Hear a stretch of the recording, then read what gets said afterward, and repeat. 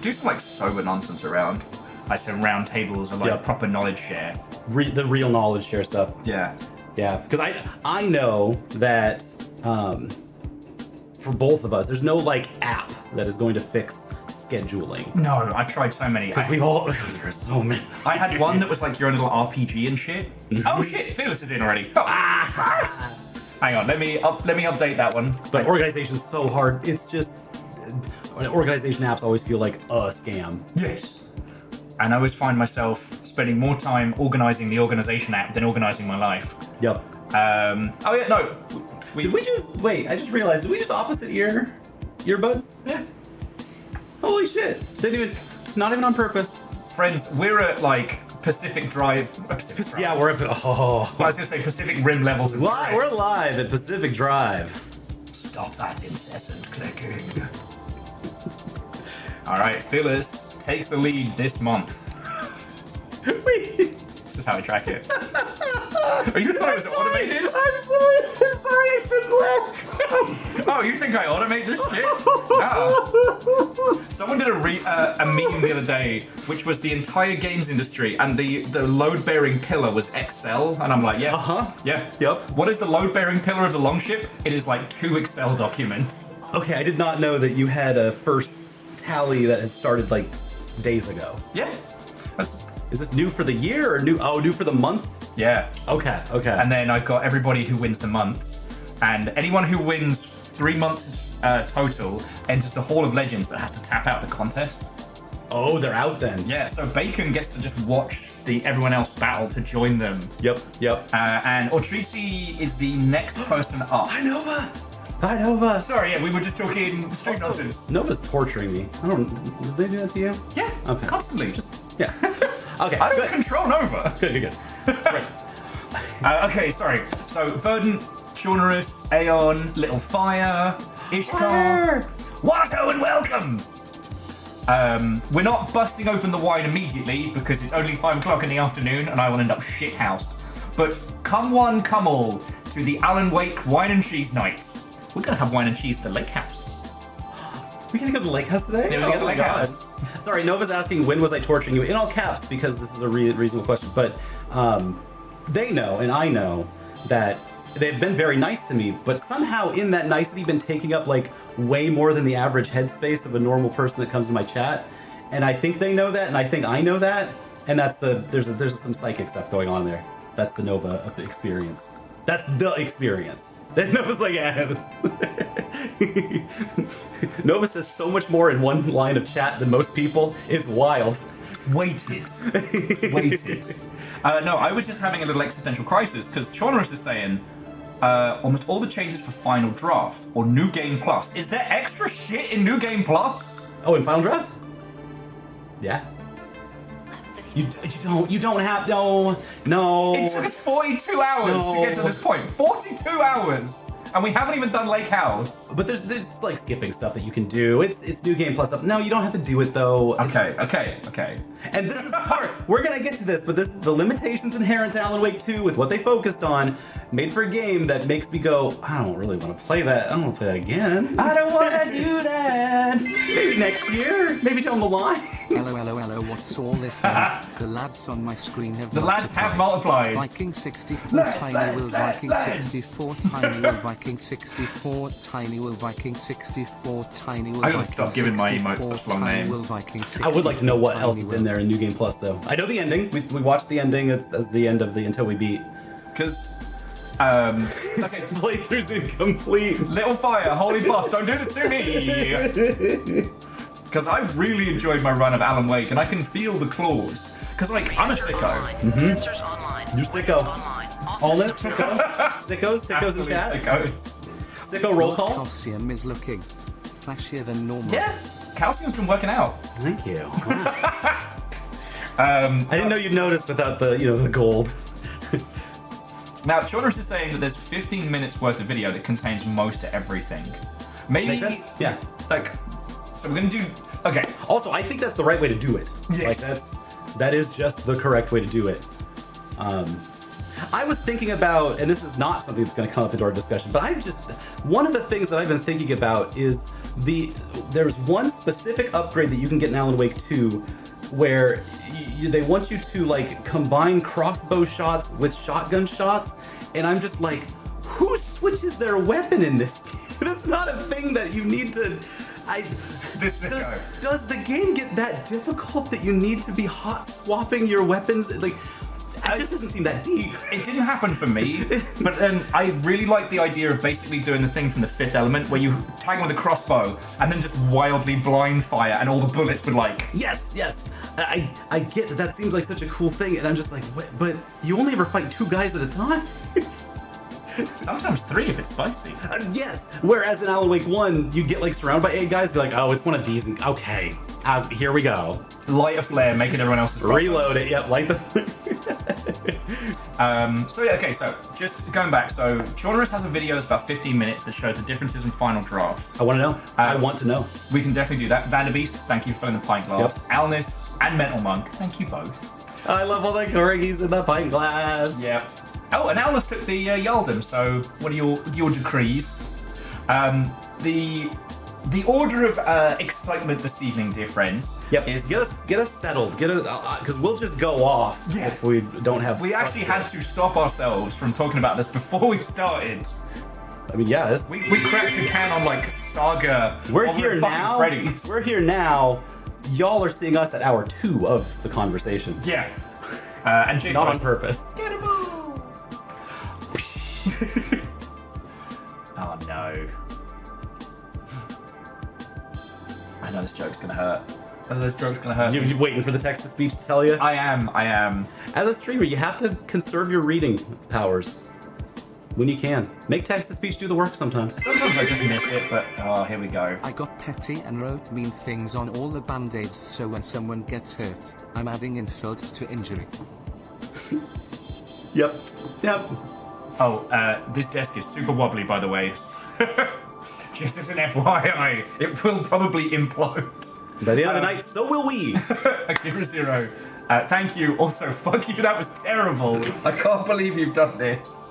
Why are you like this? I think you can do worse. But also and will. Mm-hmm. And will. But no, someone said the other day that the games industry consists of 2 kinds of people, which is weirdos and sickos, and I've never felt more seen. I'm in the sicko category. Yep. Like, I'm in the weirdo category. I played OG Nier and I did the repeat playthroughs because there was something different. Yep. Now that one. Well, yeah, absolutely. But then I went all the way through. Like I deleted my save. I talked to that grimoire. I saw the Tokyo Tower with the dragon impaled from like fucking Dracagon. No, Drakengard. Drakengard. Yep. Thank you. Yep. I was like, wait, no, I work for Dracagon. That's a different playful. If they were in there, that'd be crazy. Yeah. So. Yeah. Like no weirdo, sicko. How did we? Ebert, Roper. Marley. Or Marley and Marley. Whoa! The lo-fi drum and bass remix. Fuck. This is gonna be a night. We got a night. You wanna tell What them? do you say to a llama that loves picnicking? Oh yeah, I gave Chorby one of the Fallout Arizona energy drinks, and it is delicious. Very pretty. Yeah, and about 200% of your daily rads. That 260 milligrams of caffeine will sneak up on you because it's lightly carbonated. Ever so slightly. It is a very light apple drink that tastes juicy and Arizona tea-like. Also, they're hiding the caffeine in it. Yeah, it gave me skin ants the second time I had one. I'm halfway through it and I'm already like, all right, we're done here. Let's stop for at least until the cheese shows up. Yes. So, and Mental Monk, thank you for the 300. So here's the plan tonight, dear friends. Yep. We make as much money as possible. Get in the car, crazy taxi time. Yeah. Sorry. No, actually, the opposite. We're going through the Lakehouse DLC tonight, And at some point in the next couple hours, we're gonna pop the cork on a fucking brilliant bottle of wine. And all throughout this nonsense. Oh, God. Combine today's stream with the actor from The Deer Hunter. Behold, a lancer for walking. Yes. References. That one's deep. That one's real deep. I can't hate it. I can't hate it. That went to a place I never expected. Holy Boss, I'm sorry your sprinkling of bits has been undone. And the Mental Monk, you have the Yaldum. Whether you'll still have it in 3 minutes, I don't know. So if you want to do a Jarl's Decree, you should sneak it in. Sensors online. Weapons online. All systems. Finally. It's Crazy Taxi, but you get paid for surviving it. Money for a change. I beat Len at football. I think just beat Len. Yeah. I took Len was our first place fantasy football person for most of the year. Is and I took from. This is where I find out Immortal Len's actually some kind of sports star this whole time. No. But it's the most that Len has ever gotten into football. I still think that fantasy football is one of the coolest and strangest things that you can just do on a whim.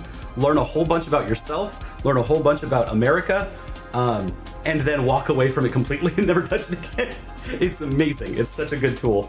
We did fantasy video game publishing last year. Hey! The Longship needs a fantasy game, of course.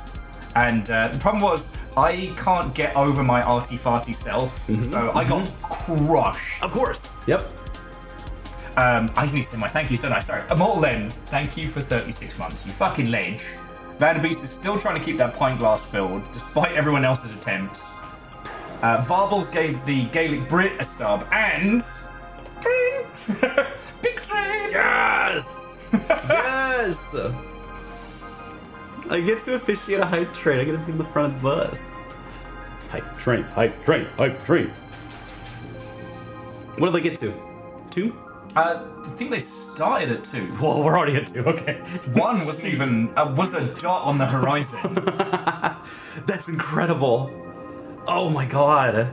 So, Alnus, I did love the Fantasy Games Publisher draft, and maybe we'll set up a new one.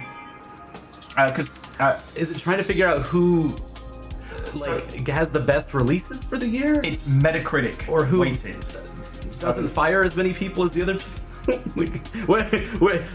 I'm thinking because in fantasy terms, you have the points that you get for plays that go good, and the points they take away from you when things go bad. So delays and cancellations count against you. Yeah. So J-Post has named this the Chorb Train. I'm conductor. I get the little hat. Do it. I want to celebrate your victory, but the Mental Monk put forward, I did a theatrical performance about puns. It was really just a play on words. Yes. Get out of my house. Yep. Why are you like this? Why are you like this? What was the last... Fuck. What was the last video game train that we were on? Abiotic Factor. Oh yeah, that's right. Fucking capping fools and stealing pocket watches. That was insane. I'd seen the train in trailers, but finally getting to play it was so fucking cool. And now I've got my fucking revolver walking around just being like, come lame, come lame, come lame. I get to do yeetus deletus to these special forces guys. And you're doing Sea of Thieves on Friday, and you're gonna miss Abiotic Factor the whole time. Yeah. And I think everyone should just tease you for that the entire time.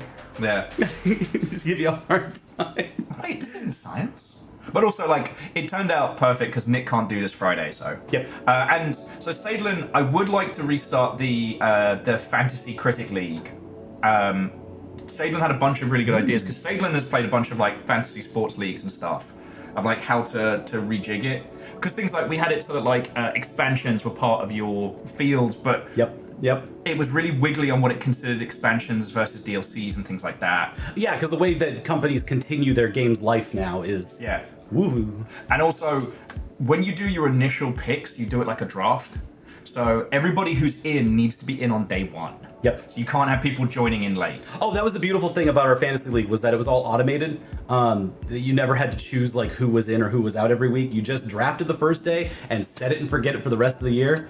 It was so good. So you can do it with this one, but as games get announced, you get to add them to your... Yep. Because you have like a budget for buying games. Ooh. So if like Silksong finally gets to the release date, you can bid for it. You have salary cap. Yeah. It was really fucking fun, but we had one person who is a professional games PR who fucking destroyed us all. Good. That proves that your system works, right?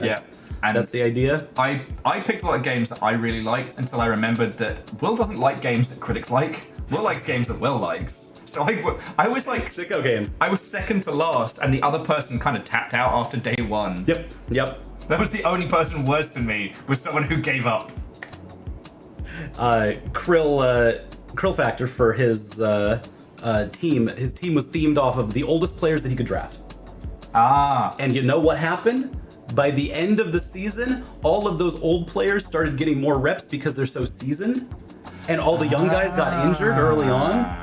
He started winning more games at the end of the season. And did not get last place, even though the app itself told you, hey, your team is too old.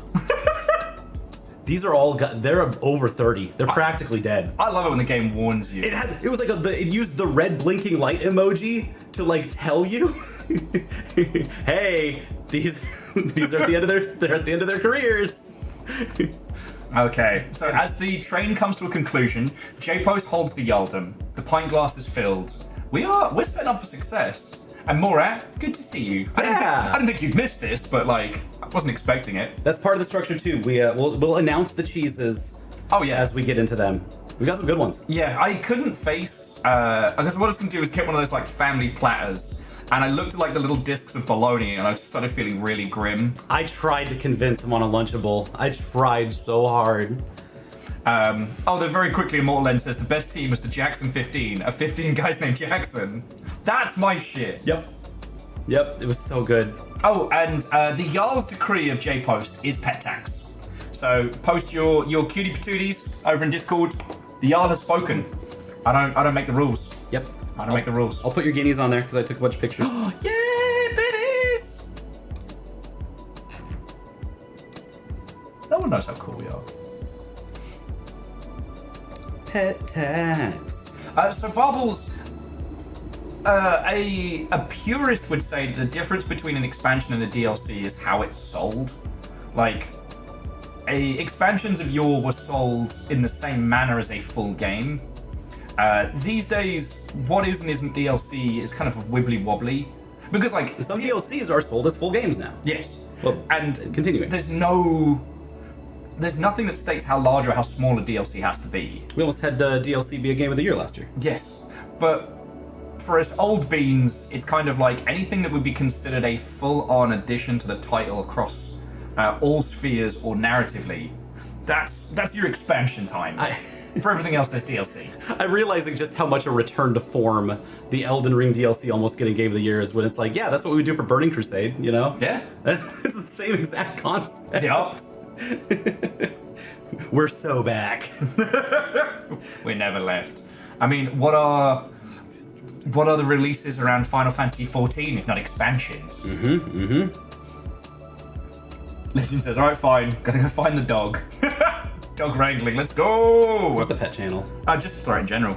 Got it. Because no one's ever mad to see pet pictures. Yep. Pet tax. Yeah. No one's ever mad if you post your... Oh, look at those kitties! Everyone gets a box. Those are organized kitties. Oh, they're filed away. Oh, and friends, if you want to see the wines that we didn't get tonight, mainly because they were fucking expensive, the one I would have gotten if it wasn't $50 was $50. It was $50, and it was just called Taken, and I'm like, that's perfect. Oh, baby! Look at the little face! Wow. So many guineas. Those are some good-looking guinea pigs. Man, I should go hang out with them. Takes one to know one. That picture is so good. Right? Thank you. And then all the slug cats. Yep. Little grumpy Pebs. Bonio. And Bonio. Cornholio Bonio. Oh shit, speaking of which, we haven't fucking told people what we are doing. So, it's like I should promote the shit that we do before we do it. I don't know how to keep up with promoting the stuff that we do all the time. Fine. When we make so much stuff all the time.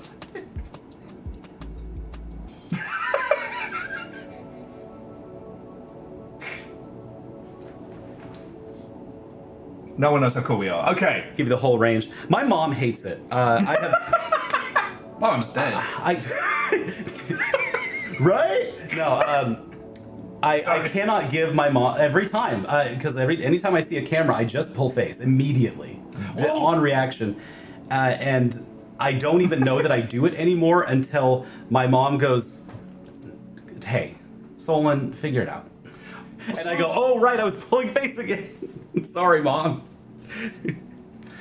It was something I learned during when touring for Rome 2, was that it's really hard to relax and be genuine when you are hungover and exhausted in a loud fucking convention hall.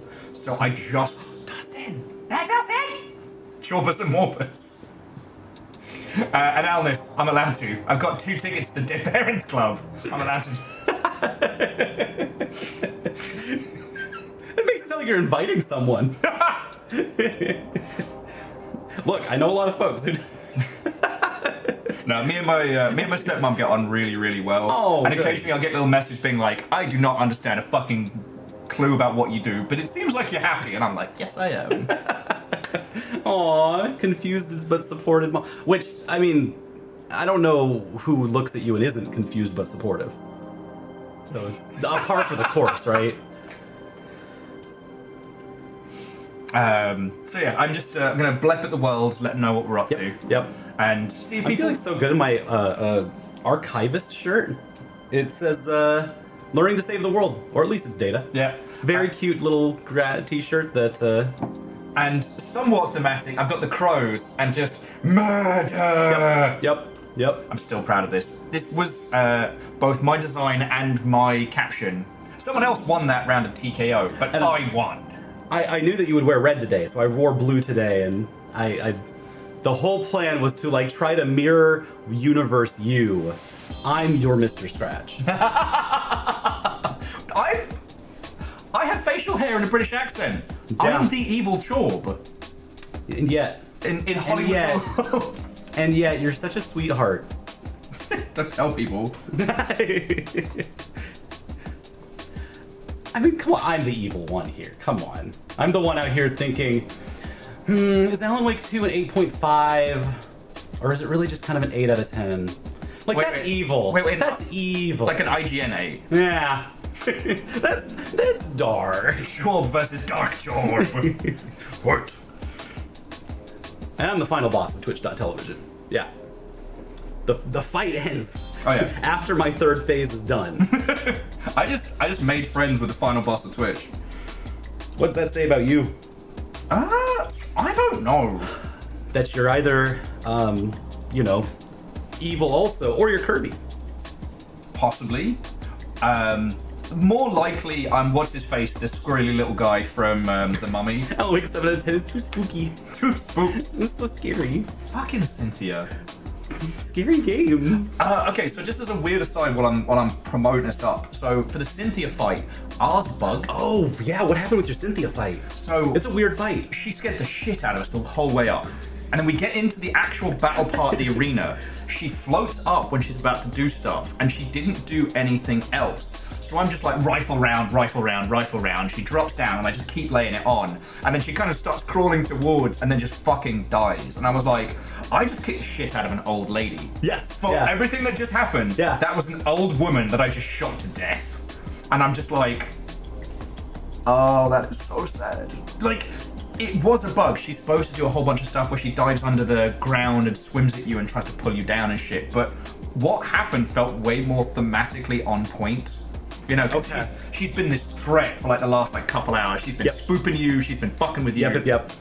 Yeah, that level's tough. I really like just how that level loops you around, and you're literally doing the spiral thing. We'll get to it. Yeah, I know. But it was that was one that popped up on ours, and we were on story mode, so there was no point. We fought her like 4 or 5 times, and there was no point at which we weren't. The strategy wasn't just to burn her down as fast as possible, which worked. It was just showing up, shotguns blazing, stunned her through all of her cycles long enough to where she didn't do anything. So, sorry, Cynthia, our bad. Yeah. Well, and also fucking Alan fucked her over, or whether it was Scratch Alan or Alan. That's the part I don't know. Yeah, there's a beat in there that I felt like I missed, and there's going to be a couple of these when we talk about this game where I'm like, all right, fill me in on X, because I did play this game in 17 hours. Yeah. In one 17-hour sitting. Because it's either Alan or Scratch Alan gets Rose to take specifically Zane's lamp. Yep. And that's the one you use to move the light around. Right. And yes. that's what was keeping Cynthia safe from the darkness. And then that's why the darkness. Okay, that all makes sense. Yeah, that all makes perfect sense. Yep. Poor Cynthia. Yeah. She's just such a jealous lady. She had that internal crush. She's so crushing on Zane. But like, can't let that old flame die. But like, it's that. But also, there's no mercy. The moment she started doing, water trick, doing the spooky water. I'm scared of that shit. It's like, yeah, there's no mercy now. And I don't get scared of any of this stuff because there's something wrong in my brain. But I'm doing this until we beat with other people in the room, and I know that like we need to get through this fast, or else people will think about this too much, and they'll like not want to be here anymore because that is really scary for people when an invisible water creature chases you. We know this from what's the game where you're taking all the laudanum? Narrow it down. I take a lot of laudanum. Yeah, there's so much laudanum. No, well, yeah, the one taking all the laudanum. Valkyrie of Time. That does have a scary water guy too. Amnesia, thank you. Amnesia: The Dark Descent, not the pigs one. Sorry, I have to actually take a lot of laudanum. Television. Will's never been spooked by an unknown water creature. No. Wine, cheese, and Alan Wake. We can deconstruct the entire Remedyverse and crack open some vino if you fancy it. Hey. I even stole a whole Solon. Yoink. There you go. My setup is I always have to do my tweets and stuff before I go live, because once I'm in the live mode, I'm just like locked in. I get so hyper focused. Oh no, I totally agree. Stream. Usually what I try and do is then I'll take a photo with this lot. Like a group selfie, like, hey! Yep. And that kicks my ass into it. You have, it's you. Every streamer has to have that like trigger event, basically. Like they programmed themselves into, all right, when's the best time to do the post? And yep, you gotta put it out on. Also, I have you here. All the things. Yep, I can help. I'll vamp for you. So I'm almost done telling the world about what we're up to. Then we'll get Mr. the Alan, Mr. the Wake booted. We're not going to move fast in it. We're going to move really, really slow because we're going to be talking about this entire game in like a spoiler cast kind of format. Yes. Where I think if in my head how this is going to go is that I want all of chat here as much as possible to just start flinging us a ton of information about Alan Wake, get it all out of y'all's system. We'll just talk randomly about whatever pops up here and there. And then we'll start at the beginning and just start talking about, the moments and the themes that come up during those moments. Because I think Alan Wake's structure for the sequel, Alan Wake 2's structure, is really good at giving you information beat by beat that expands on the themes of its game. And it does that really well where like, all right, this section is focused on this theme and it will blend into this other section later that goes with this theme. And so basically how I can imagine an Alan Wake 2 spoiler cast type of situation would be is it's going to be like a 4+ hour long conversation where we start at the beginning and then jump like 5 hours later because we associate something with something else. Oh yeah. And then come back and then jump another 5 hours and then come back, almost kind of like a spiral of sorts. It's going to come up a lot. You said the thing! It's going to come up a lot. Yeah. Well, and also, like, with Chornerus and Moose and a bunch of other people, they noticed stuff that completely flew by me. Yes, and I will need a lot of help with There that. was tiny details in one that ended up having, like, resounding details. Like, the relationship between, like, we've got, like, Zane the poet and Zane the filmmaker. Like, Zane being basically written out of the story and then written back in. Yep. Like, he's literally retconned as a person. This is what we're going to run into on my side of things. You're going to fill me in on stuff. Chat's going to fill me in on stuff. Oh, yeah. Because what is so special about the Until We Beat format is that it is brief. And because it is brief, that means there are sacrifices that need to be made when playing through games at that pace in the scenario of like one sitting. And I think that stuff's super important because of how it deconstructs the what I call the hegemony of gameplay, where people usually calling it like a blind playthrough, which has its own connotations. Sanctify like there is one hegemonic way of playing a game, and that you have to get all of the information possible within that playthrough, or else you are lacking. And because I'm doing Until We Beat, it disrupts that inherently. It has to. And so luckily, everyone's been very patient with when it comes to a game that's as dense as, you know, heavily written as Alan Wake. That's like, hey, I'm going to miss some things. We're going to skip through things. We're going to pick up a piece of paper with lore on it and toss it. Well, not to Often. not to fluff your fucking ego while we're live, but there's something about the Till We Beats that's a kind of a subversion of intent, especially in games that aren't, because it's not a speed run. Nope. But it's its own crazy beast. Yeah. And in a way, we end up reflecting a lot of what a very specific subset of average gamers go through when they play a game. Yes. Also, Salen says Alan Wake knows the story of the buffalo in the film and the Blackout Club. Fucking. I got as much info on the buffalo as I was going to get, but like, fucking. Yeah, I know. Feels like some Alan tier bullshit. You are a lore machine. But there is one thing that was doing the rounds this week that our dear Chorbmeister has not encountered. So, we're going to have our first of many sidebars of the night. I'd like to present to you, to get you all in the mood, Doom, the Gallery Experience. Ooh.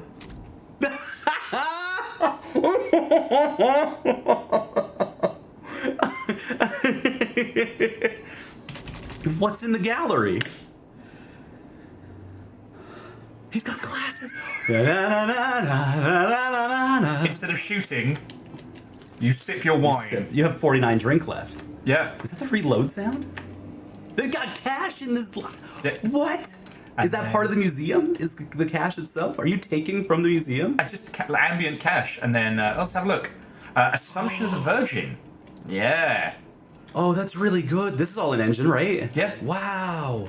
Running in browser, this is a rework of Doom 1.1 as a fucking gallery. Oh my god. Madonna and Child. That's the part that's way more impressive than anything. This. Yeah. I don't know if folks will know just how impressive. Is the highlight too? Click it. What is? And it links to the. Yes. Dude. Yes, to the Met. This is why I had to show you this. That's amazing. Anyway, you can't stream that. You're so canceled. I'm so cancelled right now. Wow. You have your cheese meter as you collect cheeses. Yep. 10% cheese. That's low. That's not right. Getting there we there. go. Getting there. Hors d'oeuvres. Um, Could we do the statues of the vases and stuff too? Oh, yeah. Bronze Herc. Herking out. Here, a great classic. Just that it has links, hyperlinks, and attributions. Yeah. That's really nice. That's really classy, actually. Well, because, like, the stuff you've been working on, I was like, you know, okay, the joke is, like, lol, wouldn't it be funny if Doom was just actually a museum where you look at stuff? But it's more than that. And it's not all of Wait, hold on. Where's the secret, though? Oh, the secret? Come on. Okay. Japanese. They actually have wings. They have wings sorted by... Oh, yeah. Oh, yeah. Hang on, let me just top up my vino. There we go. Yep. And we have some classic ones. Yep. Now, the secret... There we go. What's in there? This is the only secret I've found so far. The other ones don't work. But out here we have... Diana. Yep, the whole thing. And it's fine because they're arty boobies. Yep. And we've got some more of those sculptures here. Yeah. And yet, Deus, Monsters out here. Good, interesting choice. Deus is right. The Buffalo and the Blackout Club, we did actually get a lore dot, and that was going to be the Eidolon. Oh yeah. It never escaped, but it was A buffalo Eidolon? So in the same way that the gods of the Blackout Club were all like ideas and vocalized, the Eidolon was an image. Oh, Deus says no, it's different. It's different? Not an Eidolon? I thought that. Oh well, then I've missed. Okay, Deus has definitely done more research than me. That's my favorite word, by the way, is Eidolon. It's the only word that rhymes with Solon. And so whenever people say it wrong, they're taking something from me. Yeah. So and then, God, I forget that strafing is difficult in this. So we're back in the, and over here we have the gift shop, so we can get ourselves a little calendar. Oh wow! Yep, and find Fancy postcard. Gotta $49 postcard. Yeah, you know. Doom. That's it. The gallery experience on DVD. I'm a few $100 short. Oh, there we go. I think that was it. I think you were just a couple bucks short. There we go. Hey, you were like a 10 Now I have short. $5 left. That's how they get you. And The stuffies. I know. But I wanted to show you this because I think this encapsulates what I want to talk about tonight. This is simultaneously This is the vibe. fucking ridiculous. Yeah. But also it's got some weight to it. Like there's a bunch of art here that most people wouldn't be able to go and see physically. Toilet jar. Fuck yeah, I'm getting a toilet jar. It's not my fault. They left me more money in When here. you go to the Doom gallery experience, you don't leave without the toilet jar. Yeah, I don't think... No, I Daisy. can't afford the bunny unless I go back. I'll get some socks. I'll give those to somebody after. There we go. Yep. So yeah. What's the last museum you went to? I can't remember. I got to go to the Van Gogh experience or whatever that was here, on Airport Way in Seattle. Insights. 17% of the insights. There we go. So you do have to look at everything, huh, to get the insights. This is the pulled up shit I good. want to see in Yep. in GDQ. Okay, so let's get Alan all set up. Did you see the free game last night in the crap block? It was actually one of the best games I've ever seen. That was Splatoon, but you're a dog making a mess. Yes, the best game, terrible name, Wanko Dranko or something. Yep, it's like Wanko Drink. It's just Japanese for, Excuse puppy little guy that's muddy. It's just a little guy. We just like dirty puppy. We have done 2 playthroughs of it. It's amazing, and it's Awesome. It's done so well that it is. Dronko Wonko, yeah. It's going to be getting a full version release. They have confirmed. I think it was just the point when they said it's Bandai Namco. I was like, yeah, of course it is. Of course. It's peak their kind of nonsense. Yep. Now, forgive me while I do battle with 74 out of 88 achievements. Yeah, I'm not gonna Well done. I'm not doing the hard modes and all that shit. Yeah. That's amazing that you can get 74 of them out of just the normal. Yeah. Viral says, "Can I make you both dab?" If the price is right, yeah. All right. Because you have to get through him before you get me to do the dab. So that begs the question, like, is it It's like a trade-off, Okay, I have to do this because it doesn't want to do the fucking Alan! Sorry, this happens every fucking time. It's just on the wrong window. It's in the wrong And then display. by trying to, like, alt-enter to get it into this mode... Okay. And then I have to do this. I have to go do. It's Saga Underground. Saga Underground. Saga's between the doors. The reference we never knew we needed. Okay. Back to the main menu. Between two ferns with Saga. Yeah. Nova says 250 for the double dab. Nova, we won't stop dabbing. That's chaos. Genre says they think we've only missed weird combat achievements. Yeah, I want to know. I've never looked at the achievements to this game. Oh, and then you gotta do this bollocks. Get rid of the Right, we're on Epic. mouse. Yeah, I know. I've fought with this so much. These cosmetics left me so much to be desired. Yeah. I was like, aw. Like- Wait, show me the tearing. Go back to classic. Show me the. Yeah, there it is. There we go. I love the little tearing bit. One of the things we were Kinda talking about gross, too. earlier today is to realize just how up his own arse Alan is. So, like, this is how Alan dresses. Alan dresses like me, alright? I mean, look, there's 2 fucking jackets and a hoodie, 50p and a bag of skips. Half the things he's wearing haven't been washed in like a month and a half. He's a writer in Washington State now. Yeah. Officially. He's definitely in a fucking state. He just got lucky and could make, some cash in New York. And this is how Alan imagines himself. This is how he writes himself in the fucking dark place. Yep. Like, Saga has 2 costumes, jacket or windbreaker. Practical. Yeah, she's wearing a family jumper that she loves, even though it's a Christmas jumper, so Alan Wake is a Christmas movie. But, like, that's some practical shit. Yep. Alan- Windbreaker, though, does look like a serial Yeah. killer, which is fun. Little bit. So we're doing a raincoat killer type of vibe. Oh, yeah. So we've got Alan's ego. Alan's ego. I'm not going to stop giving Alan shit. I just want you all to know. And it's not a critique of the game, but like... Oh, yeah, it's gonna be. If Alan Oh, had gotten over himself... Maybe if you watched a second foreign film. Yeah, maybe it's in more than one foreign film, which he might also have created in his batshittery. He retcons Zane into movie Zane, and then he sees the movie Zane movie that makes him a fucking wannabe auteur. Realize He he's calls in a himself pond. an auteur, and it's so funny. It's so earned, is the thing that got me. Oh yeah, Alice should have left his ass so much sooner. Alice was too good for him. Did you read Stutter Zane? Morat, yo, are we going full Mouth of Madness here? I actually have been wanting to rewatch that, but apparently one of the largest practical effects monsters in cinema. Yeah. The final monster from In the Mouth of Madness is actually bigger than the alien queen from Aliens. Wow. Yeah. Wow, yeah.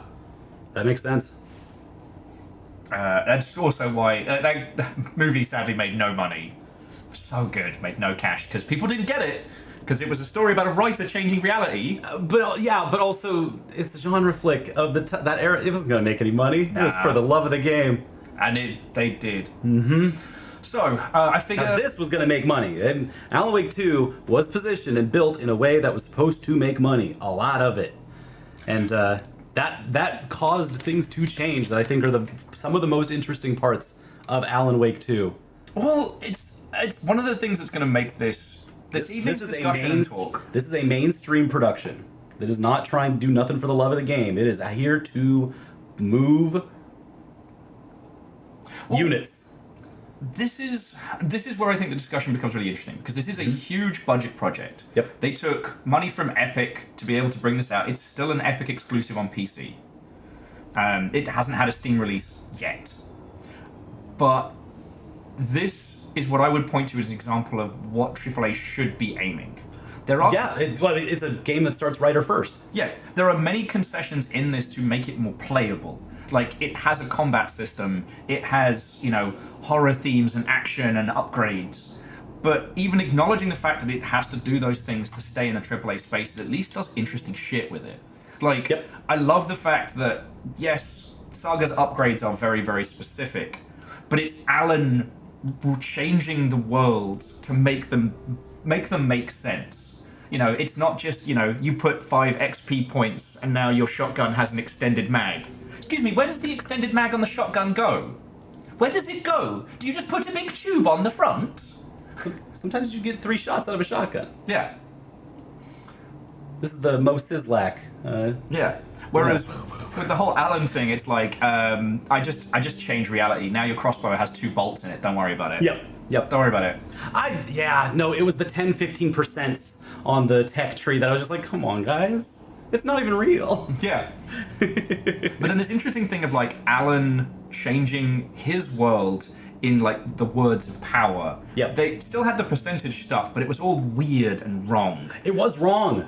Yeah. It was, no, I really thought there was a lot of that part. There's a lot of little parts in Alan's levels that are triple AE, and they're all like the wrong way, and I felt like it was all intentional. Yeah. Just very, very, there's so many of those stupid yellow circles. Yes, because you did Alan Wake 1 recently. Yep. And, like, my take on it having, like gestated on that fucking game for fucking decades now was that they love the fact that you think it's going to be another Resident Evil-y game. Yep. That it's like, what if Twin Peaks, where you could shoot people in the face? And that's how a lot of us really approached Alan Wake back in the day.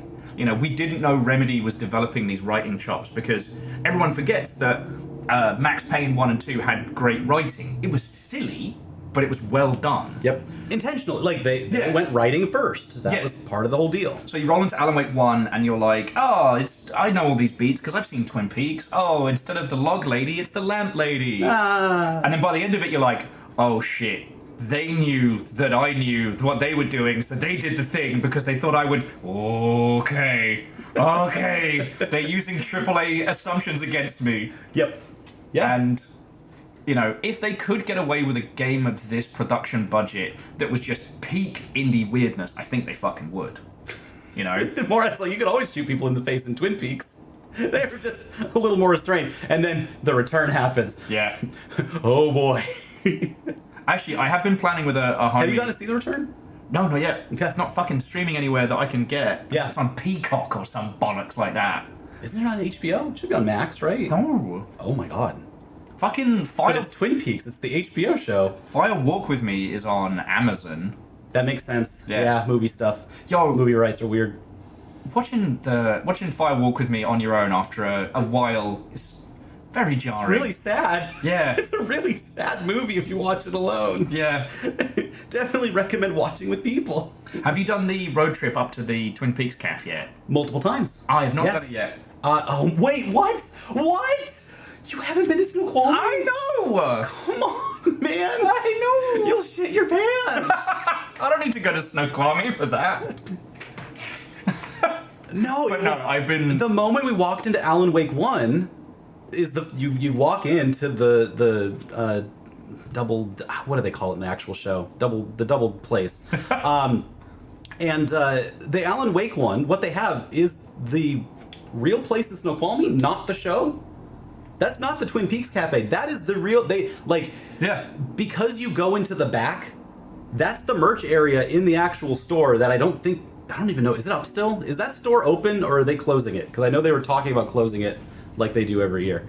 But it's that Alan Wake is not taking from Twin Peaks with that pastiche. They're taking from the actual real life place. It's uncanny. Yeah, and one of the things that was, sorry, I just want to grab this thread before I lose it, is how, and we talked about this, is that certain parts of Remedy weren't allowed to look at the source. It was, so it's based in the PNW. Yep. And they kept it so that certain parts of the game were directly pulling from this region. Yep. But other peeps were taking like the Finnish inspiration. Yeah. And so some peeps weren't allowed to look at the source stuff for around here to give it that uncanny valley. So it's simultaneously authentically PNW, but then the Finnish culture stuff gives it that twist which makes it, I wouldn't even say uncomfortable, but different. I wonder how similar it is to the PNW, because I bet it's really similar. Yeah. I think they might have tripped over something there. Oh yeah, and the problem with starting so late, mainly because I did not want to start drinking wine at like 4 o'clock in the afternoon, but a lot of the Finnish folks are unfortunately sleeping right now, but it's been great having peeps that know it. Morat also said that we have to cancel the stream and jump in the car now, just to fucking go up to Snoqualmie. It's an hour away, dude. Just life keeps getting in the way. It's such a short drive from here. But I am gonna, once we're definitely clear of whatever like hellstorm of snow kicks in the next like month or two, if we get it, then I'm going up. I'm not gonna do like we're probably gonna get some snow soon, huh? Yeah. We'll get our fake spring and then we get the snow. Deus, how have we let Will get away with this? What? I'm actually genuinely confused. That's right. We'll get a squad together. We'll do a little road trip. I'm always up for it. It's fun. It's fun every time. I didn't know. You took him to Auburn? Yeah, that's...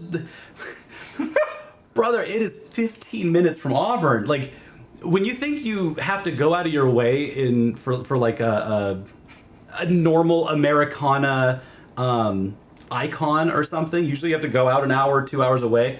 No, it's right there. Just the most beautiful waterfall in Washington State is like 15 minutes away from a city. It's really good. Well, we'll then road trip planned. And it comes with breakfast. Oh, yeah. I have been talking about it with a friend, though, and it's actually very heartwarming that you all thought I'd already been up there, because I am a big Twin Peaks fan. Yep. It's something I've been planning for ages. And it's a really mediocre diner. I'm fine with that. Yeah. But like, the waterfall... you're gonna love it. It's so mediocre. It's a waterfall that comes for breakfast. I also saw Dustin's. It's on Hebe. It's free on Mubu with ads. You can find it on Poob. Go download Poob. Log into Poob right now. Fucking yuck. It's just on Poob. It's just on Poob. Did I do Snoqualmie Falls wrong? I don't know. And do I need to tweak the little Tiny Will and Chorb?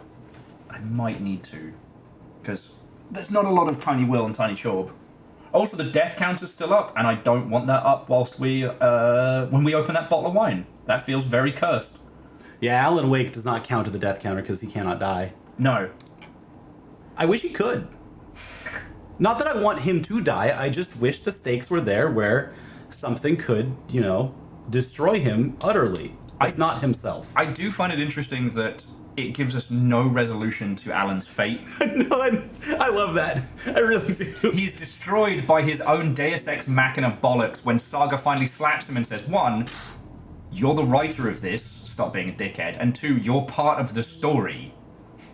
And then claps him in the fucking face. You are part of the story. Yeah, Alice deserved better. I'm gonna be saying that a lot tonight. Alice deserved better. Alice didn't want better. Alice was so happy. Just wanted things back to normal. An honest, earnest thing to want. Especially because she did know. She did know, like, okay, yeah, my husband is trapped in a weird lake cabin because we did go to Washington State and we probably shouldn't have. That is the risk you run when you go to Washington. We'll be fine for the gameplay points. Just friends, if you want more Will and Chorb, we can always. I'm like, I don't want to fuck with things right now. I want to get some Alan Wake nonsense going. Okay, we can also just swap between this scene and us talking. We can do that. We can be like, wee! Yeah. Maximum Chorb. Especially once we get the cheese and the wine out, and we'll. Oh yeah. And again, friends, if you just joined us, you can see the wine we didn't get for tonight because it was $50. But we did find, was it Storywriter, Taken, and like this cool fucking stag? And I'm like, yeah, the with the antlers and stuff. Saga really loved petting taxidermy. Yeah, she loved it. That was one of my favorite quirks about her, because when you're in one of these games, you have to have a weird quirk. Yeah. Saga's is that she just touches all the taxidermied animals. Yeah. And again, because it's an in-game collectible, how fucking weird it isn't like stated. Again, it's not like the fucking, the lamp lady cuddling a literal lamp all the time. Yeah. It's Saga. She just pets dead taxidermy deer. Mm-hmm. But then, like, the whole thing with her antlers and things like that in the mine place. The mind place! Does everyone not have a mind place? We'll get to this. Man. I don't want to jump Saga's mum fucked Mr. Door. Can we just talk about how that was a thing that's happened? How did they meet? When did they slam? So if you go through all of the little, the poems, the children's toys. The children's toys, that's what it leads to, huh? Yeah. Yeah. It's, once you get all the pieces, you're like, oh shit, you have the hero, which is Saga. Yeah. You have Saga's kid. Yep. And then you also have like you have the little Mr. Door. Yep. Which you get right towards the end, which is in the locked box. It's like the one icon that's on like special FBC security. the guy who was running those experiments basically goes, if you could solve this last puzzle, that'd be great. And then he's like, well, this should send you to the dark place. Sorry about this. Whoopsie doodle. And Mr. Door's like, no, you fucking didn't. Oh, so... Oh. Oh, no. Oh, no. Yeah, so Mr. Scientist gets fucking, like, teleported by the door. Darling? No, not Darling. It's one of the other guys who we'll probably encounter in the Lakehouse, which is why I wanted to mention it before I hit go. Okay. But yeah, like, that's why... Dr. Campbell. Thank you, Eon. Yeah. Okay. That's why, like, the timelines don't quite line up, because what happens in the dark place isn't in, like, a linear time. It's a spiral. Yep. But the bit when Door goes from being, like, the happy, like, da-da-da-da, you know, I'm the... Actually, if we're doing this, I'm the host, having a great time. That was... And then he suddenly goes, like, Alan, sort your shit out or I'll fucking end you. It's because he then realizes that Alan's written not only his daughter, Saga, but has just written his granddaughter dead. Yep. Mr. Door's bloodline has just been murdered by Alan. And... like, unwittingly. Yeah. Unfairly. The only reason he doesn't, like, just start, like, fucking destroying Alan there is because the Alan he's looking at doesn't realize he's done it yet. That entire scene, I love that scene, and the entire time I'm just thinking, this is what every late night talk show host wants. This is their dream. Yeah. Their dream is just to take the hack writer and just walk them up and down like a dog. Turn all the lights off in the studio and just ream them with cameras on in front of everybody. Oh yeah. And I just watched that. I was just so happy for him. Like, good job. That whole segment, admittedly, because the gameplay, the pacing is better, but like it did such a better job than I think it's called like Interview with the Devil, which is a recent one. And I got beef with that movie, but we're not taking that movie on tonight. We're talking about Alan's shit. Don't make it a mockumentary and then cut to shit that wouldn't have been filmed and then expect me not to pick it apart. Alright? Oh, you cinema sins it. Oh no! But once I realize... Yeah. Once I get to that point all the time and I'm like, oh, I'm in the cinema sins place. Yep. Nope, that's where I'm at. And it's a hard place. It's hard for me to get You have to accept that you're going to get there sometimes. It's just going to happen. And it's not even going to happen to other people. They're going to love the movie and you're going to have to be stuck there with your thoughts and like... Yeah. Also, Mr. Door was part of the only release in that game because everyone is so serious and you have to rely on Mr. Door to be the character that people are going to look at and go, I like being with this guy. This is a safe person to be around. When he's on screen, I know that we're going to have a good time. Yeah. Now, the thing we need to think about is that Mr. Door doesn't directly help Alan, but he also doesn't stop him. No. And Door's basically set up his because little talk he's show. the Door. Yeah. So, just quickly jumping back, because... Yes, Mental Monk was saying, jumping back, is like, Alan can't escape on his own. He's a horror protagonist, and they can never fully win. Like Alan fucking says. You know, he's so stuck on it. What a loser. It's just his... Roots. We're in the Alan Wake zone, alright? I don't think I need to say this, but just as a... there will be naught but spoilers. We're currently hovering on the Lakehouse DLC to start, but this is a disjointed cacophony of spoilers before we get to the Lakehouse. Yep. Everyone's basically just free-forming, like you fucking said we would. Mm-hmm. And then as we get into the Lakehouse, as we bust open the cheese and wine, we'll start doing some structured discussions. Moose has got a Zane theory too, and I need some more Zane theories. Zane is probably one of my favorite pieces of this narrative. The man who wrote himself out of the story to protect people, but kept himself contained in the diving bell to help. Completely different Zane. I was almost in the weeds with it until he got, killed and then laughed about it. Which we were talking about in the supermarket. And I was just like, I get this now. Yep. Zane is a real head who's way too deep into all of this shit and then also gets out. So it's like, cool, great, awesome. Good job, dude. The possibility that movie Zane might be Poet Zane Scratch as well was one that entered my noggin. Yep. And we were talking about the whole, the three states of power that Alan, Alice, and Zane have. I know we talked about this with you, but if we're freeforming, I want to freeform. Yep. Anytime we talk about Alice, that means we're going to talk about American Nightmare, which I love talking about. I think it's a bizarre game. Hell yeah. And another one that was a complete subversion of expectation, because we expected a cheap, shitty wave shooter, and it actually had a whole bunch of cool shit in it. And it's a cheap, shitty wave shooter. It could be two things. I respected both sides of that, actually. It's fun. Okay, as a sidebar to a sidebar, Yep. They've started talking about Firebreak, the Control 4-player co-op game that's dropping this year. And Oh, that's where it's going. That Yeah. makes so much sense. Yeah. well, because Also, they're insane.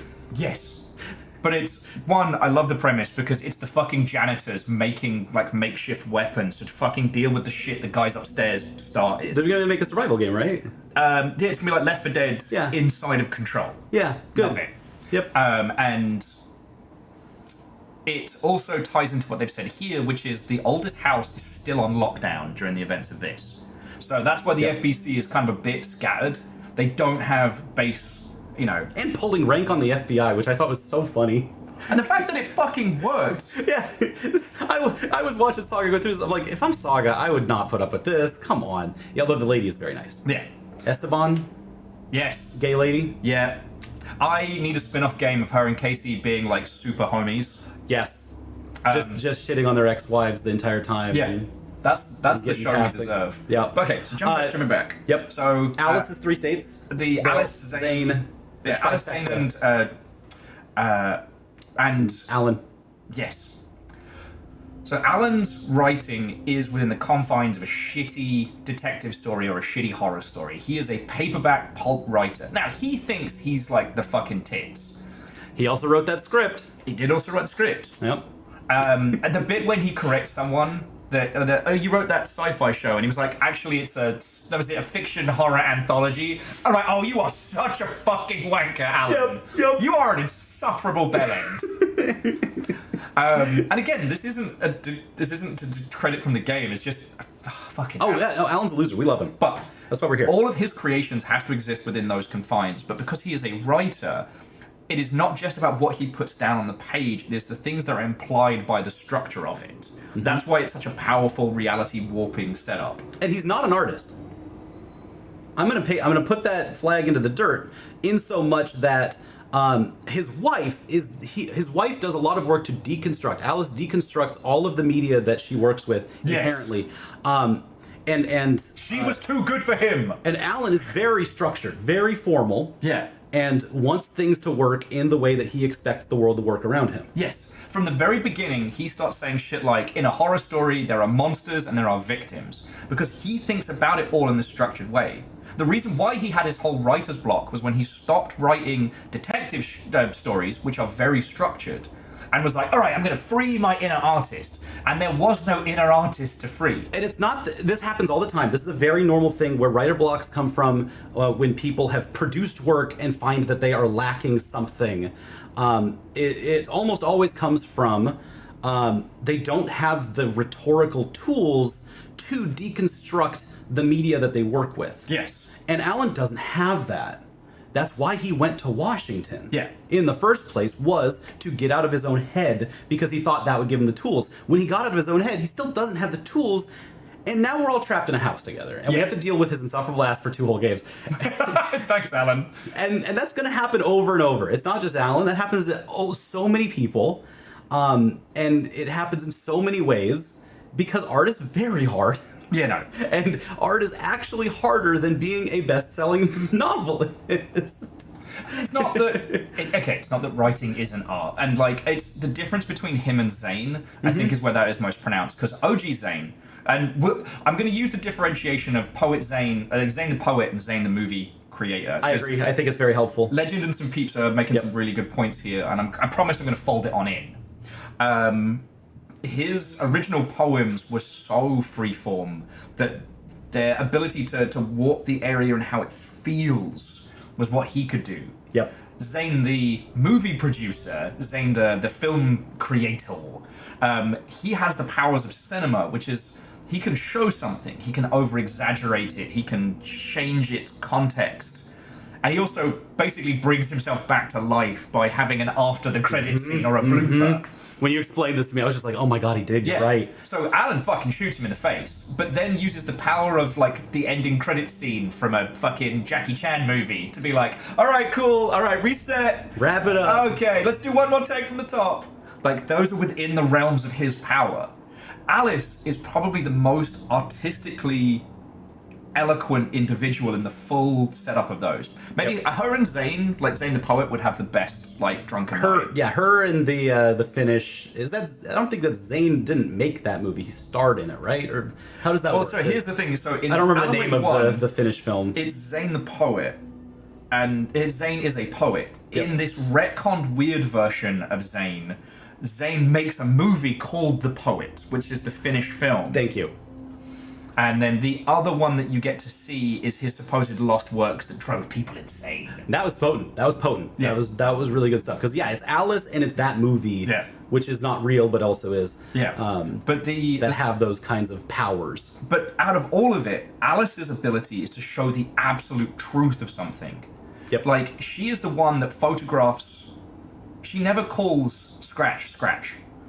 She calls Alan. It's something. And she photographs actual Alan with her tools. Yep. She shows the absolute truth to us. That's Alan. That's Alan. Scratch was Alan. It was always part of him. I know that this is part of my husband, and I don't like it, and I want my old husband back, which is so haunting. Yeah. And so scary. Because, like, even if all of this supernatural shit hadn't happened, Alan changed as a person when he was confronted with his own failings as a writer. Yep. He became mean. He became the person acting out. We now know that what Alan thought was like Scratch being a bit of a dick in the real world, no, that's Alan. Alan's a knobhead. And he was just letting his inner, like, dickhead out, essentially. You know, being mean to journalists and getting shithoused at clubs and stuff. Yep. Alice can join the club of video game women who are taken advantage of it unfairly, like Rosemary from Metal Gear Solid 2. They can all have wine together and just talk shit about how people don't understand them right. Okay, but if my job is to save the president, don't call me up asking why I haven't done a trip to IKEA. I'm up to my eyeballs in guns and conspiracy, but I didn't get a bedroom table, okay? Like, but you're in the codex space. There's no time in the codex space. You can talk about Godzilla movies all day long and have a great time with that. Yeah. But once she says, hey, our relationship has some structural problems that I'm worried about, everyone loses their shit. You know what? Fair. Sorry, I'm trying to do therapy on my husband, my boyfriend. Canonically, and yeah, gamers hate that. Canonically, at least for me in Metal Gear Solid 3, I like to think that all the conversations that Naked Snake has is actually while he's sitting in the jungle just like snacking on like absolutely. wildlife. Yep. Like talking about Godzilla movies and the invention of like the calorie. It was the 80s, you know. I didn't have codex Wine space. Chorby with a baby rabbit. Oh no. Come forth, Chorby yogurt. Chorby. Oh, I get little ears and everything. Akari. Okay. So sweet. Thank you kindly, friend. Is it Akari Zero? Is that how you say it? Have I been saying it wrong? How do you say it? I've been saying Akira Zero. Akira? I think everyone knows that. I have been saying it wrong for several years. You have a deep dyslexia that I do respect, actually, more than anything. Honestly, I got to the point where I was like, fuck it, I'm just going to roll with it. I think you've written Sniper Elite on here, but I do read Sniper Elote. And I'm really excited for Sniper Elote. It's actually sorry. This is on the scheduling for Sniper Elette. Elette. Oh, so in Chorby really liked the fact that I have my whole the stream schedule is literally on Will my has desk. a calendar. I have a calendar. I'm so proud of him. Of goats in trees. I don't even have a calendar. I stream regularly. I should have this stuff calendared out. I don't, and I just wing it. Actually, I'm gonna be Bubbles, variables, potato. Virals. Let's call the whole thing off. The problem was Thank you, Bacon. and seriously, Bacon, Akira Zero. Thank you for keeping all Will this. alive. I really appreciate it for times like this. Oh, and Fearless, we're playing Sniper Elite on the 30th. That's when the next game comes out. 30th of this month. Also, besides the wine and the cheese that y'all are helping supply us with, to do events like this. Will has paid me for this showing as his professional. We had a breakfast this morning. It was really tasty.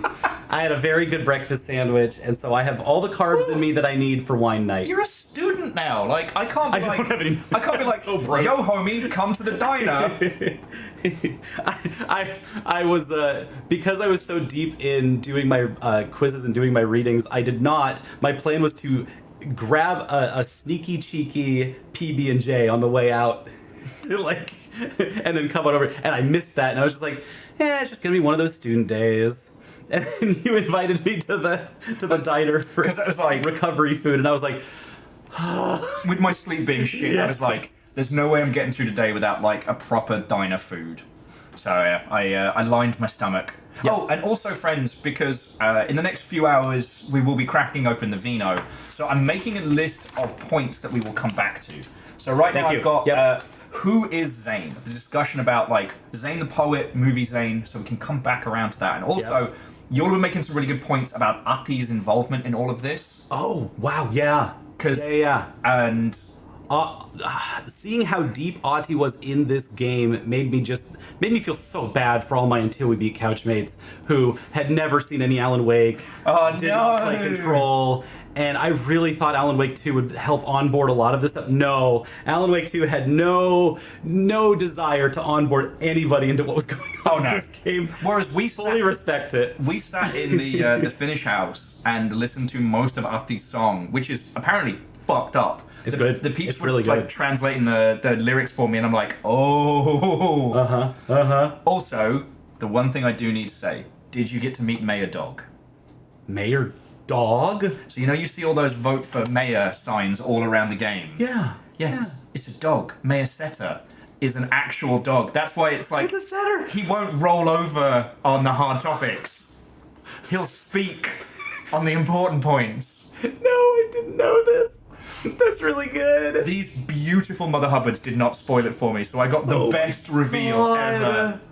When does that get revealed? Is that just in New York somewhere? It's super late, so it's after you get the bolt cutters and you can Morat, what are y'all doing in New York? You could have Mayor Setter. You can have Mayor Setter. You could just have. Help! I can't post dog. I'm sorry. How many times has a dog been elected mayor of a town? Well, I know this has happened more than once, right? Look this up. This is a Wikipedia article. I know it is. It has to be. This is where your usual like fancy points redemption of like we could just have an article about dog mayor come up. That's the only way I learn things.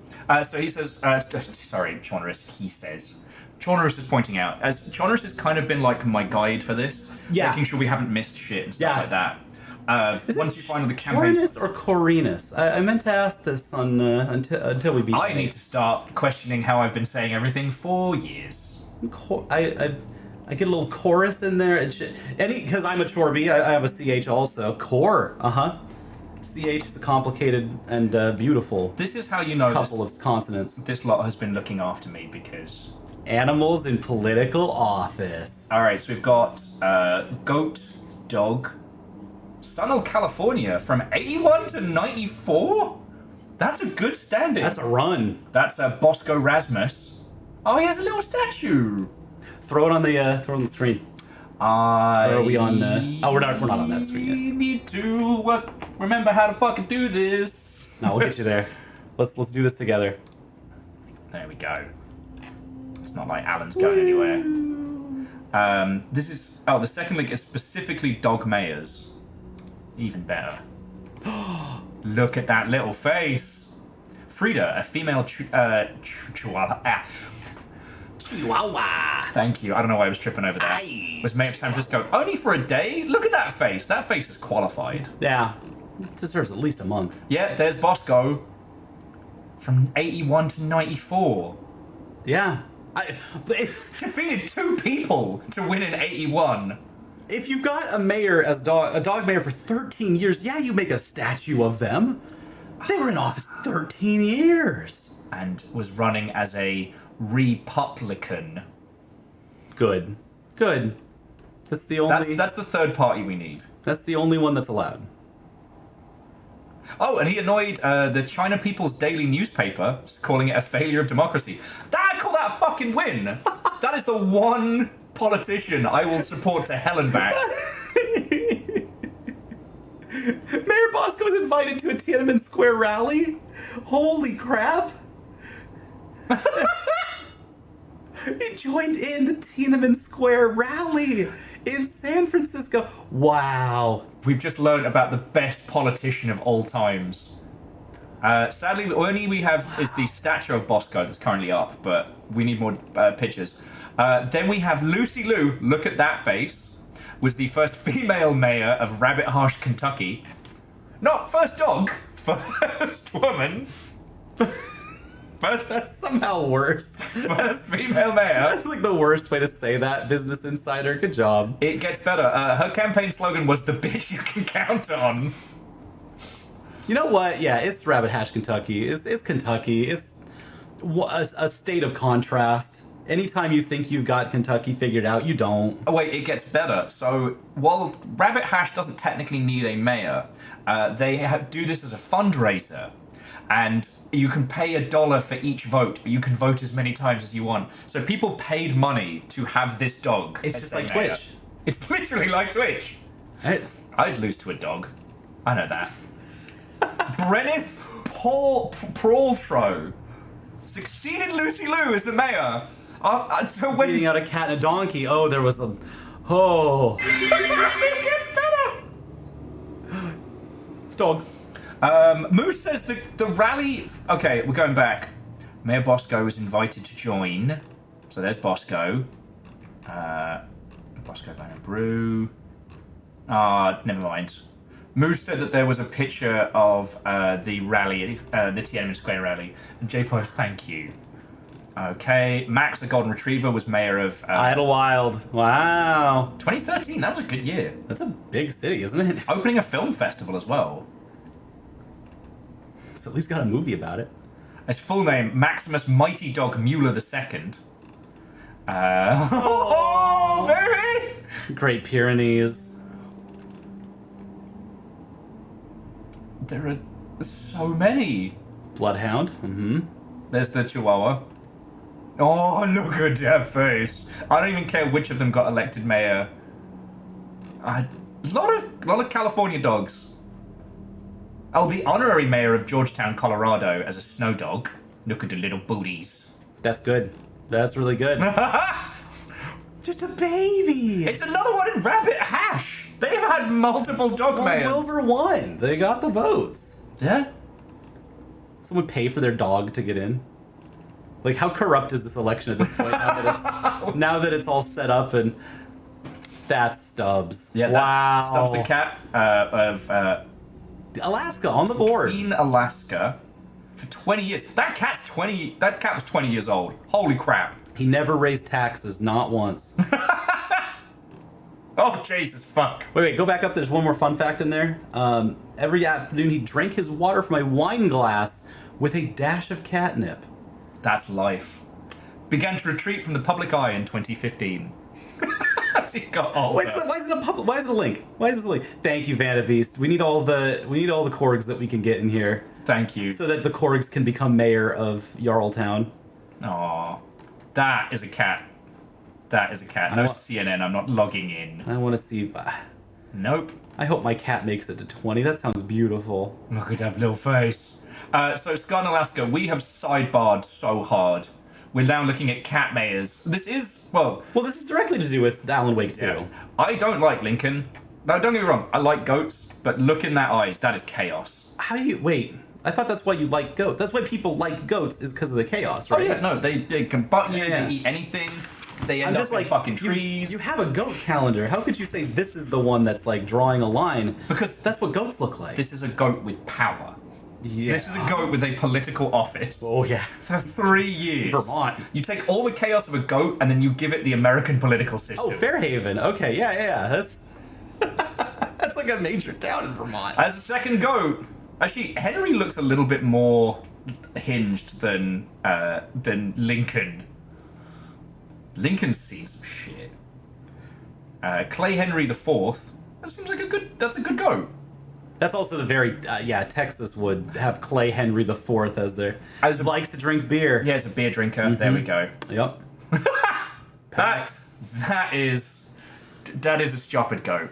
I can look in those eyes. That is a goat that has walked into some walls. Mayor of Edgewater, Chicago. So not Chicago proper, but like a neighborhood in Chicago. So you could have a pet mayor as your neighborhood mayor. Okay.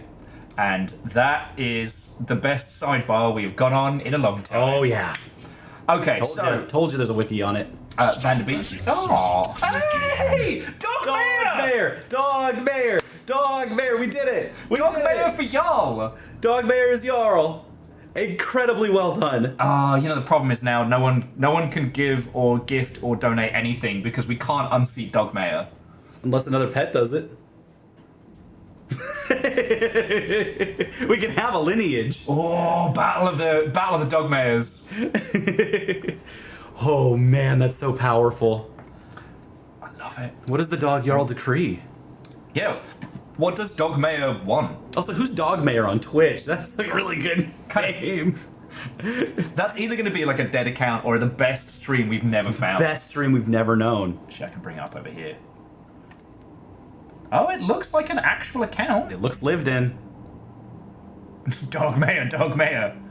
Nah, not all the way lived in. No. Maybe a chatter. It might be a chatter's account. Just says I'm shit. Yeah. Don't be so hard on yourself, Dog Mayor. Don't be so hard on yourself. Look, friends, you knew what Wine and Cheese Night was going to be like. Okay. What does Dog want? Oh, for fuck's sake, Alan. Stop it. Alan. Oh, okay, so we're starting at Lakeview. All right. We're going to the lake. Thanks, Alan. Okay. I'll have to... Are you ready to get back into this? After everything that we've been through. I never This is left. the hero's first time in Bright Falls. 1970, 76, 8. Last one was in 20. Finally. It's not exactly clockwork. There's only 2 or 3 of these shots in Alan Wake 2 where they get weird. Yeah. I missed it because Alan Wake is full of them. We knew it was just a American matter of time Nightmare. before the lake acted up again. After the AWE in 2010, the FBC's research department set up a facility, the Lakehouse, to study the threshold in Cauldron Lake, find better ways to contain the entity inside. All they did was fuck around with children's poems. When we detected a spike in paranatural activity at Cauldron Lake, before I even knew you were on this case, Saga, the Lake House was my first stop.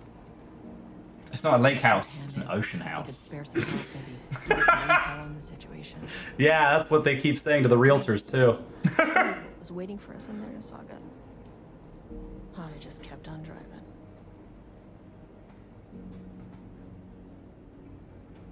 Because the FBC won't let me be, or let me be me, so let me see.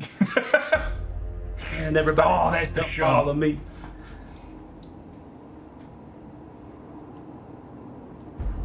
House feels so empty without me. Yeah. This is Agent Kieran Estevez responding to an AWE alert in the vicinity. I need to speak with the Marmonts. Marmot and Marmot, respectively. So much for the welcome wagon.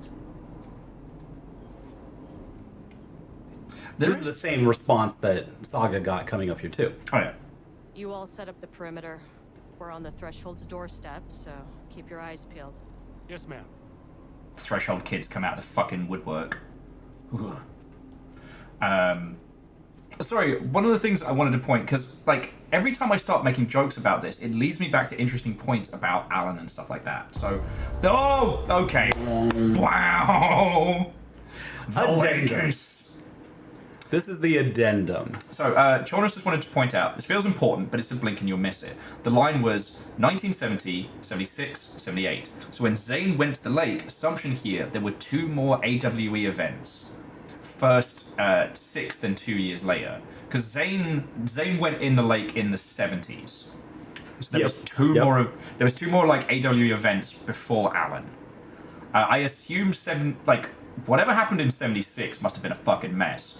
And I'd like to think that 78 is when Zane, the poet, wrote himself out of the story to stop the darkness from being able to do whatever the fuck it did in 76. That's my theory working. It could also have stuff to do with the what are they called? The shadows, the Taken. Yep.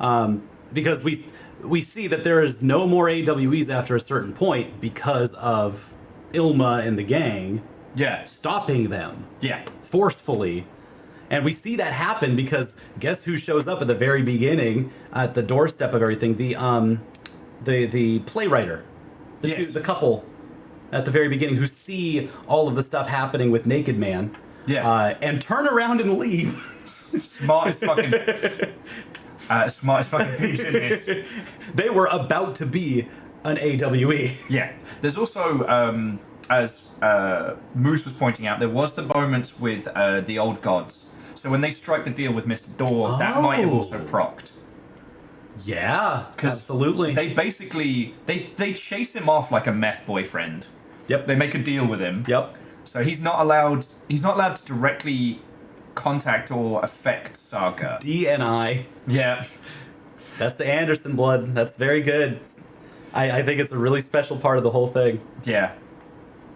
It's also interesting that, like, because you're already in this state of, like, unreliable narration, because Alan's writing the story. Yep. So you don't know what is and isn't real. Yep. And then the stuff with Saga and Saga's family is like, oh, no, this all actually happened. It's just, you know, your mom was fucking sick of all this bullshit and did not want to deal with it, so and got it's you really out. helpful. All of the Saga stuff is so helpful because it's so grounded, because her perspective is always genuine. So even if you can't trust the world or the things that Alan is doing to them, you can trust Saga because within her schema, Yeah. she's doing her job, she's doing her work, and so anything that happens to her is, you know, real to her. Yeah. And so you get a nice, safe grounding where that it is a way that takes away from when you're in New York, which gets really annoying because it's all fake, but it's also, you know, it's a whole cycle and stuff. Yeah. And then you get to Saga and you're like, okay, normal again. Yeah. Everything I see here, I can interact with, it is happening. Sorry, it was just, Moose was pointing out that 76 and 78, those are when the old gods of Asgard put out fucking albums. So did they make the albums in response, or did whatever shit they do at the lake, was that the material that became the album? Oh. So if there was shit that they were fighting with the, I forget what they called themselves, but, you know, Cynthia and her squad, you know, the Keepers of the Light. the light, yeah, the light keepers, Yeah.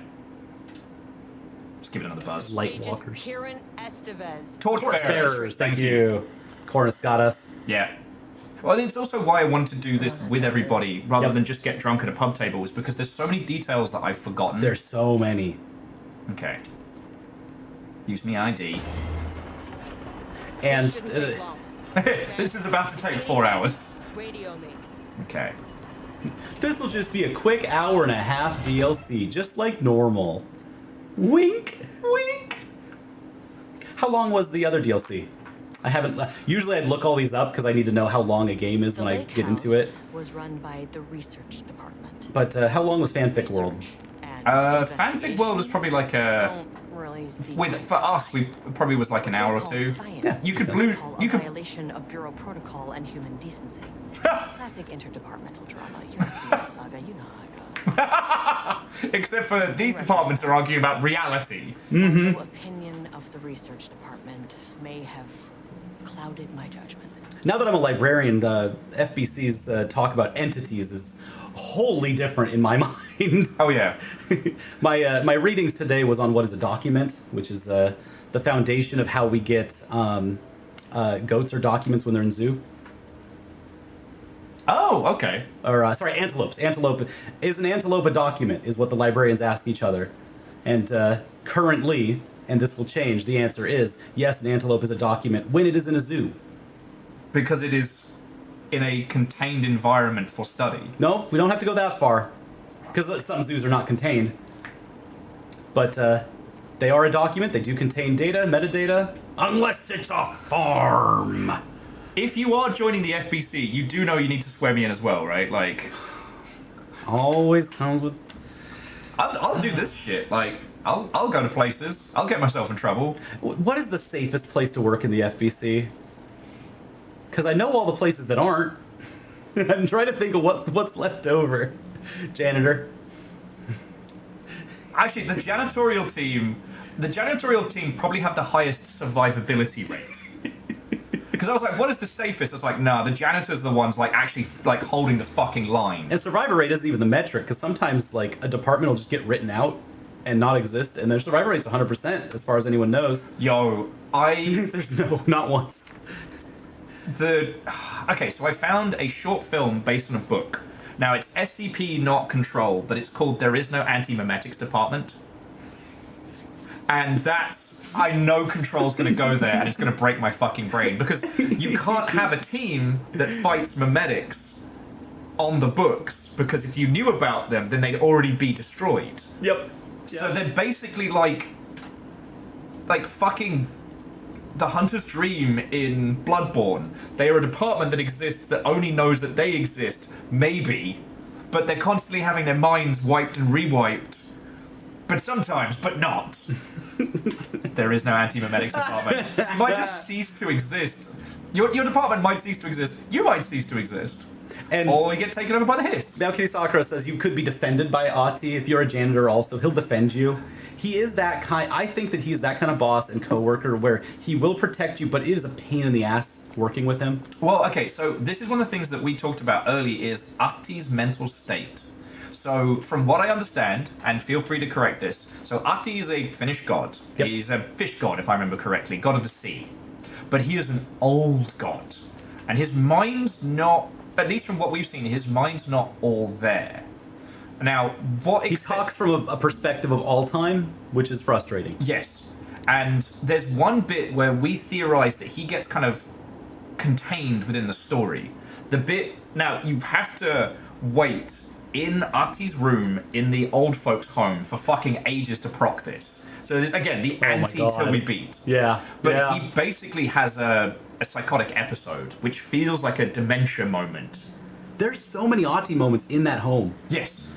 And they're dense. Where he jump scares you for trying to walk through Alan's door, the spiral door to the Ocean View Motel. Which he was right to do. Thank Yes. God. Good call. Oh, and this looks exactly like the facility from Legion. So I get to make those references. Watch Legion, it's a great show. But Ati has this break where he starts like, why am I here? What's going on? I'm confused. Where it feels like he's cut off from whatever powers and abilities he has. He's contained within the story as a regular old guy. And within the confines of the story, Ati is an old man with dementia who keeps stealing the janitor's clothes and pretending to be the janitor of this place. Yep. Now, we know Ati's a fucking god, but then... Don't walk in just yet. Keep going, though. Yeah. And there's a few times where Ati's mental state is kind of brought into question in both Control and in Alan Wake. And it's always hard because he calls Alan Tom. Yep. Which reminds me of when, you know, like, as my nana got older, she would always refer to me as Tom because my cousin and I look very similar. We're both ginger. Different heights, like, different, like, builds, but similar manner of speaking, similar facial structure. Yep. And as her mental state deteriorated, she would refer to Tom as one of her old husbands. Oh, because yeah. the family lineage had the same face. Yep. And is Ati talking like that? Or is it that Ati sees the truth of it? You know, the whole, like, the spiral of Thomas Zane wrote Alan into the story, but Tom is part of Alan's story. So who wrote who into what? That's the spiral. Who got who where? Yeah. Before we walk into here, and we're going to come up to this a lot, and I get to do this now because we're in Slow Zone. I don't know how I can take my time. Fuck yeah. We're in the Pacific Northwest. We see the beautiful trees all over the place. What's this building that we're walking into, and how are we getting to it? Because Alan Wake 2, the reason that we're here in the state that we're in is that a lot of things are so intentional that they have a weight to them. And this is something we don't get a lot in games just because it is very hard. It takes a very strong narrative hand. We're walking into a very cool building that I associate with a lot of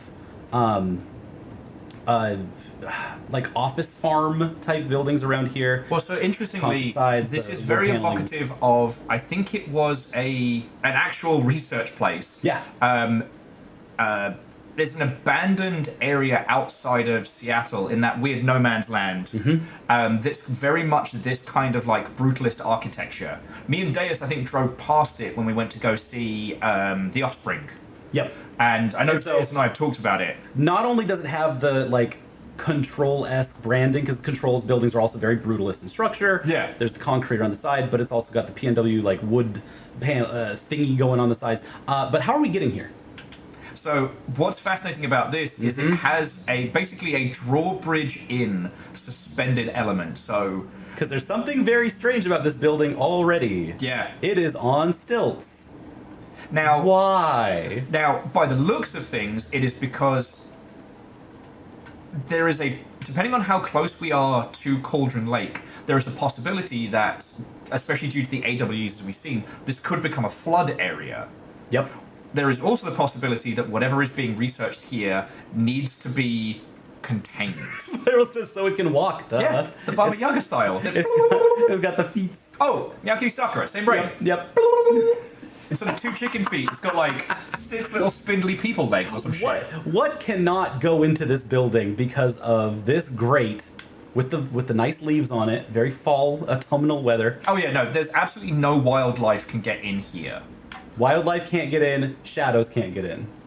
Things that do not have corporeality cannot get in. Yes. I was actually expecting to see some like floodlight structures and stuff like that. Interesting that they don't. Meaning that they never thought this lake house was going to be directly assaulted. Whatever. You could go into photo mode if you want to show more. I hadn't thought of that. Oh, I'm that's glad so we fun. have some smart fucking people. Chumba. Trumba, you ledge. Actually, Chumba, did you find our little corner of the internet? Pyramids! There's the pyramids! Whimsy! Hi, Whimsy! All right, this is a good time to say hi to Whimsy and just let these peeps know it's in Spoiler Town. We're in Spoiler Town. Whimsy plush, we're in Spoiler Town. Sorry, the night Hello. to the Night Springs theme. Yep. We're here in Whimsy. There's some spoilers everywhere. You all knew how this was going to be tonight. We haven't, What even, ho? Welcome. we haven't even cracked open the wine yet. No, we're still up for wine and cheese tonight. I'm thinking it's like 7:30 we open the vino. Yep. I still haven't told them what the wine is that we got. Oh, good. Right. We haven't said that yet. Yep. So yeah, Whimsy Plush and all of you, what on? Welcome, greetings. Welcome to Wine and Cheese Night. We are currently playing the Lakehouse DLC slower than anybody else on Twitch.television. And we are talking about everything relating to Alan Wake, Control, the Remedyverse, the whole shebang. So if you want to avoid spoilers, if you want to avoid details about specifically Alan Wake 2, but literally everything else that Remedy has put out, then you're probably going to want to tap on out. Currently, GDQ's running. Alternatively, if you're a spoiler radical like I am, you don't care. Yes. Spoilers are good and healthy and always a way to get someone into a game or into a franchise, into a series. Yeah. And Tell them the exciting things that happen in the thing so when they get into it, they go, ooh, that's exciting, I'll look out for it. okay, so yeah, this facility is right on the lake. Yep. So they've built this both as kind of like as a flood safety structure. Oh man, I wish I could turn on the flashlight down here. But yeah. But also, that's funny. There's always flood and tree damage problems in any kind of in any of these hilly Washington areas. Yeah. And yet you never see structures like this. No. If it goes, it goes. Oh shit, it says, okay, go into lighting. In the Pacific Northwest, we all know that we're, one tree away from being a lot shorter. You fucking ledge! Shrooms! Alright. Yeah, now I can turn on the floodlights while we're exploring it. Yeah. So again, yeah, it's a lot of the effective brutalist structure type stuff. Have we awoken Alan yet? Oh, we woke him up inside. Wake up, Alan! Alan, why are you a dickhead, Alan? Alan, your wife misses you. Good God. Alice, you're too good for him. Yeah, Alan Wake 3 is just You gonna can be shoot your us. shot. How would you shoot your shot with Alice? I would show her our deconstruction of this.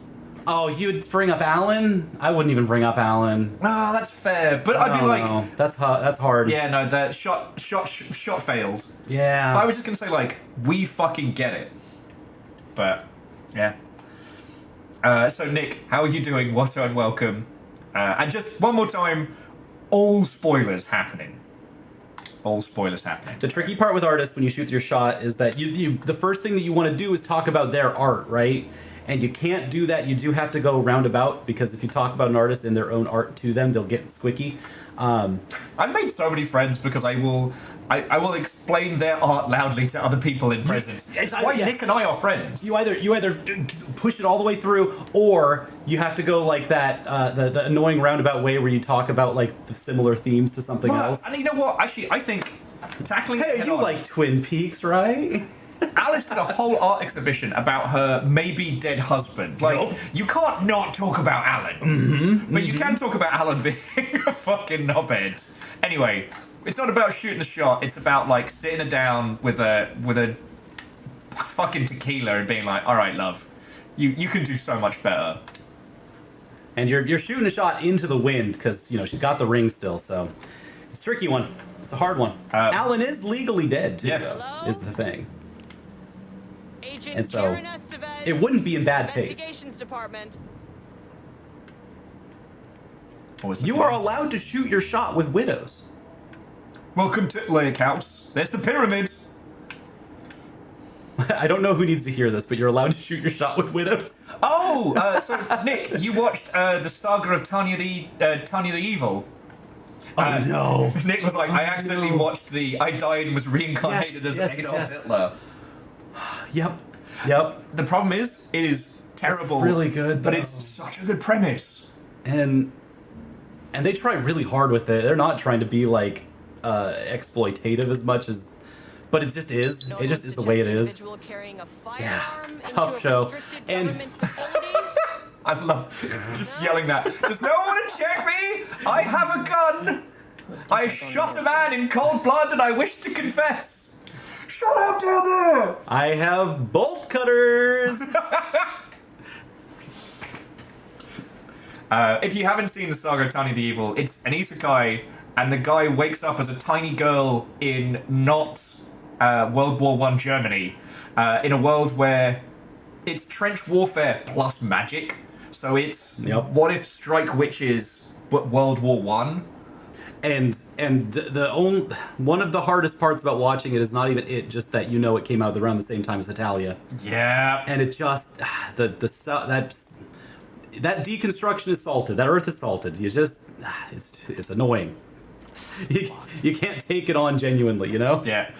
And little Tanya does fucking war crimes and is very honest about it. All right, my friends, do not contaminate the lake house with unrelated art. Only related art. Yeah. Figures, ornaments, decorations, and other trinkets are forbidden on employee desks. Look, listen, think. A safe workplace is everybody's kitty! Look at it! It says bottle V6 and then kitty. I don't think that thing says that it's not a mimic, though. You might want to watch it. Doesn't say not a mimic. Don't touch it. That might actually be a mimic. Oh, one of my favorite things was how that they came up with all of these like non-branded snacks in Control. So it just says pretzels, crackers, trail mix, because they can't have any iconography. For the off chance they introduce a fucking like snack food mascot who becomes a sentient object of power. Hey, you know it happened once, and that's what. Yeah. These are rules because you know they've happened before. All right, friends, daily stand up.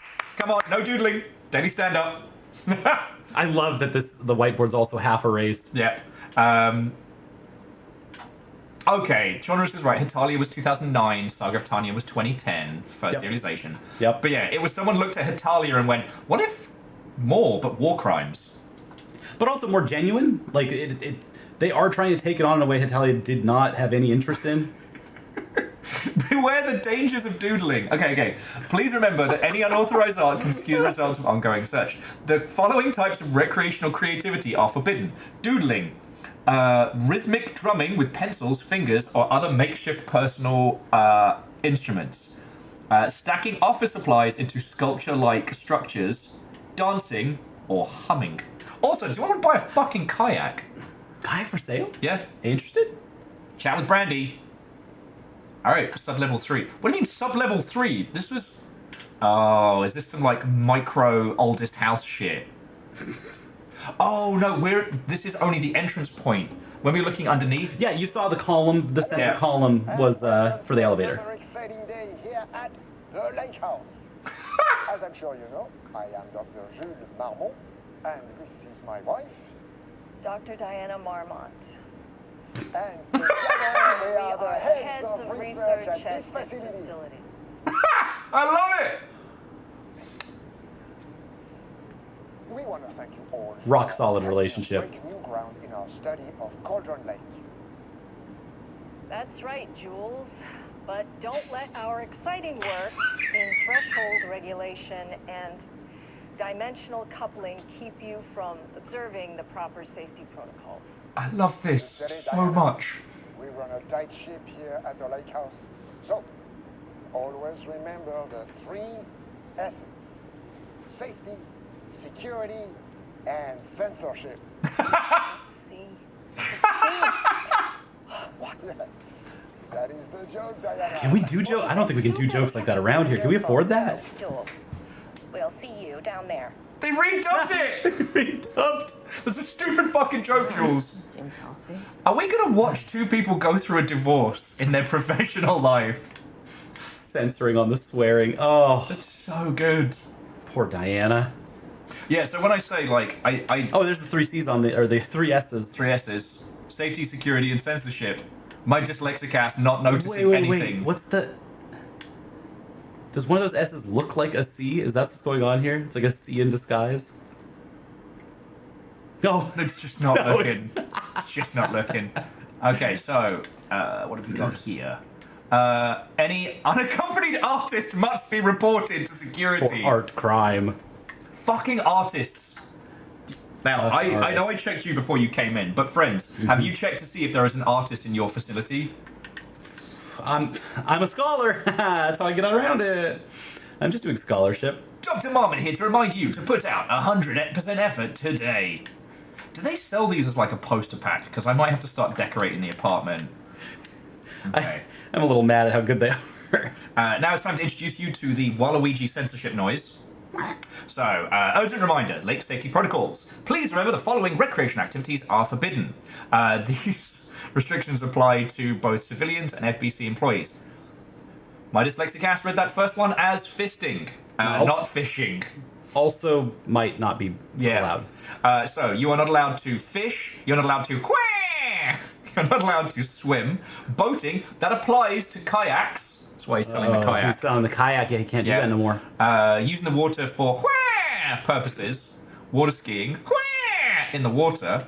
Paddle birding? Little paddle birding. How does one paddle bird? Okay. Is it like the stand-up one? These activities result in and estimated % of cases. If you're unclear about how these restrictions are listed above, please speak with That's really unhelpful when the contact is redacted. Yeah. Okay, so here we go. Local security report. Okay, recent security operation was formed along the citizens of Bright Falls and Watery. The goal of this operation was to ascertain public knowledge and the opinion of the Lakehouse and its operations. Okay, so the following information was gained through covert listening and informal questioning. The local public appeared to view the area around the Lakehouse with fear. This is, of course, the intended reaction as the Bureau has publicly marked the area as dangerous due to volcanic gases. It's a fucking weather balloon. However, there is a specific rumor going around the public regarding a government facility in the woods run by mad scientists, taking people for experiments. This rumor seems particularly popular among the local youth, or the local youth even. The Yogoluth. Yeah, That was good. That was good. pretty good band name, actually. And this proximity to the truth is cause for concern. Worst case outcome would be an increase in curiosity or even possible aggression. It is possible that this is the reason for the Lakehouse's security breach back in Action to be taken. Security personnel will continue to monitor your youth chatter. If rumors continue, disseminating a cover story may be required. Perhaps even a fabricated signage for American Volcano Commission type institution. Oh, come on. That's weak. That's Oof. I don't think the Lake House is the FBC's best and brightest. No, yeah. And they're also the most bored. Yeah. They literally have... Yeah, Arrow Griffin. No fun allowed at work. Okay, so here... Remember, take the last cup, brew a fresh pot. That's right. How did those two ever get married? They sleep in separate beds. Oh, they sleep in separate houses. That bodes well. Uh-oh. Experiment status in progress. Okay. Oh, those donuts look bad. Yeah, no, they've been out for a while. That's handy. Okay, so now we have a map of the lake house. Ooh, nice. And it's got notes. Yeah, marmots, where are they? Let's see if there's any other details.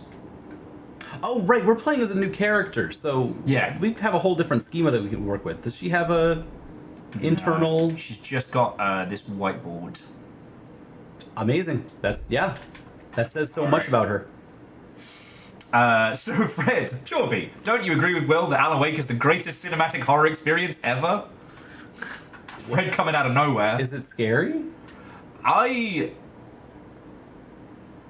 It definitely, the jump scares got me, and I felt they worked really well as punctuation. Because they definitely. I wouldn't say Alan Wake is scary.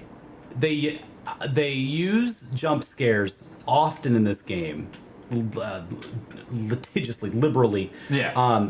Always to be a palate cleanser in a way. You know, like you eat ginger with sushi. Yeah. To kind of wash everything out so you're ready for the next piece. They do that. They do that in Alan Wake 2 to be like jump and then release for a second. It's also kind of telling that I wouldn't say Alan Wake is a scary game, but the liberal use of jump scares is what Alan would think is a scary game. Yeah, you're right. He's so dumb. He thinks he's so smart. If they didn't do it so often, I would have forgotten that there were jump scares. They do it a lot, and that doesn't do anything to me, and so I just look past it every time. Sings It's notes, insane. welcome to the Lakehouse house. Let's use our creative voices. Welcome to the Lakehouse house. We'll make creative choices. Sings note. Alan Wake the musical would be good.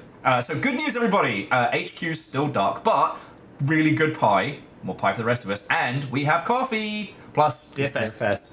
It's Deer Fest. I'm so fucking hyped. The good news is it's dark, but the bad news is dark. It's still dark. Nut allergy bad. I don't think anyone's having a good time with that. That's scratched out, though, so maybe allergy's good again. None of the armor beer. It's good, I tried it. It really is. The artist is... someone stole the black whiteboard marker written in red. All vacation time cancelled. Ooh, that's bad.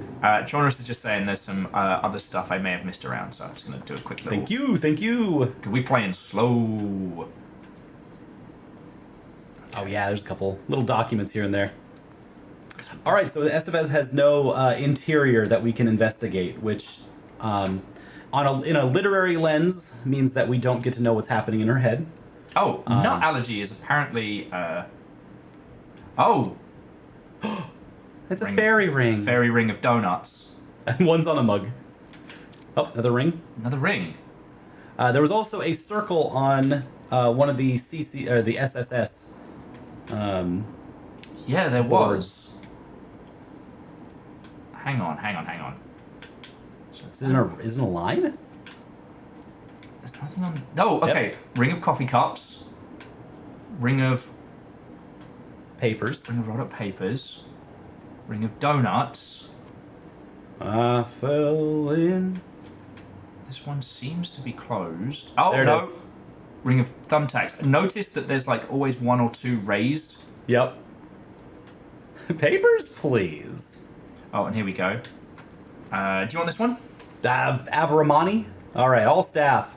On-site observation teams report that the oldest house is still under active lockdown. Status of Director Trench, management team, and all the other personnel inside the oldest house at the time of lockdown's initialization remains unknown. Observation teams have detected fluctuations in that field originating from the oldest house of the increasing in strength as it loops through a specific pattern every hours. These readings are currently being analyzed by research staff in the Boston office. Any personnel with information pertaining to this signal should contact them immediately. Avaramani. Okay. Ava Romani. Shoes. That's great. I was like, there's something here. All right. Keep being on the backside of things just to mess with you. All right, what's here? I think it's the electrical cables themselves. Is it? Oh, not quite. Not a full circle. Not quite. This is the only one that doesn't seem to have one. And one of those was really little. Yeah. And there's the circle. Bing bong. Is this part of the experiment? They ain't spirals. Yeah. It ain't spirals and it ain't pyramids. But it's... Yeah, something is going on here. And Chornerus, good spot. Also, Chornerus was pointing out that the nut allergy thing might actually be something. That it's not just, you know... Marmon's not here. No one's here. Estevaz. I'll have to check Aw, downstairs. they used to be happy. Aww. Got one for Barrows University, Jules Francis Momo. Doctor of Applied Science. What does that even mean? I'm not sure. Unapplied Sciences. Yeah, the unapplied science. No, The science we just made up. Oh, Darling literally appointed them personally. That's cool. So, yeah, Darling appointed them to this facility before the oldest house lockdown. I saw notes that said Darling is in Alan Wake 2, and I saw the book with his face on it. I did not see Casper Darling anywhere in the game. Did I miss? I probably missed something in there. He shows up in Alan's adventures as a quick little video, like he's checking in on Alan. It's weird. Okay, I figured I missed something like that. Oh, okay. That's how we do. So Scard says applied versus theoretical. Yes. Okay. Yeah, I'm just being a jerk. Oh man, they did used to like each other. She got him a bronzed bust to the fellow head of my department. Aww. Alright. For a place that has a strict no iconography policy, then having like rings on people's desks, like fairy fucking rings. Passwords, Oh, okay. Alright, everybody, you knew this was coming. Effective September 13th, you have to change all your passwords. We're doing daily resets again. We are aware this may be inconvenient and lead to difficulty remembering your password, so we recommend using a permanent set of digits as the beginning of the password, followed by numbers that change daily. Try using significant personal dates, coordinates, etc. Do not use your birthdays or the current date of your phone number. Please also remember that for the time being, passwords are not to exceed 6 digits. Fucking... A better world is possible. Oh, would you like the science fact of the day? Fact of the day, most famous for acting, Hedy Lamarr, invented in her free time. She patented a frequency hopping device for torpedo guidance systems at the age of 38.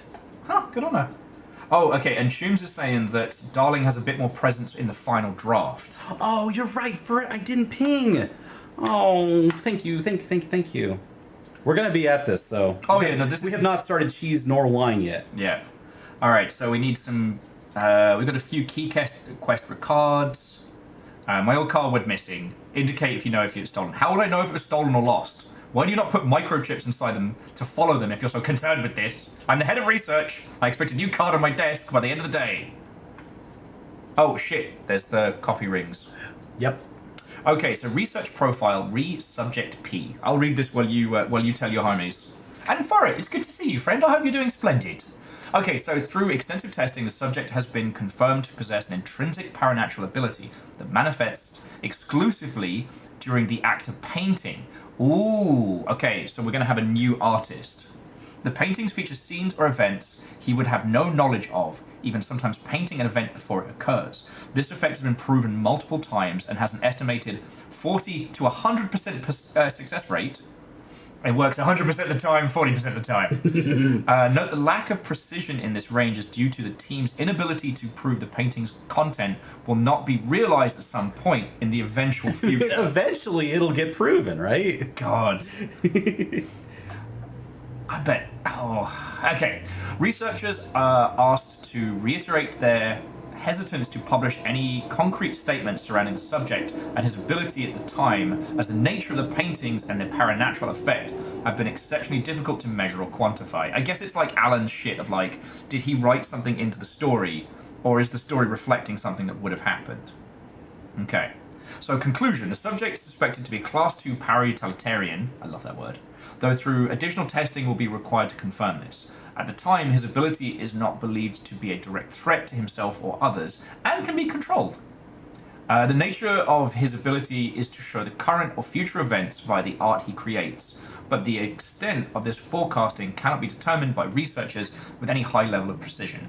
Unlike the art created by Alan Wake, there is no evidence that the subject's art directly manipulates reality via the shadow's energies. Okay, that's cool.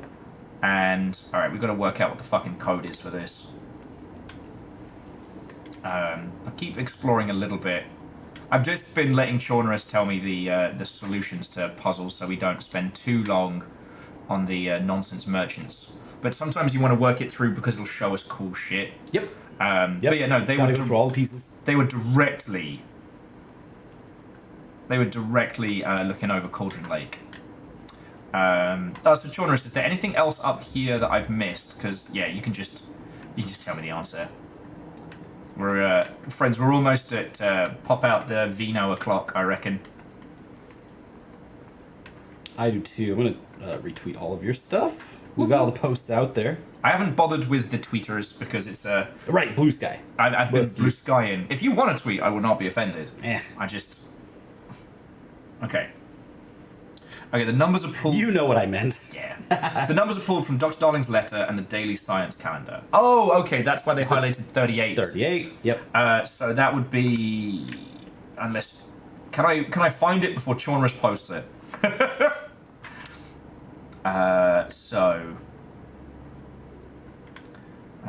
There we go. Casper Darling, July 18th. January, February, March, April, May, June, July. So 06, 18, 38. 07. I'm good at maths. We can't stop whining. I can't stop whining. All right.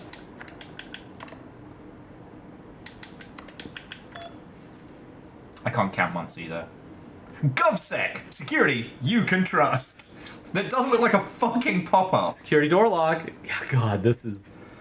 Alright, we'll do... I like doing the emails backwards so they make more sense. I wish that I could change. Do you see at the bottom here? They've got the bumpers on the Windows. I wish I could change my Windows bumpers with on the bumpers. Yeah. That sounds awesome. Windows, get it together. Get it together. Okay, so annual budget. Good morning! A friendly reminder that proposed annual budgets need to be sent out by the end of this month.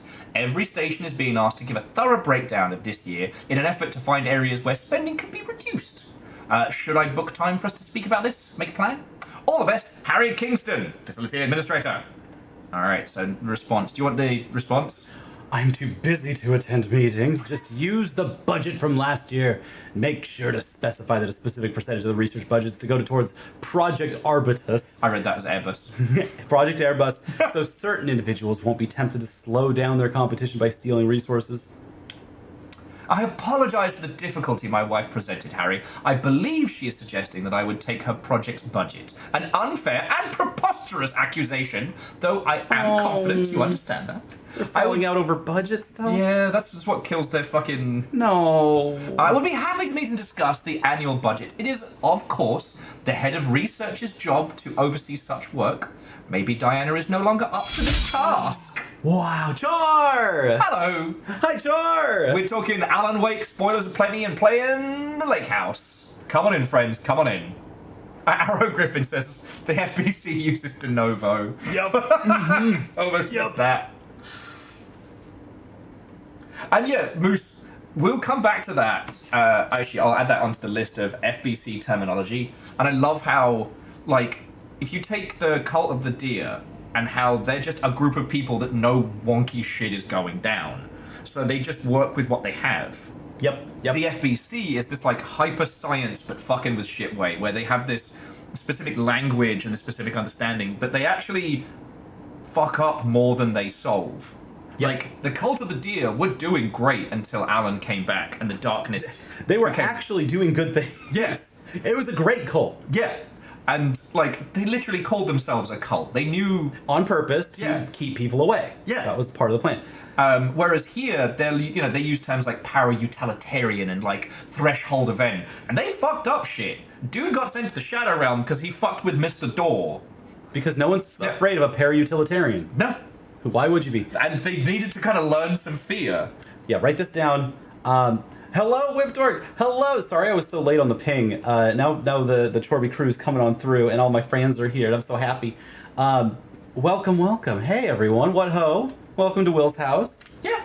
Hang on, let me bring us up to the big style. Yeah. Hey! That was way too synced. We got cheese and wine night here. Yeah.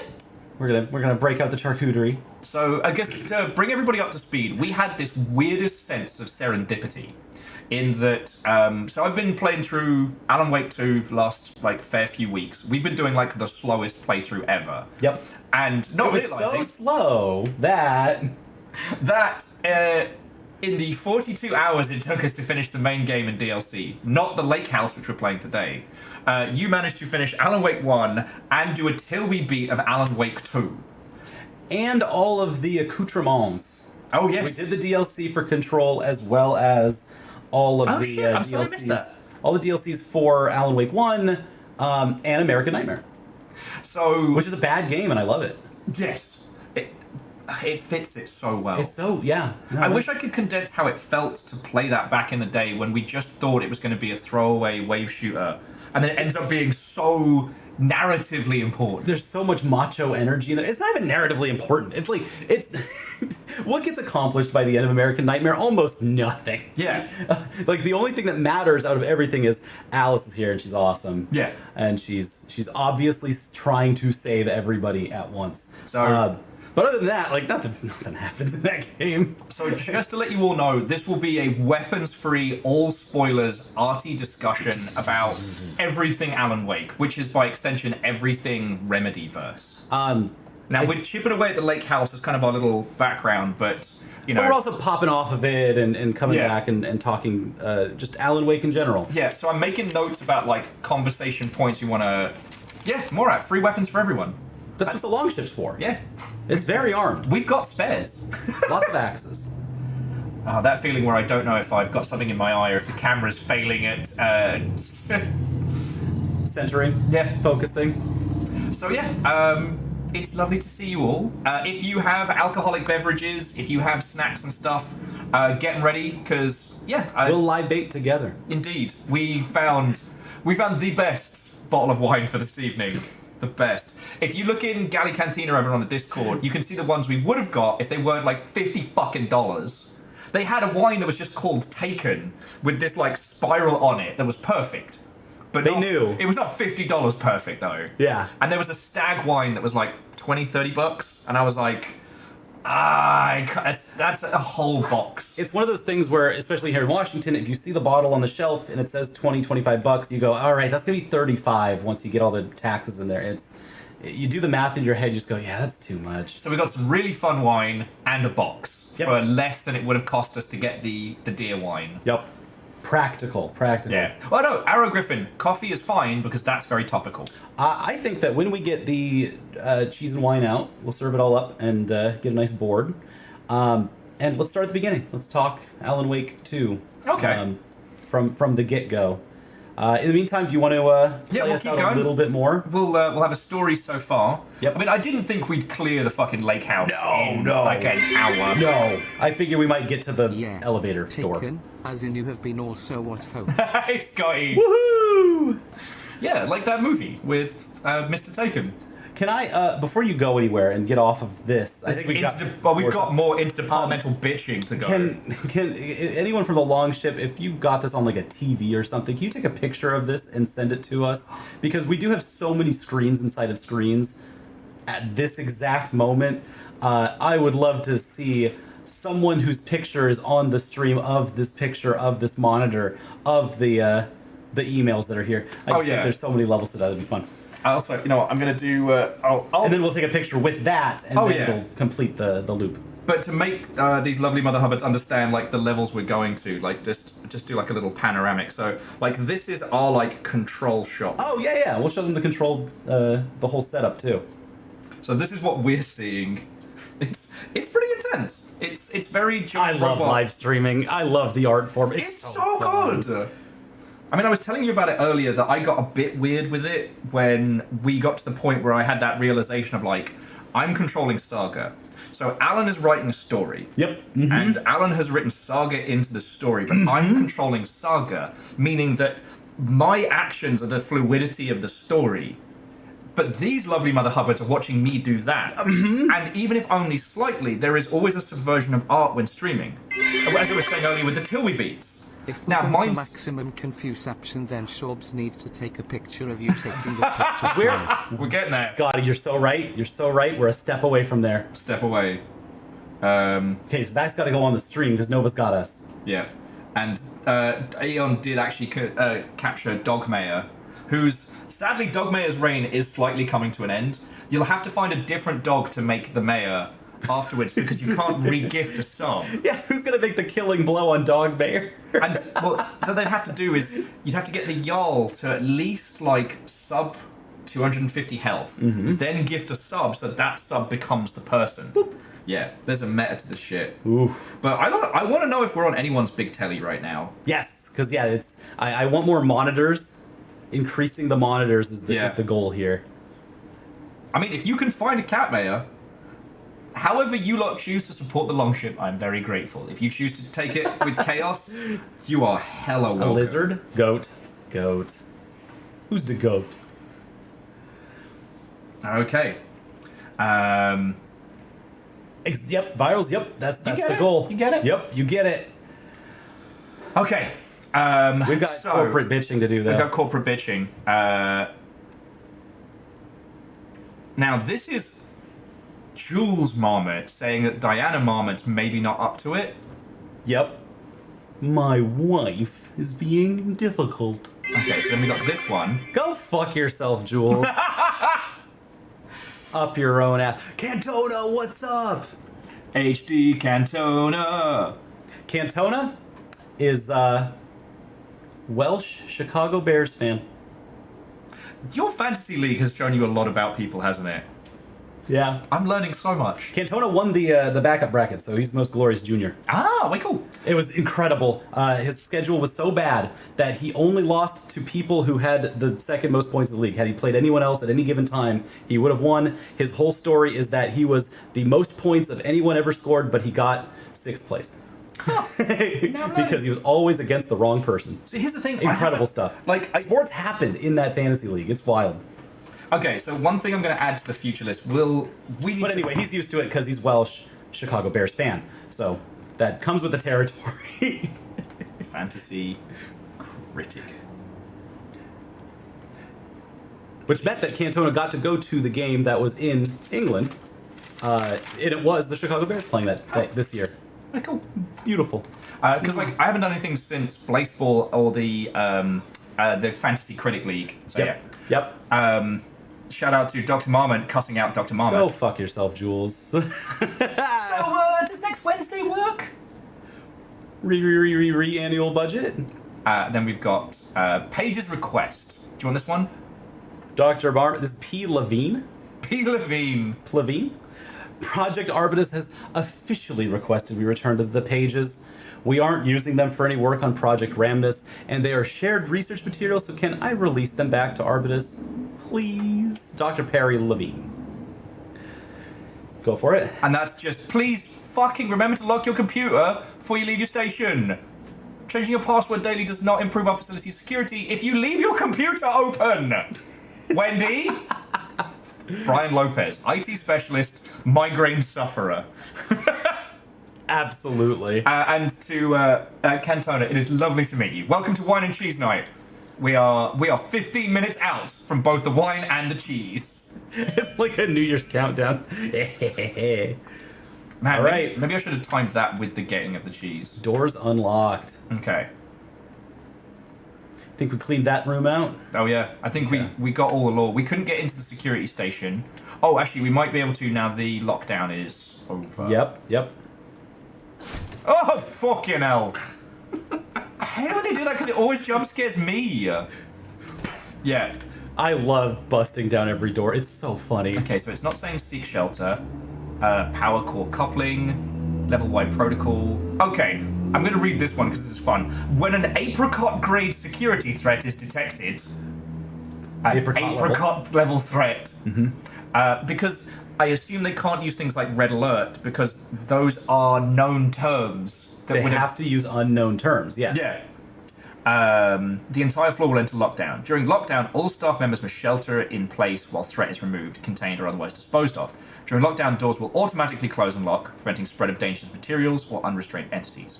Once the lockdown is blood lifted... specks on this poster? Blood specks or... No, they're pins. Just Whoa. randomly stabbed in. This better not be Randomly. This better not be some ARG shit. Don't make me get out the fucking red string tonight. Yeah. And... This should come in handy. Oh, there's a security clearance. Kitty! Oh, so many Kitties! Leggy up. Service hatch. It's a shoe. Yep. It's just a shoe. One shoe. One missing. Apricot level grade threat. Doesn't sound too bad till you realize it's taking off very soon.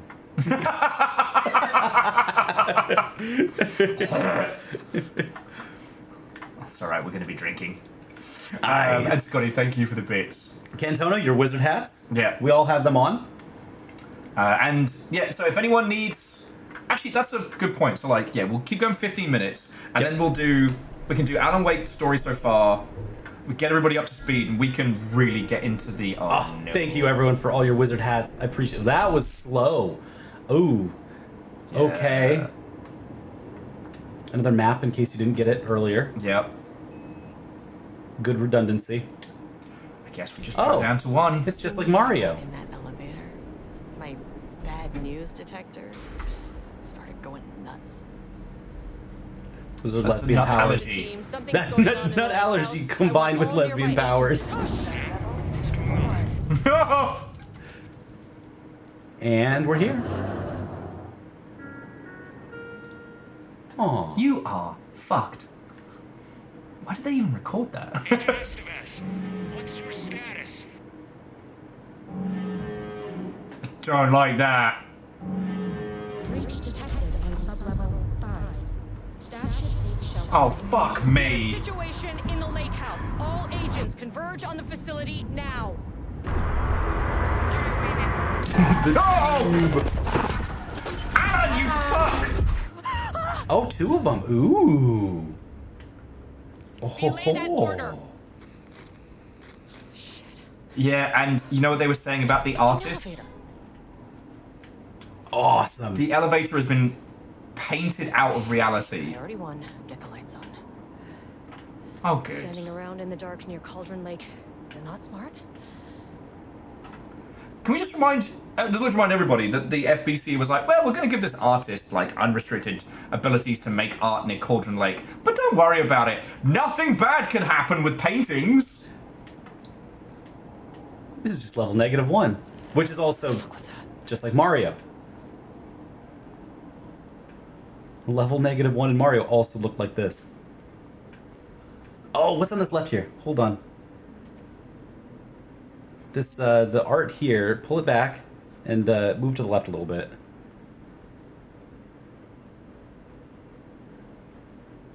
I can't see anything in it right now. It's very... Like, it's got like the Chaos Impressionist stuff going on. Uh-huh. This is the, I guess, what's his name? Not Basquiat, but he's in there too. Yeah. Oh, what's his name? Splashing. It's Rejection of Form, and it's impacting color and space. You want as much color, as much space as you can get. In this case, our canvas is office building, which ends up making a whole bunch of like gritty squares anyways. Yeah. Which is kind of funny. And like, if we were looking at this from like an art, an art analysis point, the fact that the paint and its construction also spills out onto the space as part of its rejection of form, right? You know, But not on any of the objects in here. Yeah. Which is such a, like, yep, that's video games, right?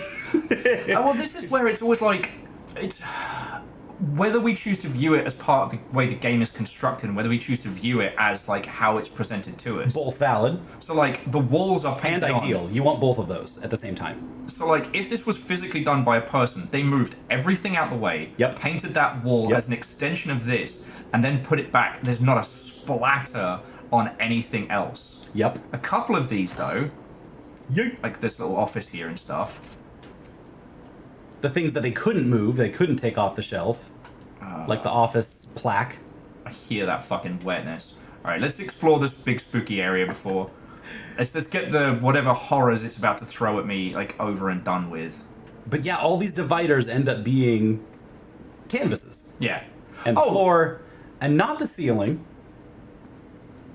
Sorry, Sean was just pointing out, like, the levels of fucking hubris in the research department. No, it couldn't be more pronounced. Now, here's the thing. See, I like that one. That's a good one. That is not part of whatever else is happening. This was here before. Just like the style, the fact that it's contained. And also, it was painted specifically on what appears to be like a... I want to say that's like a retractable canvas. It's a barricade. Yeah, it's a sliding... But it looks like it's concrete. concrete. It's bolted in. Yeah. Oh. But whatever is on these walls, like, you know, like you were saying about like the rejection of form and like the filling the space with color. This is an idea that has now spread. I'm seeing it. Yep, I'm seeing it. But you can see in some of these other walls, like, while they have the same kind of structure, so this place was built thusly. It's not... Boink. Ammo? No, empty box. Love that for me. Love that. There's no hope. No, don't expect that there's something that... Also, nothing's going to jump out at you. You're fine. Alan and new Alan have already gotten me. Alright, well, that's what we need a second security They base. painted the office, not the things in the office. So, like, yeah, there's still part of this that feels, even though it's all over the place, it's wholly within bounds. It's hard to see, but... Yep, there's a face. That was what I was, when I was pulling us back from the other one, I thought I saw, like, some kind of form to it. Yeah, but look at this one. This existed before whatever this anomalous event happened. See, we'd be fucking great in the FBC. Smart enough to know when to be afraid as well. Not me. It is not a regulation FBC weapon. Get the power working. Find a way to get the gun. I couldn't apply to the FBC because they would know exactly where to put me and I'd be fucked. And go, oh, you don't jump scare from anything? Why? What's wrong with you? Yeah. Oh, I know where to put you. And I'm going to be like, oh, come on. Okay. House stayed. Unfortunately, Jules' keycard went missing last night. Huge shame. Totally unrelated note, I now have a level 3 clearance card in my office. Plus, a lot of Blackrock. Been grinding the Blackrock down to a powder and stashing it in many cases.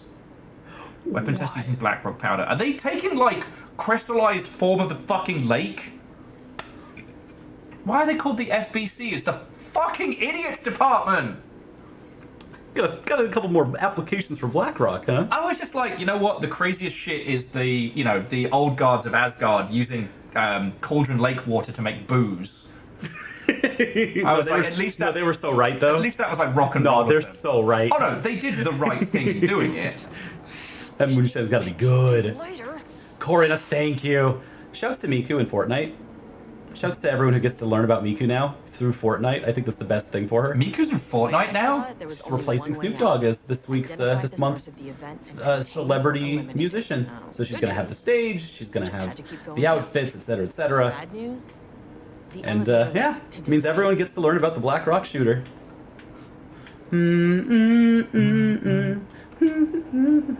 I'm still sorry about that time you were doing Miku rhythm games and I was shithoused in chat, just being like, play Black Rock Shooter! The right call. Yeah. Such a good song. I've been in my Discord just giving people, assigning them Miku songs. Because they're like, what's for me? And fuck. The Chivos are on. The elevator's back. I'll turn him off. Just remind me to turn him off in a bit. I don't want to fuck with it right now. Oh, those are fun, though. Okay, so now we can get... Oh, the gun is literally the Black Rock shooter. I want to have a little jingle jangle through here before we go get the new shooty gun. Like, whatever it is that's, like, moving through the paint and containment. Okay, so... Gonna find out it's a Splatoon gun.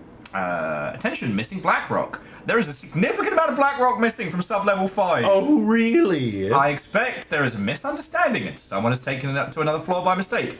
If you did this, please respond and we will fix it. Okay, it's precious. We only have so much. Page's request. This is also all recent. Do you want this one? Perry, do not release any of those pages. Tell Diana and those fools on Project Arbash that we replaced them. An unfortunate filing accident. Tell them we're confident the pages will resurface in 2 or 3 weeks, but we are too busy making progress to look for them right now. Be sure you say that we're making progress, just as I wrote above. Regards. Hello, okay, sensitivity reminder everyone. A gentle reminder that nut allergies are a serious health issue. Making light of them is not appropriate workplace behavior for anyone on seniority level. No, it is. It's always is. It's Bringing really nuts funny. into the office is a health risk and should be avoided for everyone's safety. And no, Tom, you are not allowed to scream, "D's nuts," anytime the allergen individual goes past. That's not okay. Come on. Can't have any fun around here. Oh shit, Pie Day! Hello! To celebrate the arrival of fall, I have brought a variety of seasonal pies from the local diner you all seem to love so much. The members of Project Ramnus can come enjoy them in the lobby near my office. All other staff should visit the other Dr. Marmot's office to see if she brought pie. Oh boy, they are going through the most public breakup of all time. Despite the ridiculous dramatics of last year, I have purchased the delicious pecan-filled pies. Is his wife allergic to nuts? Is that what he's doing? Wow. Come into my office. Come into my office. Diana, have the pie that kills you. Fuck. Yeah, Jules, you piece of shit. I hope Brian made it out alive. I don't think he does, but I just imagine Brian, who has to run the IT, while this husband and wife couple are going through the messiest divorce. This is amazing, too. This security reminder as a grounding tool for all of the computers is really good. Yeah. We get the timeline through the security reminder. Okay. Things that happened before it and after it. I'll take the first one. All right, Threshold Linking Experiment. Progress report by Jules Marmot. The work to create a stable link between our reality and that of continues. Progress is good, with all teams reporting a high confidence that a successful connection will soon be possible. Spoiler, they made it work, and they fucked it up. Recent efforts in utilizing the paintings produced by Subject P, for penis. I'm sorry. I'm so sorry. Are you live?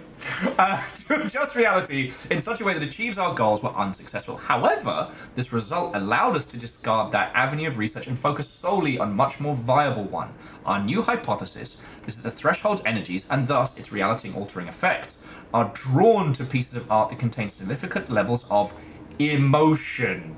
Only the FBC would need to put emotion in fucking air quotes. Jesus. How did they get anything fucking done before Jessie showed up? I don't know. So glad she's in charge. Yeah. Now. It's just, finally, the FBC, finally, there's a grown-up in the room. Yeah, it's not the dog running it anymore. Speaking of dogs running things, Scotty Doggy's running Jarl now. We did say we wanted another, like, a dog mayor. We got Scotty Doggy, which does count. Yep. Okay, this is supported by the clear trend of the data that we've gathered over the years. If we can identify and quantify the emotion of an art piece, fucking hell. Yeah, that's my business. Considerably. Work has already proceeded with an immediate focus on developing devices capable of measuring the level of emotion in a given piece of art. Jesus. Why? Beanie Baby fuckery. You just need a methodology. You just need a schema to, rank it. I shall create an art detector that detects emotion. Fucking Heimerdingen all over the place here. Jesus fucking. They are all tools. I had the greatest night last night. Do you know what I did? What did you do? I spent the last night in the highest level of Chorbyism possible. There's a ranking? Watching Crap Block GDQ, a little bit of fun. You smoke a little bit, and reading through what I had found was neo-formalist game writing, which I did not know existed because I thought New York's Frank Lance destroyed all of it and ruined it for everybody. And they came in. I'm reading this and I'm like, okay, this is a formalist critique of how to look at games through the lens of close reading. Okay, we're in the spot. This is where I like to be. Yeah. It's not taking from formalism in games that we know of right now, because that's been a mess, and Gamergate really, a lot of things happen in games during that. It's complicated. They are instead taking from neo-formalism in film critique, and I'm like, okay, I'm seeing where you're going. And then they immediately go off on how much they despise Frank Lance. And I'm like, yeah. So what is an example of neo-formalism? I'm still learning that part. I'm not deep enough yet to figure out all of the pieces. Because honestly, that's not a term I've stumbled over. No, this is all like very, very cutting edge new stuff. This is a book that was written in 2023 at the very end of it that I now want to go through. I was reading a review from 2024 on it that just came out like a month ago. And all of this is stuff from like Netherlands University. I'm trying to remember the name of the writers. As your new leader, I decree we should send a team back to the oldest house through a portal in the abiotic base and resell it on the black market to finance indie devs. Yes. Our science team would have a field day in the oldest house. How many indie devs can we finance through abiotic base portals, grabbing stuff from the oldest house? Yeah, we've just been selling like objects of power to fund indie games. Who was that? Where did we see that? With a no, they're not paracriminals. What were they? Paracriminals or something like that. But because they were mentioned, they're like the blessed or the blessed. They're the blessed. They're mentioned in Control in the DLC for Alan Wake. Yep. And I saw that. I thought that was the coolest thing I'd ever heard of. Is paranormal crime. Yeah. Stealing shit to then make a buck. And they don't know it's these objects of power, but they do know they're valuable, so they just sell them. It's genius. It's also the best way to get rid of, these objects of power so they're not in your possession. But yeah, neo-formalism is film critique that if I'm understanding things right, and I need to look deeper into this, it is rejections of exterior parts of critique outside of the film's creation and formalizing the structure that is the film, including what it's saying, what it's doing, and all that stuff. It's 7:30, right? Yeah, no, keep telling me. I'll plate the cheese. Games get really complicated. Why formalism was so many things is because there's always, like, when you talk about methodologies of understanding games, you're talking about, like, Espen Arseth's, is Arseth? No, what's her name? Mate, I'd be asking you. What's her name? I forgot it. But you're talking about mechanics, you're talking about aesthetics, and you're talking about systems. That's kind of a loose version of it. Jesus. So low shipping wise, we're completely on the other end of the spectrum.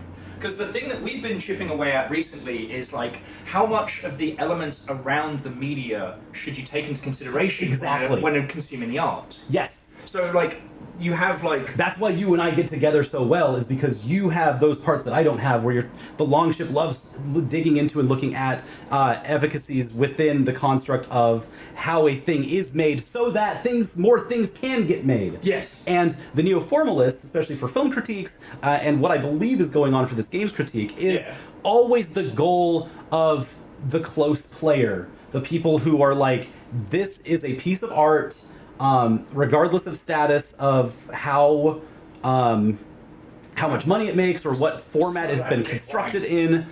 And so formalism strips a lot of that away, and the goal with neo-formalism is that you can take it as an art piece inherent so that you can deconstruct the parts that make up the whole and find where they have potency and where they reflect the field of art in and of itself.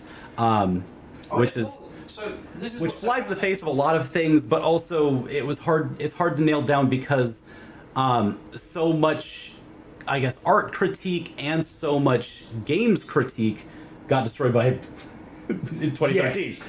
Well, so the thing that we've been scratching at as well is that It was literally Durant, my roommate, who had a takedown of formalism, specifically citing Frank Lance in 2013, that ended up not going anywhere because everything got so shut down, so loud, so quickly. I just this I guess very quickly for people, inverted explosion happened. we don't need to go into this. Hang on, let's just go full screen on this. It's just really weird. Gamergate did affect game scholarship and game studies in a really weird way that we're just not really going to be able to understand wholly. Yeah, no, we're not going to be able to. We're not going to be able to unfuck that. Horse for a little while. I'm just going to put some smooth jams on just for the background. Yeah, because it's what's our wine music? I was just going to go with Sonic the Hedgehog by the Pool, which is like my go-to smooth jams. Yeah, this is a good video. But yeah, so like, I don't like getting into. Oh, there you go. I was muting the ad. Oh, I have this auto muted. You have ads auto muted. Yeah, I know what I'm about. Oh, I mean, I just skip them, or I just block them outright. But yeah, that's cool. I didn't know you could have ad muter. That's smart. Gamergate was awful and bad and terrible, and as we well know, was a coordinated attack on a specific person that spiraled out into a hate campaign against anyone who's not white as male as the difference. No, but speaking of weird Gamergate news, did you hear the news that Mighty Number 9 is not coming out on 3DS? It got canceled about 5-6 days ago. People with their pre-orders still up got the news, got the letter 3 or 4 days ago that they will not be able to fulfill Mighty Number 9 on the 3DS. So sorry. Vert and Flow, I love Mike Hyvis shirt too. It's really good. But I wanted to close the loop on that one just because the whole so that changes. Okay, so if it's too loud for you, if it's too loud for you, you have it on the layer itself. No, it's not too loud for me. It was too loud for the stream. Oh, the music was a smidge loud. All right, there we go. Sorry. It was also a high point. But I just wanted to close this loop because I don't want it to linger. Yep. In that the whole thing about critique of games journalism was mostly due to people like Jeff Keighley, who were doing things that were put forward as journalism that were just out and out adverts. So there was that bubbling resentment against large publications like IGN and anything that Future Publishing was putting out, and that fucking killed stuff. And then the main form of critique that moved into that space outside the blogosphere was I prefer to refer to it as the impassioned review, but the angry review. You know, that was what moved into that space because while it was not a good critique, it was authentic, it was impassioned, and people very much latched onto that. So now we're at this weird point where game journalists don't get paid fuck all. Nope. Games journalism, and as unfortunately pretty much just died in the last year. There are some independent outlets Aftermath and things that have popped up, but they're taking a step removed where it's less about reporting, it's more about games culture and things around it. Yep. The reason I bring all this up is the thing we started looking at in the Longship is what constitutes the art, what constitutes the text. Because we all consume games media, and this includes things like trailers and adverts and shit like that, which all affect one's perspective and therefore affect the art. And this is how we get back to the antelope situation, where the antelope's the document, right? Yeah. Because where does finish plating the fucking cheese? And yes, it does contain Wensleydale. We do have the Wensleydale? Oh, good. Okay. The problem is Wensleydale on its way. Guess who forgot to get fucking crackers? Oh, you're right! So it's going to be extra toasty Cheez-Its. I wasn't even thinking about crackers, just because I was just meats, cheeses. Yes. Yeah. And I was in the fucking Alan Wake zone. Yep. I was just imagining in my head a platter of meats and cheeses. I forgot the crackers is a thing that goes in charcuterie. Charcuterie. Charcutes. So while Will gets the things, I need to try to not say more things that bring Will back over here, so that it's really fucking hard. That Viking Blonde stays focused. Cantona, have a great sleep. Watch the end of the college football bowl in bed. Good stuff. And yep, it's time for heavily toasted bread. Thank you. We're gonna eat like ducks tonight. Oh no, it's literally extra toasty cheeses. Am I pro-lope or anti-lope? No, definitely antelope. Who was that? Name that terrible joke. What do you think, Vert? Come on. You know what? Moose, I got you. Nope. I won't say it out loud. We can have it be our little secret. Can you just say, Will, you need to see this? Morian, I'm sorry, I ruined your joke. Scotty Doggy says, cheese on toast, cut into small pieces. Perfect substitute. Just cheese on toast. We can make our own crackers. Cheese on toast is a British delicacy. We have the technology. And in fairness, half of this is just cheese wrapped in meat. Like, yeah, half of this is cheese wrapped in meat. You're gonna love our spread tonight. You're gonna love our spread tonight. It's gonna be exquisite while we take on the wake zone. Yeah, no, I don't know what I'm gonna do, but last night was the perfect night of inebriation, having just finished streaming Legend of Kain, which is still a perfect game. The remaster is very fun. Oh, we were talking about remasters. Yeah, this is obviously a little outside of the formalism part, but remasters are just a perfect ground for discourse in the Longship specifically. Check this the fuck out. Hey, that turned out good. Get a knife. Get a be couple careful knives. putting weight on this table, because I do not trust this desk, and I'm worried that it might actually go. So be careful with the desk. And I'll have to pour it over here, just to avoid danger. Ooh. But introducing our wine for the Alan Wake Wine and Cheese Evening. We did not go with the Stag, or the Taken, or Storyteller. We went with something that we felt encapsulated Alan's personality and his story, called Little Bastard, or Little Bastardo, because Alan's a fucking bastard. Bastardo. Alan put us through so much shit, because he was insecure about his little writing. guy's face right up there with the Vespa. Yeah. Little Bastardo. That's what you are to me, Alan. You fucking jump scares and you Mr. Scratch bollocks. That's what you did to me, Alan!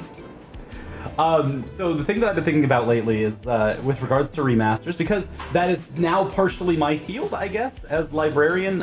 Yo, you want to talk about remasters and remakes? We've lost a current battle on getting emulation and emulated game formats into the hands of people. But we have still gotten some good wins in regard to the shape that can be made into a remaster, and the Legend of Kain 1 and 2 remaster game that just came out does some interesting stuff, while also managing to cut some corners that I think are fascinating, because they took things from the what's their names? They did the update for Wizardry. They did the I'm forgetting his name. But the company that's been doing a lot of the remasters to kind of get 1, 2, 5. We've getting got the cheese, Atari. we've got Snackies. There's the Atari 50 remake stuff, and the collections of like SNK. God, this is where we definitely need the couch mode. Hang on, I got a wedge on in. Yep, come on in. So all of these remasters that are currently focusing on documents, right? They're just, here's added stuff like deleted scenes, like scripts, like OSTs, magazine scans, physical media that comes with games. That's one place that remastering archival ship is going, because if we can't have the old stuff and we have to make new stuff, then we can at least make new stuff that contains all of the old stuff. The other way of doing that is the Master Chief Collection, containing literally the old game that at a flick of a button you can press and see, which is very powerful and potent and is a very good parlor trick. It's very parlor tricky in a cool way. Legacy of Kain, they have the Master Chief Collection trick where you hit the button and it goes to the PS1 mode, and then it goes to the up-res mode. But the way they do it is like the cheapest way possible because all of the models are still exactly the same. So the remastered up-res version is literally just textures being a little higher quality, wrapped over the same shapes as they always were. And so you get this really cool, like, weird things happen where the original version will actually have like greater detail texturing on it and like moving parts because it was able to do that at the time that they can't do now. And so you hit the upscale button and now it is a very beautiful looking but also static enemy that doesn't have like blood pulsing through their veins anymore. And it's really interesting. Here's the point where, hang on, first things first. So that is your wine there, good sir. Aye. All right, little bastard is surprisingly tart. Cheers, all friends. And I hope whatever... The bastard's tart, huh? The bastard is tart. I hope whatever beverage, alcoholic or otherwise, you have all ready to go. And I'm going to start with meat wrapped around some cheese. Little meat and cheese, like a dog. That's good. Bill's in there too. We went to the budget offcuts bit of the fancy cheese, so we didn't spend mad money, but we got a cranberry Wensleydale and whatever the fuck that is. Gruyere. A Gruyere. It's a Gruyere, not a shower. That's a joke about a penis. Now, the thing that I've been finding fascinating... Yeah, remasters. This is all stuff that I really love right now. So Resident Evil 2. Yes. So Resident Evil 2 looks nothing like Resident Evil 2. It is Correct. not an upscale. However, it is more authentic to the experience of the original than some of the other versions that got released that were just upscales. So like, there was a Dreamcast version of Resident Evil 2 where, you know, they bumped the textures up, they added a whole bunch of stuff, and it felt wrong. Like, emotionally, it felt wrong. The Resident Evil 2 remake felt like it did playing that back on the fucking PlayStation. And Yep. but then we've got the third kind, which is the subversion, which is Final Fantasy VII, which, depending on how because we don't know how the story's going to end, but It is absolutely an extension of, and in no way reproduces Final Fantasy VII. No. Aerith's alive. Like, what do we do with this? I don't know. Who knows? Well, the current working theory, it's not a remake, it's a sequel. It's meant to be played after Final Fantasy VII on the PS1. Yep. It does not replace it in any way whatsoever. And you can't. You can play Rebirth. You can play the remaster, and then go back and play FF7. That's fair to do it in that order too. Yeah. Which is great. As an artist, ideally, that's the goal. At the same time, I mean, we've done this dance on my channel just 100 times over. What is the best version of X game? Yes. Where we have had it where, well, we took the game here and we actually replaced, like, here's the Game Boy Advance version that we've patched in the PlayStation music to fix all of the Game Boy Advance issues, the limitations of the system, but the GBA version is the best one to play. Yeah. You know, stuff like that. Oh, We've been through that dance. The one that hits me like a brick is I really want to do the Nier remake. Because like everybody, I streamed Nier Automata. Around about this time I started streaming. It was brilliant. I loved it. And I could talk about like its subversion of... I love the fact that Yoko Taro said, I just put girls in because I really like girls with like fine booties. Yes. But the actual character design ends up being a huge artistic point about like the things that we create in our own image and how, you know, the androids are these beautiful effervescent, you know, almost designed like fuckbots, if you'll forgive the term. But they are the ones who are supposed to be they are supposed to be as far removed from humanity and humanity's ideals as possible. But the robots who look like honka-chonka, like rusty ones, are the ones trying to emulate humanity, trying to embrace the things that would make them living creatures. And 2B's whole struggle accents it so perfectly. Or even 9S's struggle. Yeah, it was 9S from naught to incel in one game. He's going through it. I'm just breaking it off, fuck it. I've got a knife and I'm just sandwiching it between some toasty Cheez-Its. There we go. It's not... Hey, look, this won't be the last wine and cheese night we do. But yeah, But okay, so jumping back. Well, I mean, it might be the last wine and cheese night, because next time we'll do beans and broccoli and... Oh, the spirit Yeah. of wine and cheese will live on. just a plate of beans and whiskey. Beans and whiskey night. There's various beans, so like, let's try these beans.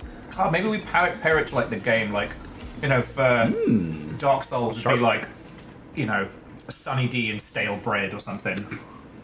What? Beans. Alcoholic Estus. Sake and edamame. Ooh. Is there various edamame? I kind of think there's just the one.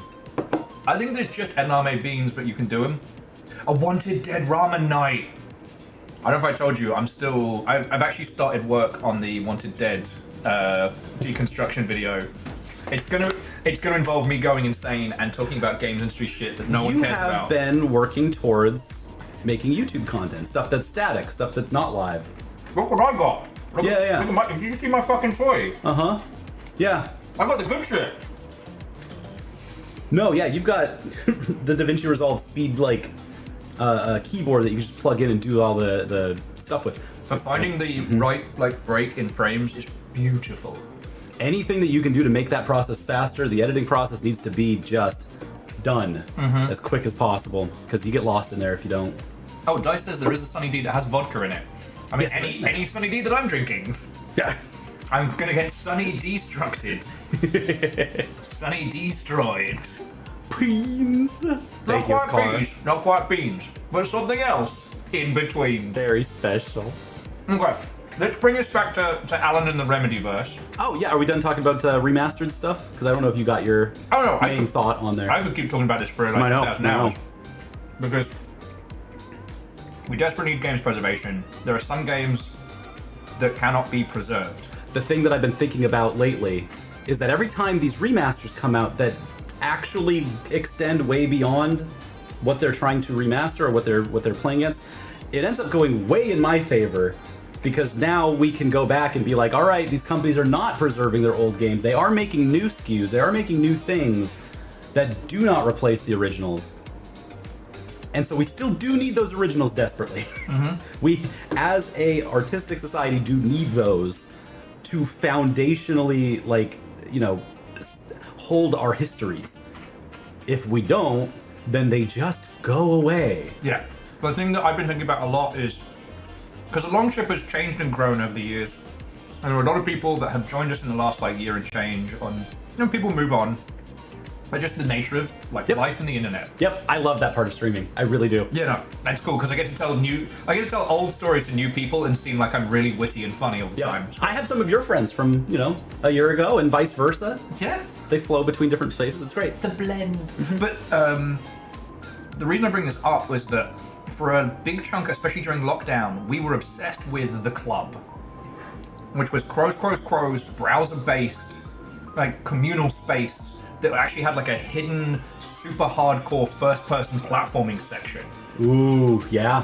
And the premise was, you log in, you're assigned a random avatar. Everyone is playing as like a flat JPEG, but it's got like physics, so it wobbles back and forth as you move around. Oh, Griffin misses The Club. Yeah. I mean, I miss it too. I might still get the crow tattoo with big sneakers, because, you know, we know the people that own this place. Crows. But, all the songs played in The Club were made by the Crows community from a set pack of samples they were allowed to use. Yep. And they made all sorts. It was incredible. Yep. Every time you listened to a song, your club rank went up by 1. But once you got to club rank 18, you could go into the over 18s area, and that's where the challenge was. Ah, okay. Every time you fall off the tower, your club rank goes back to 1. So there's a minimum 18-minute waiting period between each attempt at the tower. So the longer you go, the more you have on the line. Oh, that's brutal. Yeah. That's brutal. And the thing is, because it was browser-based, and it was only hosted by Crows, now it's gone. You cannot play it in any way, shape, or form.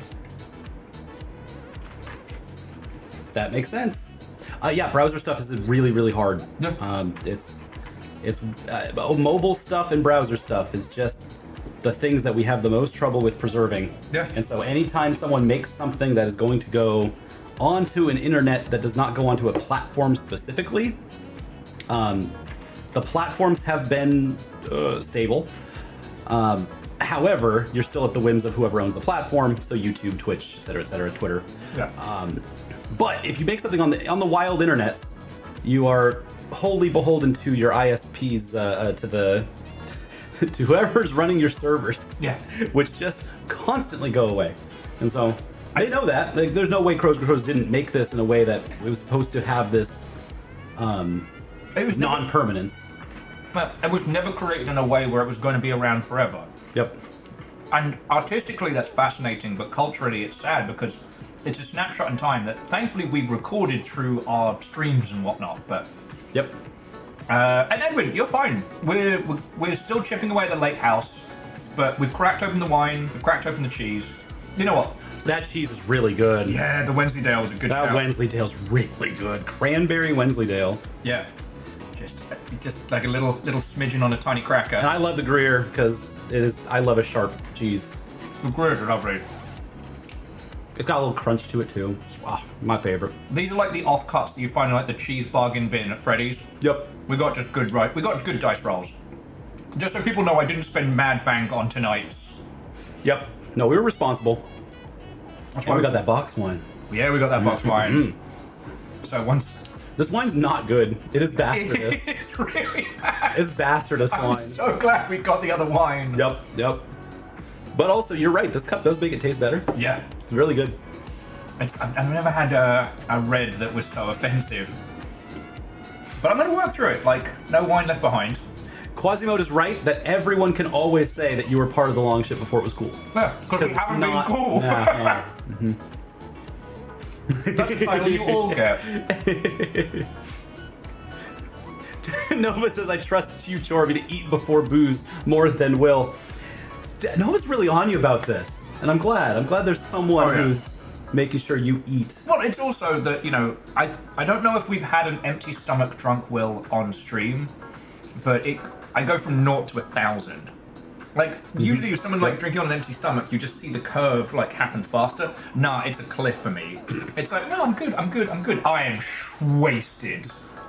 Yep. No, that's why we have the cheese and the meats. So, here we are. And we are going to continue with the Lakehouse. I figure we'll sip and snack before we jump back into the DLC, but... Alan Wake and the Remedyverse is fascinating because out of all the AAA space people we can think of, they're one of the few that has maintained a consistent vision and have been able to stay true to it. Yep. Like, BioWare sadly got consumed by EA. I don't know if you've heard my theories on it, but I genuinely think that Dragon Age, I keep calling it Wolffucker. It's Veilguard, but it was Wolf Thing before. Dragon Age Wolffucker. I actually think it's a very good game. I'm not dissing on it, but I still think they announced that at the Game Awards without telling EA. I think it was maybe not a coup, but it was a rebellion to stop them from getting either put onto something they didn't want to do, or EA from just clapping them in the back of the noggin. Yep. Oh, wow. Dark plays. That's why it was just a title announcement with nothing else. Yep. EA didn't put out a press release around it. Like, they just announced it, did all their socials. They just tweeted it out. Mm-hmm. After all this time. And yeah, everybody knows Wensleydale from Wallace and Gromit. That's fine. I'm not a cheese bean. But out of everybody in that AAA space, Remedy have been able to stay... Dreadwolf. That's what Viral's got it. Yeah. Thank you. Wolffucker's still pretty good, though. So, it would be a lot more to the point, actually, too.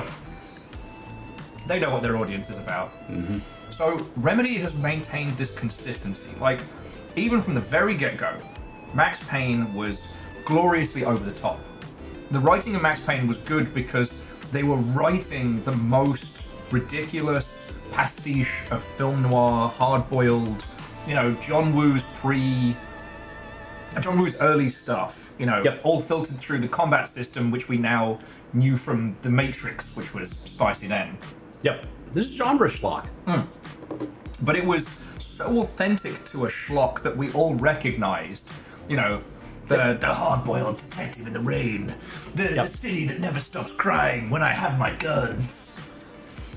And But he's just a guy. Who's just a guy. And he's the loser guy. So we see Remedy go through this arc, and Alan Wake is the first time where they do something with chops. Because Max Payne 1 and 2 are still experiential shooters. Yep. You know, the in-between cutscenes of this over-the-top nonsense were very fun, but there really isn't too much between. You know, you go from room to room, you shoot dudes. Sometimes you go a weird way through a building, but you still you run, you shoot dudes. Yep. Alan Jump in Wake slow-mo. was when they really started flexing. But they pitched us on it's Resident Evil meets fucking Twin Peaks, right? Yep. That's the pitch they hook us in with. And I remember being there when Microsoft was pushing it so hard because it was like they knew they had something, but they also knew that they couldn't just sell it like a normal video game. They had to just like push it on and people be like, hey, this is new art. You're going to like it. And that was like how they had to frame the whole thing. And I remember the disconnect of being like, hey, this just feels like yet another company trying to get what Capcom have. Why are they putting such a huge marketing push behind it? Because they gave nothing away during that initial push. Yep. And again, like They kept everything close to the chest, and yeah, they wanted people to think that this was a normal game. At every level, they were like, hey, you're gonna like this game. It is Xbox associated. It's gonna be a fun, cool shooter, and you're gonna feel cool when you play it. You shine the flashlight on the guy, they explode, and then you shoot him with a gun. That's excellent, awesome. We've got a fresh new combat system with 2 things you have to do at once. Yep, 2012. We're in the new era of everything. At no point did Microsoft sell this as like, hey, this is going to be a new art piece for people to digest. Well, there wasn't a way to do that kind of marketing. Like, I think back Still to isn't. Still isn't. I still think back to like fucking how like Braid and shit like that got marketed as these super duper art house pieces, and like Braid's fine. It's a game that existed. But Soulja Boy has not been wrong. He was right about Drake. He was right about Jonathan Blow. And he just was right about the Soulja Boy 64 console. That was very illegal to sell, but I love that for him. yeah, I admire him for that. I really do. That dude, I would never want to be on the wrong side of him because he is right way too often. Yes. May he never write May they never write a rhyme about me. No. Yep. Okay. Yep. Ain't got no point to the game. You just jump on guys, and if you get it wrong, you go whoop. Well, there was still no real through line for selling a game that was super arty, that had all these like depths and layers. Yep. You know, I still remember, it's a small sidebar, but like Okami, massively celebrated now, sold like dog shit. Capcom was not happy with how poorly Okami sold. If you are wondering why we have had Okami, a lack of Okami stuff, but only in weird places like Marvel vs. Capcom and on the DS for Okami Den. Yeah. It's because nobody played that game and nobody liked it, and it was not sold well. Like it was not received well. It is a quaint game, and it's very good for folks that want a very slow Zelda game. Oh, and Okami Den was made by Capcom Mobile. Yeah. This was all, pushed off to the side. Conspiracies to deny Stalkers 4. Kinds of cheese. Kendo, welcome. Your point on Okami though. Oh shit! Sorry, Agananiki, I had my earphone out. That was $25, not $5. Fucking thank you! We could buy like 5 cheeses. Yeah, we were really affordable with this cheese. Agananiki, I'll post the cheese money's hitting. Cheese money, man. That's cheese money. That's cheese money. Yeah, every $5 that does get donated to Will does turn into a cheese. It's not all going to cheese. I have to feed these little chuckle fucks. They can't eat cheese. Oh. All right, I'm putting Just a little? I'm putting the unspoiled spread in Gallitantina. This fucking little bastard wine. Il bastardo. Why am I surprised that a wine called Little Bastard is a little bastard? It's a little bastard. It's kind of a whack wine. The box wine is good. But it's gonna hit really good in a second. Mm-hmm. It's starting to taste better. Not gonna lie. Oh, I have different headphones on today. I'm looking for my wireless headphones like, Yeah. where are they around my neck? Right, Sorry. but seriously, Aganaki, there's a fuckload of money, so thank you. All right. Thank you for supporting Will. He deserves it. He needs it. You're not wrong, mate. You're not wrong. Thankfully, the guinea pigs only bully me to get them special food every day. Okay, so I just wanted to set the scene with the Okami stuff. I didn't want to go too far down the Capcom thread because I can talk about the Capcom situation for hours and will. But Capcom's just got so much situation. It's amazing. But I just wanted to set it up that most people went into Alan Wake 1 with the same vibes that we went into things like Dark Sector. Like, it was a 360 era third-person shooter. Everybody was trying to put like a sneaky little thing in, you know. Dark Sector had the glaive, Alan Wake had the flashlight. Like, alright, it's the people that made Max Payne, so it's not gonna suck. But like... The part that gets me is that it's because they're Finnish. Like, if Remedy was in America, they wouldn't exist anymore. They'd be gone. They'd be gone like 5-6 years ago. True. And we know that from Volition. Remedy has outlasted Volition, which is insane to me. Yeah. Wouldn't you think that Volition were the industry darling? But remember fucking Volition were the ones that did, Kendo, thank you. Hey. Volitions were the ones that did, Saints Row. Yes. Saints Row. Yeah. And so it's like, if they couldn't make it, it always just feels like that's the bellwether. But I really think that's because they're Finnish. There's a lot of things they can get away with. And they have embraced it wholly. Yes. They can write from the get-go in their games. You were talking about this before the stream started, and I was like, yeah, that's kind of what I've been thinking about this whole time is like, they have a writer on staff by name that people know and respect. Which means now they're in a situation... And not a fucking Ken Levine wanker or anything like that. Like, no. Sam Lake is not only loved, but it also... He rips Loved the and piss, respected. Oh. He rips the piss out of himself inside the art that he creates.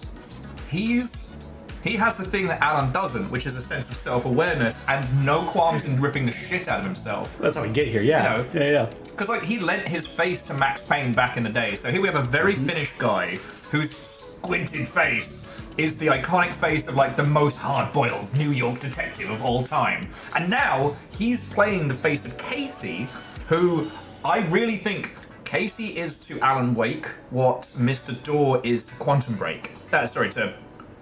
They can't call him Alan. They can't call him Max Payne in Alan Wake. Yep. Because I think Rockstar owns that one, because that's who published him back in the day. Right. Yeah, so I think that's where Alex Casey kind of comes in. Though Casey's not less like leap through the air bullets, but yeah, the over-the-top voicing, the fact that it's Sam Lake as well, like... And also, Casey doesn't do as many... I always got this impression that Max Payne had like drugs involved with all of this too. Oh yeah. Casey's very straight edge. The painkillers, the painkillers he's necking all the time. That's right. Yes. Yeah, Casey's very straight edge. Different character. Pretty impressed with the characterization of Alex Casey. The man who's wrong. He's so wrong. He's just thoroughly wrong. In the wrong place at the wrong time. And wrong just like throughout the entire story. Which is fucking brilliant. But I do want to say that, because Agananiki pointed out, writers in video games, now, because I know we've got Fred in the house who has done writing for video games, and some of you may know, but just for the context of Wine and Cheese Night, games writers aren't usually part of the original operation. What tends to happen is a bunch of people will have an idea for a game. So they will create a prototype, often referred to as a vertical slice, that is then pitched either internally inside a publisher or to publishers or to investors or funding or what have you. Off the bat, writing is taken for granted thoroughly and purposefully so that they can get past it. Yes. They're not going to sit down and get really into the... Oh, dude, go to town on this fucking cheese, alright? I will. None of this is for saving. So, let's say the vertical slice goes really well. They get funding, the project goes ahead through whatever purpose. It could even be like an internal process. And from there, they start beginning the game in earnest. So what you need to do is you need to build the basis of the game, the mechanics. You need to build, a functioning tool set that you will then build the story upon. And once you are ready to start doing that, that's when you bring in a writer. So usually what happens with a lot of these things is, hey! What ho? Do you all bring some wine? Because I do not have enough wine for 90 people. I mean, do a little Lutheran style, you know? body of will broken off and given to you. Okay, the body of will is breadsticks, and the blood of will is gin. Yeah. So let's bring everybody up to speed. So Tojo, Raidmain, Dazia, welcome. Fantasy's a great username. Sorustari. Whiskey Raynard, I see you. Whiskey Raynard is exactly the kind of person we need for tonight. Whiskey does count. It is either your alcoholic or non-alcoholic beverage of that you would swirl in a glass while getting arty-farty with stuff. Which could be like Starry. That's fair. Yeah. Yeah. A little 7-Up, that's fine. Yeah. So to bring you all up to speed, and Faye, it is lovely to see you. How was your stream? Tell us all your tales. So this is our little wine and cheese night. Both Chorby and I have recently finished Alan Wake 2. And we're also... Unplanned. We did not plan to end it at the same time, but we did beat it the same night, actually. Yeah, fucking serendipity as we raided into Chorby as Chorby was finishing the end of Alan Wake 2 from us having just finished it. Now, we haven't done the Lakehouse. We're currently kind of like, we're going to be flicking away at that this evening, but we decided that we needed to have a weapons-free, all spoilers are welcome, sit-down talk about Alan Wake. And that's what we're doing right now. We were just kind of setting the stage, talking about Alan Wake 1 and how writers are involved in the game creation process. So, what makes Remedy special? So what we're talking about. You've got time, friends, but we are going to be talking about all of the Remedyverse. So, Control, Alan Wake 1 and 2, even like Quantum Break and Max Payne and shit like that. So, this is weapons-free on spoilers. Yeah. So, Whiskey, if you're here for art conversation and, well, Whiskey, you are all cordially invited to come join in. You're very welcome. And Faye, I was a little too tired this morning to find it to put it in an interesting way. But when you posted about whether or not you were going to get Star Wars Outlaws, I did look at that and go, "How is that robot not already your husband?" That robot is husbando material. Oh, good. Oh, good. So you're kissing the robot in Outlaws. Yeah. Good. That is, as the achievement guy, that is the game that is the only game on Steam that has an achievement for drop kicking something. Which is just fun. Yeah. Fun thing. No, Aeon, that's the model kit. That's Has Bandai. Hey. But yeah, so Faye, I hope you're having a great time with it. Because that robot's got real, like, Brendan Fraser, Breaking Bad kind of energy. Yep. Fred, you're right. The wrestling games don't have a dropkick achievement. The wrestling games don't have many achievements. They could have a lot more. You're right. Think of the same thing. But yeah, I have a list of every Steam achievement. I've looked through it. I've worked through it for my schooling and for the library stuff that I do. And I saw this achievement on Outlaw. I saw dropkick in there as the verb, the active verb in the achievement. I was like, has this come up before? And it did in one other indie game, and I went, what? That's wild. You can dropkick someone in a Star Wars game? Hell yeah. Oh, so Faye, that's literally what we've done for Alan Wake. Well, not myself. Chorby did it till we beat. But they sat down and beasted Alan Wake 2 in one. I spent 42 hours poring over every detail. Yep. So the red versus blue here is not... It's so perfect. Yeah. I put in the 17, 18 hours it takes to beat the game and see the credits, which means I had to miss a lot of things. But as an art historian, scholar type of person, I need to fill in those gaps anyways. And so that's what you're here for. Hell yeah. So yeah. We've got our wine, we've got our cheese. We've got Sonic the Hedgehog themed smooth jams. It's a good Thursday. It's really nice. Now that the wine's hitting. The beginning of Alan Wake 2. I want to talk about this so badly, and I've wanted to for a week now. Nightingale's wobbly penis. Nightingale's wobbly penis. Okay, but... It's like the third or fourth art media that I've seen this week involving something's penis. Because I watched a vampire movie. 2025 is the year of frontal nudity. Yep. Let's go. Yup. Okay, we started Not touching... Rasputin, what's his name? What's the vampire man? Oh, Nosferatu. Nosferatu. Well, the Rasputin also famous for a hanging dong. Yeah. Yep. Okay, joking aside, we started to touch on this while we were getting supplies for today's stream. We had to stop ourselves. Because one of the things that's so powerful about the opening with Nightingale is Nightingale is already taken, right? And we're not... Oh, man. He's off the market. Oh. Sorry. I don't see no ring on that thing. For the best. But Nightingale isn't okay. But we're seeing it from his perspective. Yep. He's out of the lake, he's scared, he's afraid. Like, he sees all these lights and these people chasing him. And like... They're wearing masks. Yeah, he yells to the couple and is like, you know, trying to say like, I need help and things like that. What the couple hears is whatever mad taken shit, he's just screaming like, I'll wear your face as a thong or whatever. Yep.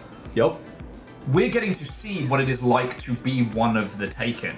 And so later on, when Alan gets vomited out the lake, and Alan is confused, and Alan is afraid, and doesn't know what's going on, it's like, oh, he was definitely taken. He was definitely the elements of Scratch spat out. So lore check, how did Nightingale get into the lake? Do we know any of that? Just skinny dipping one night? He gets grabbed. Part of the 70s stuff, or how did we get? There might not be any knowledge right now about where that came from, where Nightingale. Well, at the end of 1, he's in that long parade scene, and then he's in the darkened fucking back, looking like he's about to chew glass. Yoinked out of the jail. That's right. Oh, wow. Okay. Because he's referencing the ending of Alan Wake 1, but it's like he has a similar like pale complexion as the what is it? Barbara, the Dark Avatar, or what have you. Yep. Fucking Barbara. Fucking Barbara.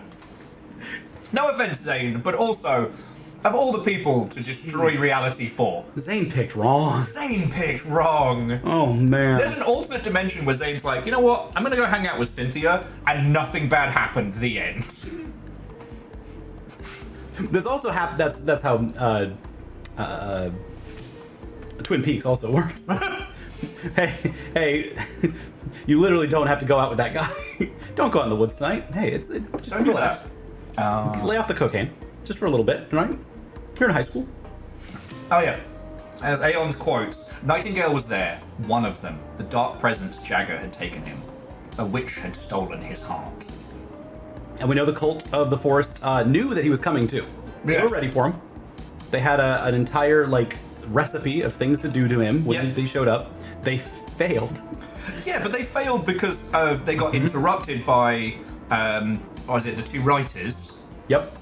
If I'm forgetting their names because it's going to be really important in a second. The family name, they're the Bookers. Yeah. The Bookers. Thank you, Corinus. Yes. The Bookers interrupt them, and it just throws the whole thing off, which is bad, but also good because the Bookers were about to become the next problem. Yeah, no, the Bookers would have been taken. And also, what's interesting is... and so they're dodging one... they think they are running into something that's like, oh god, these Washington Hicks in the woods are nuts. And they're actually avoiding the real danger. Yeah. Which is great. What struck me, Alan wrote them in. Yeah. Because, as it's implied during the Not Quite Sleep No More, Alan was aware of the Booker playwright. I forget his name. Ed Booker? Ed. And obviously he was aware of the other one because she was doing a story about him. Now, did Alan write her writing a story about him or what have you? Let's not worry about that. That's where brain breakage lies. But he was obviously aware that Ed was a playwright because, again, during the whole Sleep No More, it's Ed's production. Yep. But we know that that wasn't a thing that happened. That's just in Alan Wake land. Alan Wakeversity. The Wakeverse. I don't know where I was going with that one. See? No noise. No noise. Yeah. Impressive. I also needed to paste over the weird backlying creepy noise from the Lakehouse. True. I like that that's underneath everything. It's a good texture. But yeah, no, the Bookers were about to be AWE number 7 or whatever. Yeah. Because they're artists, and if we'd seen what the Lakehouse would transform into, if Wake wasn't still in there, they would have been the next ones in line. Yeah. Now, I do think that the way the Dark Presence takes people, it takes kind of what it can get. It'll choose if it has the chance. Yep. Like, I think a playwright could work, but would be very difficult to work with. Because a playwright creates a script, and the script doesn't do anything until it's performed. So there's an SCP story about this, which is like, knock off the King in Yellow. Cool. Awesome. In the SCP universe, there's a forbidden play that it isn't the King in Yellow, but it is. But it is. Yep. But it is. And anyone who performs it, the play consumes them all, and eventually leads to like one person getting actually lynched on stage, and then the madness then kind of spilling out. It becomes like a, what do they call it? It's it's not a full AWE in control terms, but yeah. Morat showed us a movie this month because we watched a bunch of schlocky bad movies, B movies, about a rock band coming into town day after day, recruiting people into their cult. And the adults being like, this rock and roll music is of the devil. And the kids being like, no, it's not. And then they get recruited into the cult and they kill all the adults. And then everyone goes, ah. It was the devil. Oh, and Whiskey, I'm glad we can be the background banter noise. We'll be rolling into the Lakehouse DLC in a bit, like, whenever the mood takes us at this point. We're on wine and cheese hours. Mm-hmm. Like, this is my job. I got nowhere else to be. Uh-huh. This is how I feed my tiny family. It's 2 guinea pigs. After that point, you are embodied in evil, and everything around evil is also evil. And I just think it's really beautifully done. It's also hell if you're like me and you're starting a PC game, which means there's a lot of settings that you do not know if they are right or wrong happening. So we had so many technical issues during that opening, and I figure a lot of folks probably had just tons of technical issues during that opening in various ways. When I originally wanted to do Alan Wake 2, I tried to get it working, and I spent what, 2-3 hours? I even went so far as to use the Xbox streaming feature to try and stream Alan Wake to PC so I could go through it. And I couldn't get that to work either. It was just too intensive. So once I got a bit more hardware under the hood there, then I was able to do it. And it was the Hanged King's Tragedy. Yes. Thank you, Aeon. And so it is such a challenging opening in game sense. When I couldn't think of a better way to open this game. Like, it is so story-wise, texturally, like delightful and cool and exciting. Apologies for interrupting. Just I jumped back and I realized Chornerus answered a question we were asking. Oh yes. Which was, Nightingale got grabbed by the Dark Presence. When the Dark Presence got pushed back into the lake by the tornado bit at the end of Alan Wake 1, that pulled all the Taken in, including Nightingale and others. Oh, that's how they got in the drink. Yeah. Yep. And it's so complicated to have like an opening like that where nothing makes sense on purpose. Yeah. Whilst also trying to do your fucking PC settings. Also, you're trying to do your PC settings. And it's such a taxing opening, too. Like, it is trying to throw all of this noise and sound and light and darkness at you all at the same time, and you're like, is my computer melting, or am I having a stroke? Shout out to Capcom, who actually have, like, a simulated scene when you're tweaking your settings. Yeah. I love that. That's hard to do. It's so hard. But yeah, it's... Dustin's not allowed to describe things anymore. The tornado was the blender, and the Dark Presence was the Greek yogurt in a nightmare smoothie of spooky doom. There's a different Alan Wake, and it's inside Dustin. And I want to see it out. Much like Rose's fanfiction. Yeah. Yep. The tornado was a blender. The Dark Presence was the Greek yogurt, and a nightmare smoothie of spooky doom.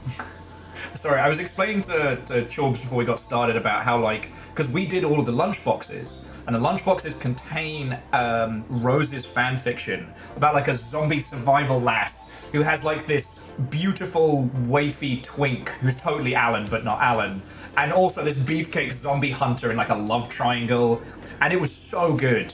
Especially, I tried to read it as best I could with my Garth Marenghi voice, and it was perfect. Oh, that's so good. That's so good.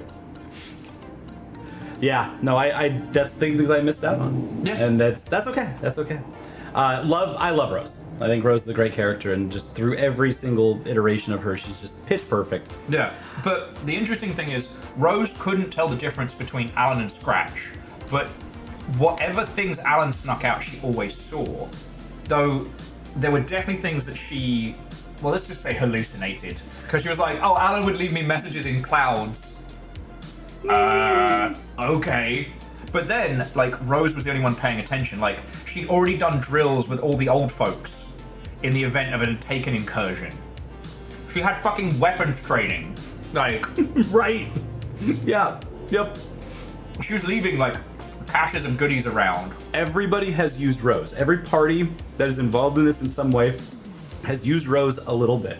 But the reason Very why she's funny. the first person that says, I'm sorry about your daughter, is she's so close to Alan that she's one of the first people affected by any events. She's aware of Alan's situation and what happens, but she's also completely affected by it, which is why in the DLC she doesn't save Alan, she joins him. Because she is finally allowed into the writer's room, the place she has dreamed of this entire time. Yep. Why would she save Alan? She's exactly where she wants to be. Yep. Now we get to work together. Yeah. Now it's like now we are in love and we will make books and write things together. Yay! Which is such a unique thing in games too. People want to get in that room real bad. Yeah. Spoiler: the room's not actually that interesting. No. No. I mean, most things in games aren't. That's the beauty of it. Yeah. The places that all these gamers really want to get into, it's like, no, you don't. Come on now. You did unfortunately miss out the point where it's just me and my motorcycle, and I'm a werewolf, and my motorcycle is also a werewolf. Like the absolute laser-pointed like biting of like Pacific Northwest Twilight fans was merciless. Yep. Good. Yeah. Aeon, the room where it happens. Why would she want to leave there? And so that's at least my interpretation of that one. The Jesse Coffee story doesn't stick because Alan tries to bend reality the weird wrong way. Right. I mean, so what ends up happening is you go through Coffee Land because you have an inkling that your brother is there. So much like with the main line of Control. Yep. So you go through it, there's a weird coffee cult. Mr. Multiverse from Quantum Break is there. Huh. Being the kind of the conspiracy Wow. nut cop. Okay. When you get through it, you go into this room that's just filled with, I want to say, empty coffee cups. And in one of those FBC containment units isn't her brother, but Alan. Alan tries to write himself in as her brother. I think another way that he's trying to get himself out, but it doesn't take. Of course, there's Tim Breaker. Tim Breaker. I loved Tim. Really enjoyed any time he showed up. Tim on screen. Breaker, Time Breaker. Time Breaker.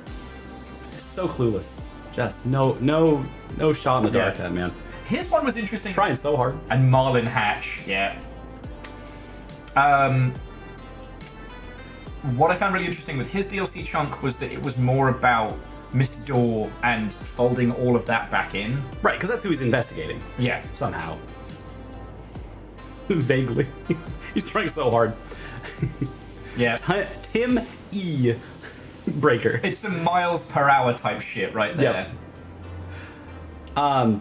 Okay, so Nightingale, you're playing as Nightingale, and this is also the first, like, combat sections. They throw everything into this section, and it is really they do not care if you, A, have no idea how third-person action games work, or B, have know anything about Alan Wake. Well, they're throwing you at the wolves immediately in every possible direction. I'm not saying it's something that I personally enjoy, but I get what they're going for. And what they're going for is this idea that, like, you know, you're not supposed to feel like a powerful monster as Nightingale. You're supposed to be confused and afraid.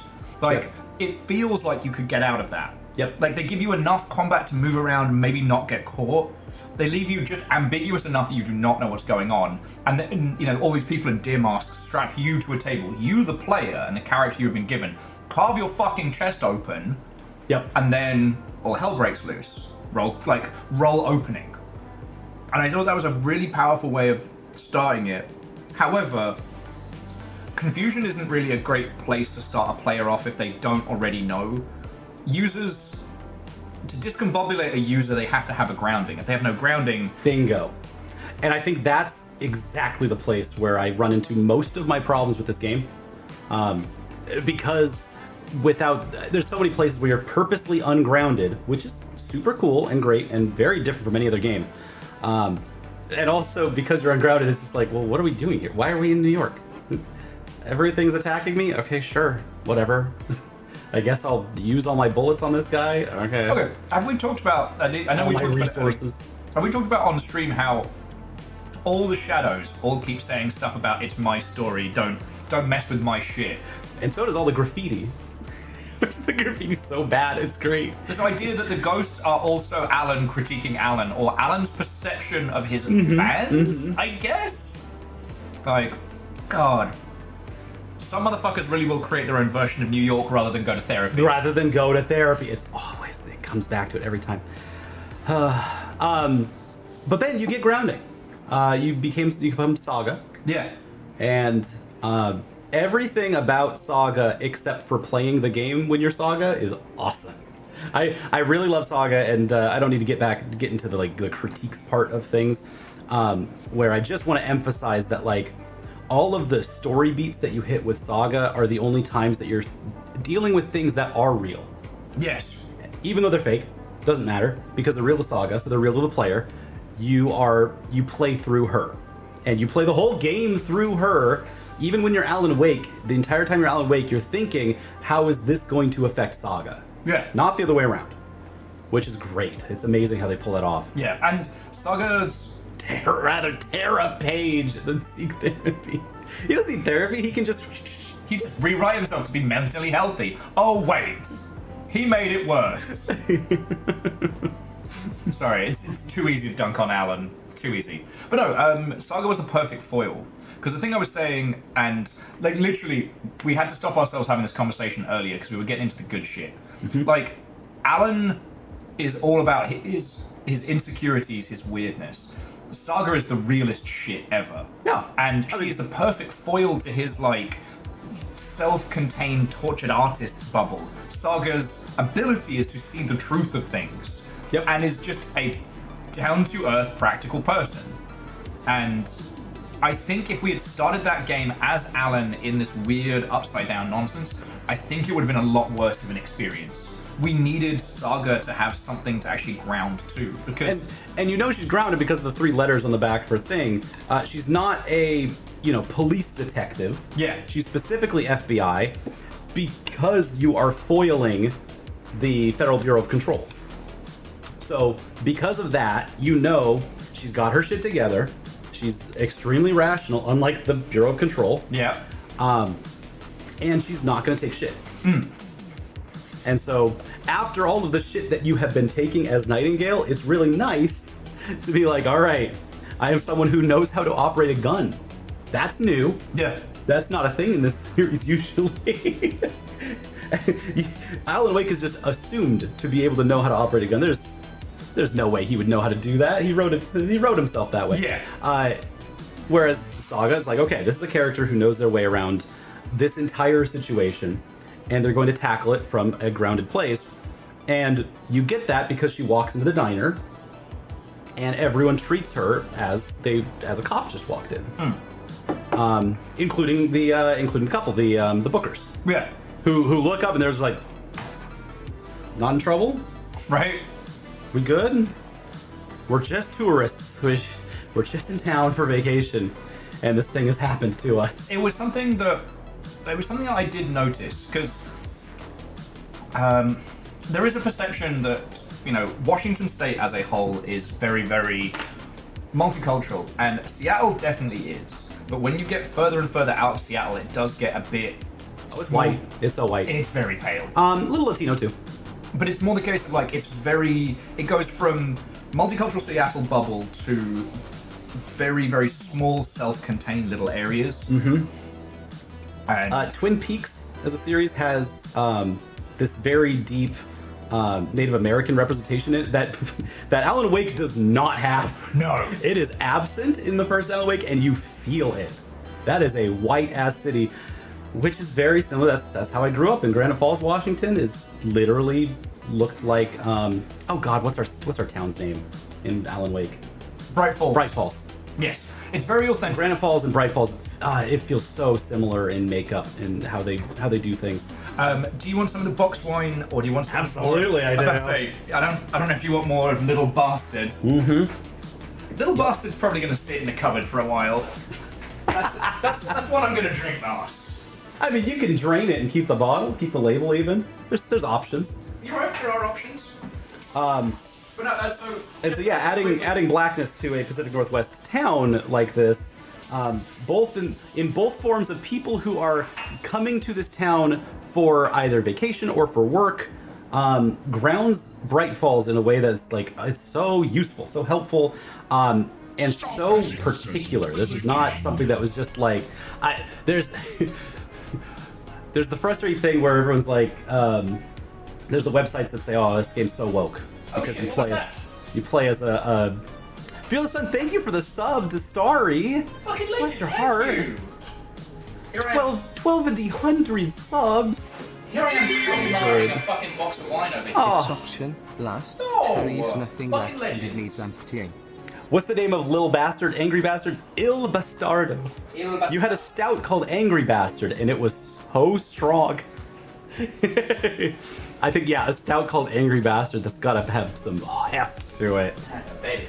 Thank you, Scotty Doggy. Thank you for 2 hundo. Here we go. This is my my box wine blend of choice. It's the barrel aged. It's an honor to be able to partake in your boxed wine of choice. Fearless, thank you, friend. Whiskey is the right person to have the gift, so they need it. They deserve it. Get your points in here because we have some dabs to spend. And now you don't have to worry about adverts if you choose to come back. That's right. Wow, that's good. Mm-hmm. Actually, especially after Little Bastard, it's way better. Oh, that's sweet. Oh, that tastes like candy. That's my weirdly. This is the stuff I drink when I'm playing like Tarkov or Stalker. So you just have to imagine me like in the Russian wilderness just sipping my fancy wine. It's not fancy, it's like $15 for like a box. Tarkov fancy. It's Tarkov fancy. Yep. But no, the only thing I did want to add is that I think the lack of like Native American representation isn't an intentional one. I think it's just a blind spot because I didn't realize how much that was a part of this region until I moved here and I was like, oh shit, it's massive. And loads of it got fucking just loads of it got erased from history. You know, whenever you encounter US media from outside of the US, the inclusion of like First Nation stuff can often feel like it's being shoehorned in, and that's just a product of not understanding it. And when you only experience it from disambiguated media. Yep. So I'm not going to critique Remedy for that. No, I'm saying that right now, where we're at with Alan Wake 2, is very important that there are black characters for a couple different reasons. And it's not because the game's woke. It is so important to the story. What are you talking about? It's called Alan Woke. It's Alan Woke. God, it's so We're allowed petulant. to make that joke. So petulant. But no, they have Alan Wake 1, which is so dreadfully white that the moment you see any melanin, you're like, these are people who are not a part of Bright Falls. Thank God. Yeah. Now, thank goodness there's other people here. If we were just reading the text and not discussing the developers, this would be very, very telling of Alan and his writing. That's true. That's true. And this is also a reflection of Alan's neither of writing. them wrote any black characters into their story. Oh, I'm fearless. Thank you. That was the other part I wanted to get into. And I did think that the bookers were interesting because, like, they freeze up as soon as, like, a cop walks in, because that is a very natural... And Saga reacts to it. It's one of the only times in the entire game where Saga lets the mask down a little bit. And this is what we were talking about earlier, because I initially rebuked that, because I was like, wait, no, Saga's the realist. Like, this was what I said initially. I don't agree with this now after what you said, but I said that Saga doesn't have a mask. She's always her in all of these situations. And I said... You're telling me a black woman doesn't have a mask? Then they're doing a good job, aren't they? A police officer who is also an African American individual. But there's one of the things that you see in this game, and I think people would have a right to critique it, because it just happens a lot. You spend a lot of time in Saga's Mind Palace, where she spends a lot of time just looking down and being really stoic at evidence as it's being revealed to her. And even as she is transforming into literally other people in her mind place, she still tries to force the same expression. And I do think that's intentional. I don't think that it's a limitation of the game. I actually do think that she's going through all of these emotions and she's not letting the player see any of it because she's not letting herself see any of it. Yeah. Because she needs to be so focused on her job. You find that mask go all the way through where she is investigating herself and her darkness inside of her, and she still doesn't let the mask fall. No, but you can see the darkness trying to claw at what would have pulled it down. And it's not her mask that saves her either. No. It is actually a problem that she has to push past to get through everything. Her process is almost what she's a Leo too. Oh yeah. Oh yeah. That's a good point, Caffeine. Just Leo things. August babies unite. Yeah.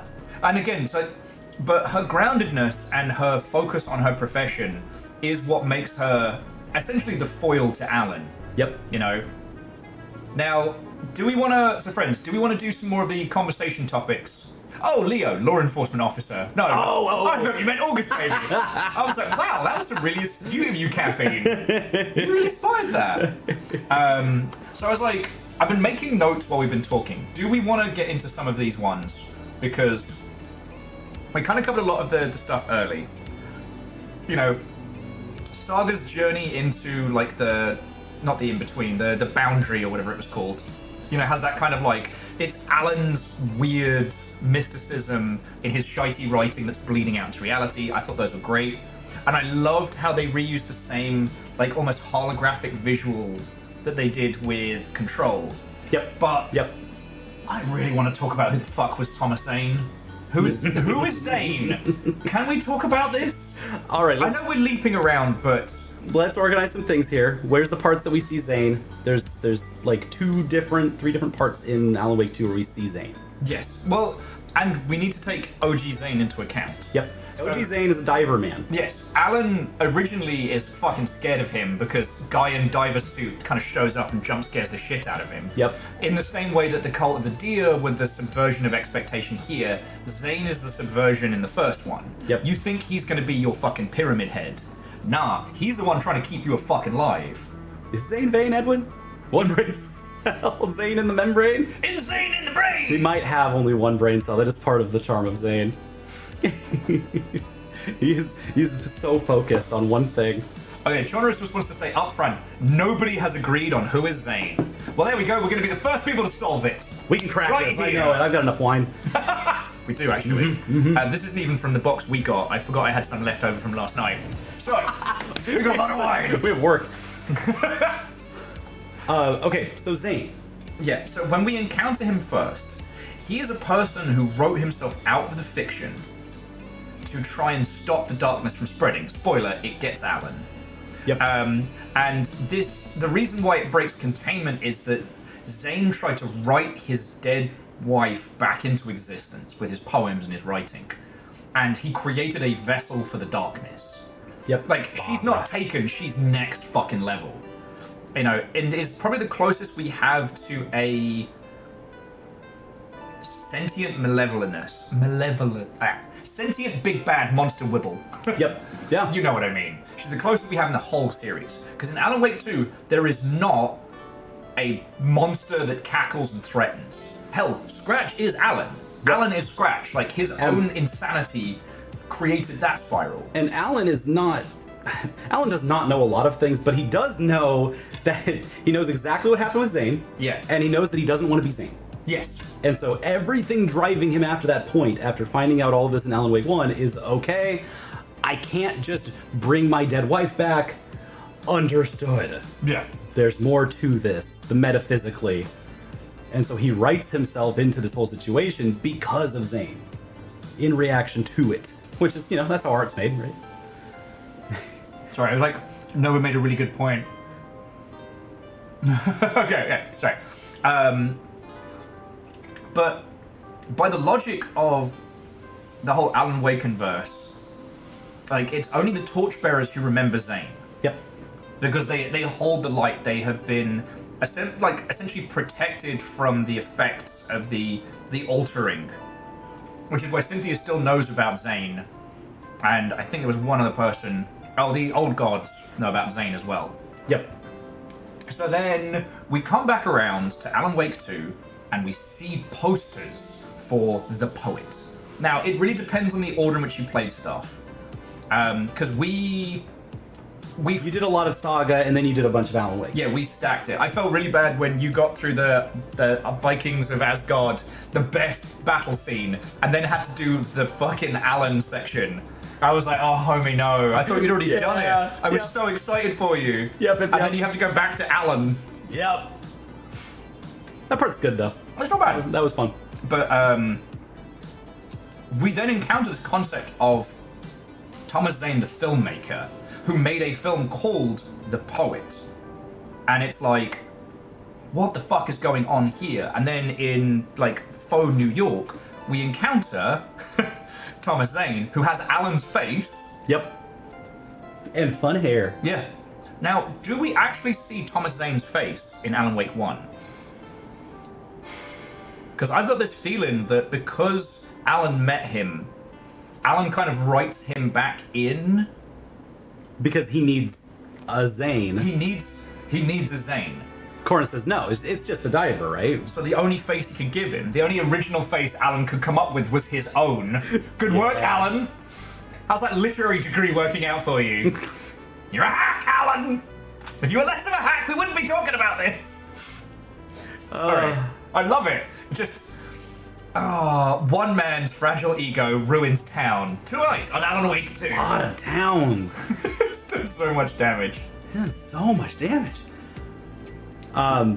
Yeah, no, I think that Zane's part of all of this is really important for identifying how different media interact with each other. Yes. And that obviously Alan is learning and growing and listening to a poet, and that is important. That's important that he is getting at least a little bit of enrichment while he's inside of the lair. Yes, but here's the thing. The Zane that we meet is what Alan thinks an alter filmmaker poet would be. It is the auteur in his mind. Yeah, the alcohol parties, the drugs, they clearly fuck at one point. Yep. Like, Alan basically, well, Alan fucks Zane, or Zane fucks Alan. Oh, you must have read more of that Rose fanfic than I thought. But no, my point is that, like, the idea of that, like, you know, bender that they go on while they come up with Return, which ends up being Scratch, which is Alan, like... That's still Alan. It's still Alan. And that scene is probably the most potent part, because it's like, yeah, no, that's... Alan just wants this. Alan just wants this. Yeah. More than he thought he did, which is how we... That's drugs. I mean... You get in there, and then you realize you want it more than you thought you did, and then you're in trouble. And he forgets about his wife.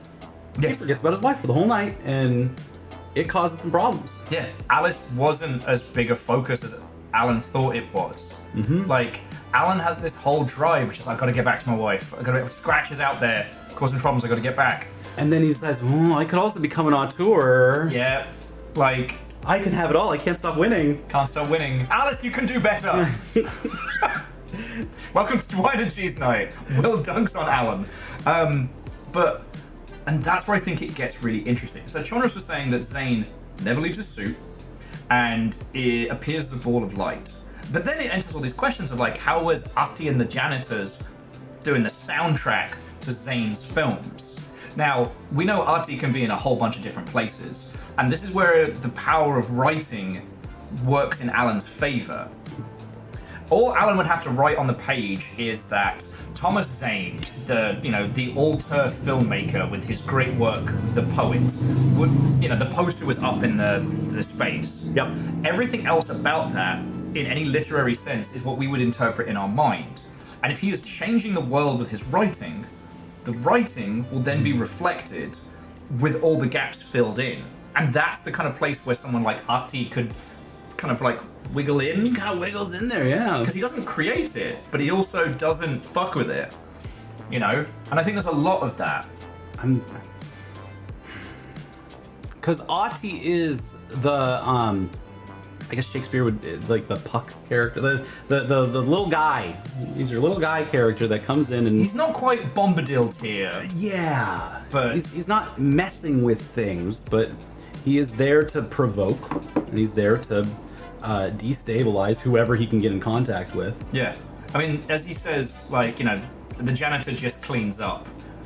But he seems to help in as much as he can the people who are going to unfuck the situation. Yes. For whatever reason, he either can't or doesn't want to, but he is helping the people that will. I dropped cheese. Aeon says apparently Thomas Zane is originally Thomasin of Zane, the Finnish filmmaker. Well, that's good. That's fun. That's where it switches, because he says that he changes his name when he moves. Because him and Barbara hook up, then go to Finland for a bit, then come back. And that's when shit gets weird. That's very early 20th century stuff. But again, Tom wrote himself out of this story. So there shouldn't be any lore on Tom.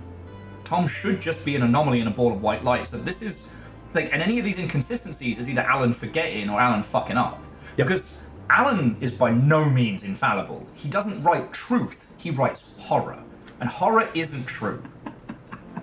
Why did they split up? I don't write horror. I write truth.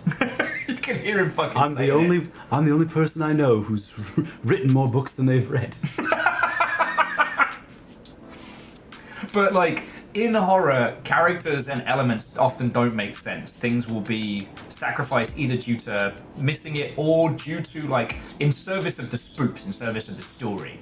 Yep. So the fact that he spells Thomas's name wrong, or that he creates this backstory and then, like...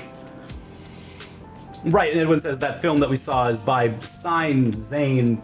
Yeah. Kind of, but this is also still all in Alan's head, so... Yeah. Now, I don't know if we still have Deus with, because Deus is the last person I know who played through Quantum... Oh, if you want to kill the last roll-up one, I've been beasting them. I'll get there. Thank you. No, you're welcome. Because... Shaunus was saying that the big problem people have with Thomas Zane is during the graphic novel segment of Night Springs. So the Quantum Break episode of Night Springs is full on multiversal. And I don't just mean like Rick and Morty style. We're talking like, you know, the improbability engine. One segment takes place inside a graphic novel. Good for them. Good. I'm glad they... Yeah, okay. Awesome. I'm going to have so much fun with that on stream. Yeah. But... once you get into multiversal nonsense, things get weird. Again, I'm not proud of it. I've watched a lot of Rick and Morty. It's not good. Don't ask me why I watch so much of it. I know why. It's really easy to watch. Sometimes a show is just easy to watch, and that's enough. But the concept of multiversal nonsense kind of throws things for a loop, because as Ben was the one who said, what they said is, when you start thinking about multiverse, you can't think about it in terms of heroes and explosions. The multiverse is every choice as a branch. Yep. Not just did you explode the nuclear missile bomb or did you save the cats out of the tree, but like, if you hesitate for a second before opening the door, you just made another branch universe. And that can then branch from it. That's what infinity is. And once you start throwing that into the mix, then everything is true and nothing is true.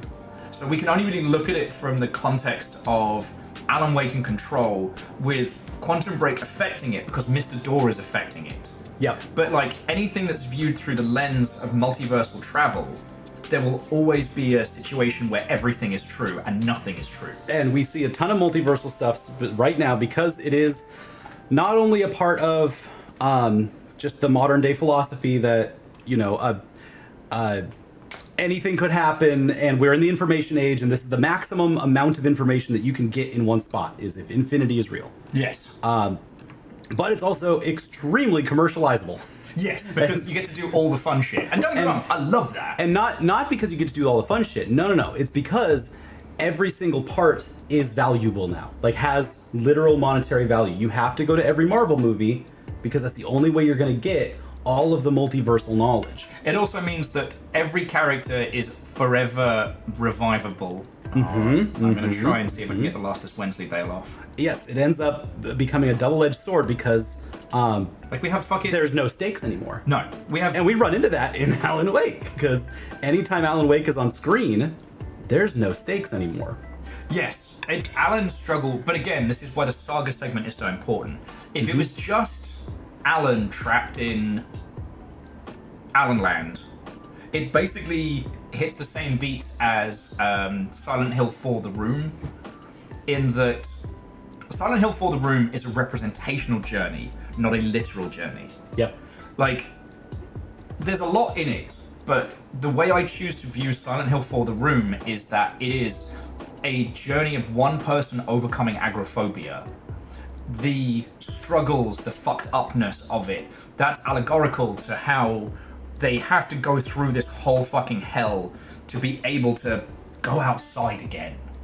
Yeah, we don't have enough games that are just representational like that. Yeah, it's really cool. It's very cool. I love them because we get to have these arty discussions. Like, Silent Hill 4 The Room can be whatever you want it to be. It can be a literal horror story about a guy going through a spooky place because he finds a hole in his toilet wall. Or it is about a person who, for them, the idea of going outside is the most frightening thing. And they would sooner face a haunted city of monsters than unbolt that door and walk forward. If there was a hole in my bathroom wall, I would just have to like look at my phone and be like, all right, guys, stream canceled today. Dude, I just end up, I'd be like a fucking Tom Scar skit. I'd be like, oh, and if you need to use the bathroom, don't look into the nightmare hole from beyond dimension. Will, are you going to go through that? Nah, I'm good. No. Mm-mm. I called maintenance about it, and the maintenance guy went in, and he's never come back, so I'll probably put a poster over it or something. Nothing happened to me today, so I'm just going to leave it there. But that's why I don't got the spoons for this. Saga is so important, because Saga is the consequences of all this fuckery. Mm-hmm. Like, not to be a dick, but Tim the Time Man Quantum Break, he has no stakes. No. When we play his, we encounter the other Tims from other timelines.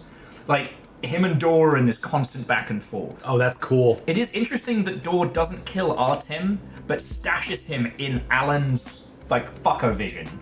The dark place. Just in the loser rooms. Yes. Where he can't do anything, but he also can't hurt himself. Like, yeah. He's kind of been put there both for his own safety and otherwise, so... But he's never going to solve his little mystery. No. I do think that their whole interaction between Tim and Dor and whatever fucking goes on there... I want to see that. I want to know more about that. Yeah. The DLC for the Quantum Break DLC is its own journey, and you will have an excellent time. But because there is real consequences in the real world, and Saga feels them, that's what makes all of this make sense. Yep. That's why we can care, you know? All right, so that's your turn. Good turn with Zane. My turn. Your turn. The thing I need help with everyone that's here and all the resources that we have at our disposal right here. Yeah. Can we talk about the Finnish diaspora? The diaspora. I don't know much about Finland. I don't know really anything about Finland. However, I do know that Ilma and what's his brother's name? I've forgotten it. Dead guy. Jakob. Yeah. Jakob. Ilma and Jakob are the only levity that we get in this game at all. Like, other than Mr. Door, they're brilliant. They're brilliant. And they not only do they bring so much life to the game, but they also do almost wholly represent Watery. Watery, the new town, which is not really as Pacific Northwesty as the other place. It's got a fair in it that's happening. Yeah.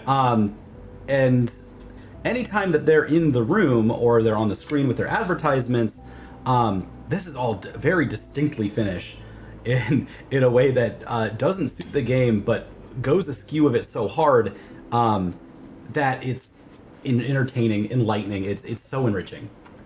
I think they were perfect and brilliant to add. And again, I know I said this when we were talking about the Cult of the Deer. They saw a real problem. Torchbearers were getting old. They had to deal with the shit that comes out of the lake. Yep. They are, of the people in Bright Falls who know that the lake is bad fucking news, they know. And they come up with genuine, pointed, practical ways to combat that. They call it the Cult of the Deer to scare people. You know, They know the clicker works. They don't need an explanation. They don't need to study it. They know clicker make, like, take and go bye-bye. Yeah. Brilliant, done. All of that seems so finished to me. I don't know, maybe I'm off base here, but like... Sorry, yes, cult of the tree, but yeah. That like lack of skepticism, I guess. Because as far as I understand it, they moved in when all this stuff went down and stayed. Yes. Yeah, they've been there since the first time it all went fucking south. They saw it all go down. They're like, oh, these people need help. Yeah. And we are going to become the like beating heart of the town to get everyone on the right path. And I love that. But the sweeping brilliance of it is that you do not know how potent and powerful they are until Yakov dies. Yeah. And you go, oh, they're different dudes? Oh. Oh. It's to face the fact that Yakov knows what Alan is and still fucking taunts him. Yep. Like, of everybody in this, with no weapons and no kit, Yakov's like, fucking come on then, Alan. Knowing that he is the big bad. More so than anybody else, well, than the FBC and shit like that. Yep. Yeah, they hijacked FBC equipment to know when shit was going down. They found practical solutions to a problem that was affecting them. And I've always got a soft spot for that as a premise, because I often find myself rolling my eyes whenever we have these like supernatural stories, and it's like, oh, someone encountered a little bit of spooky things and they went crazy. Yep. People are practical. Like, okay, had both of them survived, they probably would have needed years and years and years of therapy. They probably would have just drunk coffee and beer and never thought about it. Right. That's what the sauna's for. I literally don't know which part of this is just them being finished. But I do, there's a lot of Nordic culture in Washington State. I don't know if you've gotten to see this or know this, but Ballard is literally a Nordic town in Seattle. Yeah. That's for those of you out of town. That's where the Viking mead hall is that I've gone in at multiple times. Oh yeah, they actually do Viking drag nights. It's really cool. Yeah, and that is always the extent to the culture is Nordic Norwegian. Usually, it's just shorthand for Norwegian. And so getting outside of that to Finland is way outside of the norm in Washington State. Yeah, to put it into context, like Ballard and areas like that, they are of the Nordics in the same way that a Chinatown will actually comprise of people from like, you know, Korea, Malaysia, Japan, China, like the whole shebang, but because of shorthands and nonsense. Yep. So it's not just forget Norway, but also, and this is just something that we're gonna go through this over and over, and it's gonna be fun every time. We're in the International District now. There's no reason it couldn't be, you know, Little Seoul in a year or so. Yeah. Because when you have you know, immigrant groups that are centralized in places outside of a country of origin, usually they like to be inclusive, but they also need to, you know, be represented too and not be pushed to the side. Oh, International District, that doesn't mean anything anymore now. If it's Chinatown, oh, okay, we need to make sure that Chinese folks here, and then lump in a bunch of other things that becomes a problem. Oh, let's go back to international so that's more inclusive. But also the Korean folks that live here, they have very specific needs and they represent a very specific group of people. And they represent all the groups around them. Okay, let's have it be like a Little Seoul now, and that'll be more accurate, more representative. And we'll just keep going back and forth because the classifications of these kinds of things are really important. Yes, absolutely. And it matters to identify people as they are at whatever level they are. But bring it back. But you also be inclusive. And so as it goes with Nordic groups, that's how it ends up in Washington State. It's just Nordic groups, and so identifying this with the movie, with Ilma and the advertisements they put on the local advertisements, so good. It is distinctly Finnish. Yes. I just look at it and go, oh, that's not what I see at like the Nordic Heritage Museum, which is awesome. This is not what I see when we have PAX rolls in, and we always have the Polish party. The Polish party. Because the Polish museum here is awesome, and the Polish folks that we have here. That's at Polish House, which is like a community house, community center for the Polish folk in and around Seattle. Yeah. It kind of looks like a great big community hall or village hall for those of you in the UK. Like an armory, if you're in a Midwestern American town. Yeah. And they always have one little guy who just is pouring infinite vodka shots. The littlest guy with the most amount of vodka. How he drinks that much, I will never know. I don't know. That is, there is some... Let's go. Yeah, there is some reality bending going on there. But yeah, no, I wanted to bring up Elma. I didn't want to leave that behind just because, man, that is where this series is going. Yeah, it's I interesting. really do want to see them get away from Pacific Northwest and get into, because the Return. I want to talk about the Return, Twin Peaks: The Return. The greatest thing that they did was they got out of the Pacific Northwest. Yes. They go to Vegas. They go to a really deep-hearted Americana that gets you away from how sci-fi Pacific Northwest always feels. It's weird because, like, Washington is not a flyover state by any means, but again, you get like an hour. Well, if you fly over it, you're somewhere else now. You know what I mean. There are many states in the US that people just don't go to. Yep. Well, yeah, in the 90s, and Twin Peaks is a distinct part of this, Washington State, Seattle specifically, was the city of the future. It was billed specifically as it. Like, you have the Supersonics. That's an insane name for a sports team. It's the Emerald City. This is pointed as like, oh, this is where Dorothy goes at the end of her journey. Like all they of weren't these big on things together. subtlety. No, they have a space needle. It's a needle that goes to space, and you can go in it and get drinks. Yeah. All of these things come together to make the city of the future, and Twin Peaks flies in complete askew of that whole thing.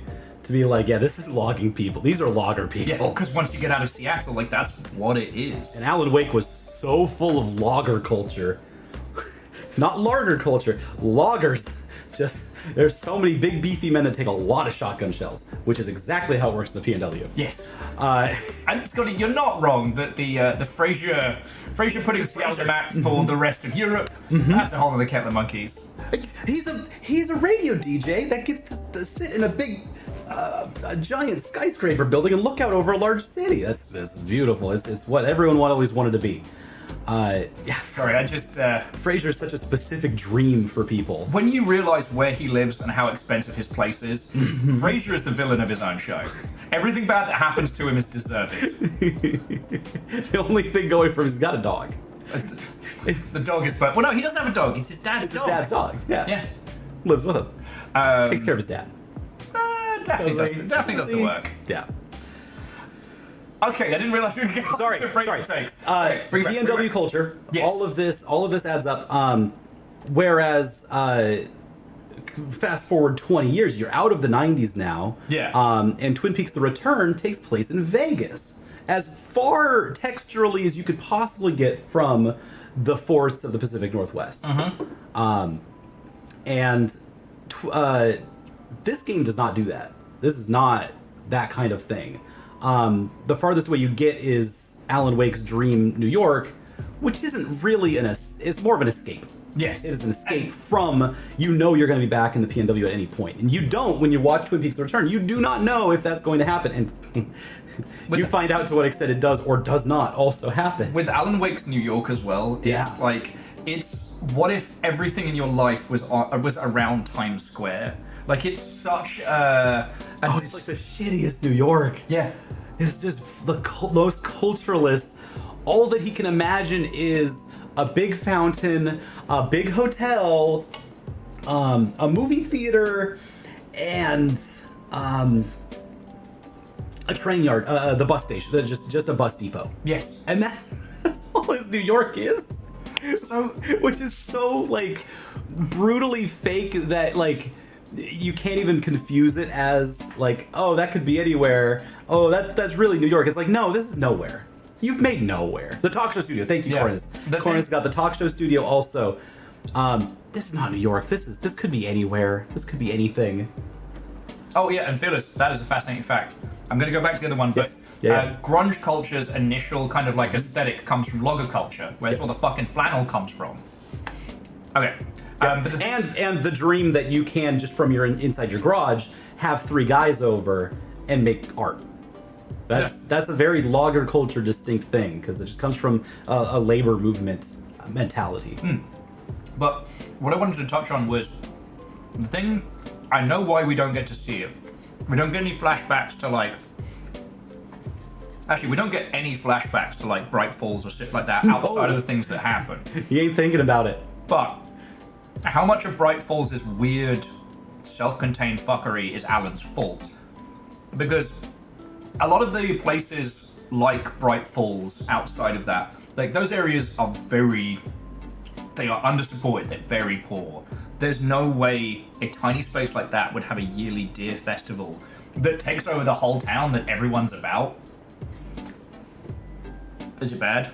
I've got great news, man. Deerfest is coming. Deerfest is coming, man. Yeah, no, Grand Falls had a yearly thing just like Deerfest. Yeah. Oh shit. My alma mater in my high school is Lake Stevens High School. Lake Stevens has not Aquafest. Wow, I don't think they call it like Aquafest. They have a yearly festival. Yeah. Big parade route. They bring in floats and stuff. My dad was the headliner this year of our local. And you know what? I will Which is so shush my funny. whole mouth because even Chorus is like, I live in a town that has a yearly thing like Deerfest. Yep. Okay. They're right that when Aquafest comes around, it's like, all right, yay. Okay. It is Aquafest. I'm not getting it confused for Seafair, which is the Seattle one. Yeah. But it's just how much of Bright Falls is affected by like Alan's writing or pre-writing. You know, how much of that town is being propped up because he imagines it to be this tiny little secluded white bubble. Yes. Yep. That's the thing I was pondering on, and how much of Bright Falls is just his imagination. But that's the thing. Bright Falls is real. His own New York is the saddest, fakest place in the whole world. And it makes me so sad. That's how he sees New York. It is. I came around on this interpretation like 2 or 3 days ago because I was miserable with just. I really don't like playing as Alan Wake. I think all of those levels are really tough, except for the last one. I really liked the movie theater for some reason, but the bus depot, the hotel, I was just miserable the whole time. Just like, I don't want to be this slow guy having to go through hotel room after hotel room. The work he has to do in those levels is so tedious. The combat is thoroughly unfulfilling. His process is kind of reflected in that. The way that he goes about the world, where he's like, I will just change this to be in a writing way that I see, is like the worst interpretation I've ever seen of the really cool parlor trick that, what's the giant robot game? Titanfall 2. Titanfall 2 has the time switch mechanic that is incredible, and they're obviously doing something like that. But they're doing it through Alan Wake, who is a hack. And so the way that I've come around on all of this is like, oh my god, he is that much of a hack. Yeah. He can't imagine a real New York. He can't imagine people in that New York that aren't trying to hurt him. And he can't even imagine, reasonable things to do in New York. Well, and here's the thing: every time you get an idea for a new way to contextualize an area, it's always through Casey or Casey talking to someone. Oh my god, it is. He can't imagine New York without Casey. Yeah. Which might be Casey's New York that he is living in. And so this again comes back to the thing of like when he killed off Casey and was like, I'm gonna write my own original thing. He's got nothing. He's got nothing. You're a hack, Alan! I don't know, did anyone show you the clip of when I lost my fucking mind? When Alan has one of the few original realizations, which is, am I Scratch? Have I been Scratch the whole time? Has anyone shown you that one? No. Friends, do you mind if I pull up that clip very quickly? Oh, Toledo has Jeep Fest. Cult covered in chrome road rags. Oh, speaking of Americana festivals, what's the biking festival for the motorbikers? One of the coolest. I've got the thing to show you. Yes. Oh, you got it fast. That was so quick. I know what I'm about. Sturgis. Yes. Caffeine knew it immediately. Bless your heart. Sturgis, like the Burning Man for bicycles. Oh. For motorbikes. Do you think it is, Alan? Do you think it is, Alan? Do you think it's from you? Do you think it's from you, Alan? I have seen that clip. I had many more choice words to say to Alan. I have seen that clip, and now I know the context, and I'm so sad. That's exactly what it feels like. Oh, and in Seattle we have Dead Baby Downhill, also a bicycle Dead Baby event. Town, yeah, huh? Those are bicycle events. No, Sturgis was host to one of the coolest WWF events that I've ever seen, because it was an outdoor event. Everyone bikes to it, so that means the ring was this outdoor ring with a bunch of bikes, people revving up for the matches. Had some incredible matches. I think it was thank you, Nova. It was main evented by Hulk Hogan. Right. I think he was fighting. Maybe he was fighting Andre the Giant, or it was someone that was like just a really someone he's always fighting all the time. Boo.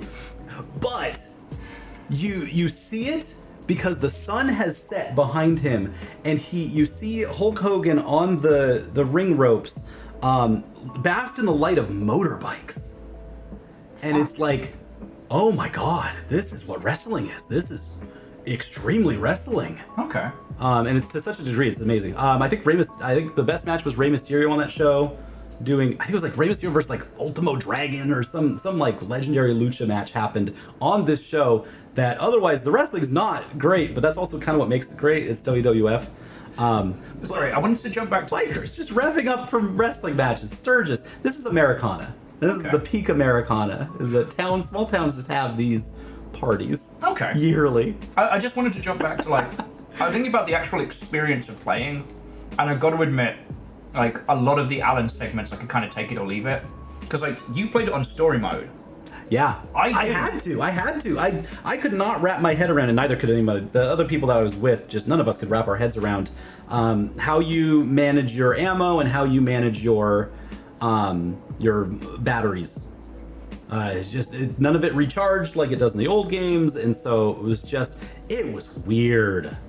And so I was just like, let's skip it. We're not doing this. And then when you put it on story mode, I don't know if this happens. I think it doesn't happen, but we just walked by most of the combat, which I think you can get away with in this game, and you couldn't in Alan Wake because they were really good at flanking you. And well, in Alan Wake 1 as well, there was lots more. You absolutely have to handle these guys before you progress through. Where in this, you have the thing with multiple light points to break, which you just light a flare and just walk through.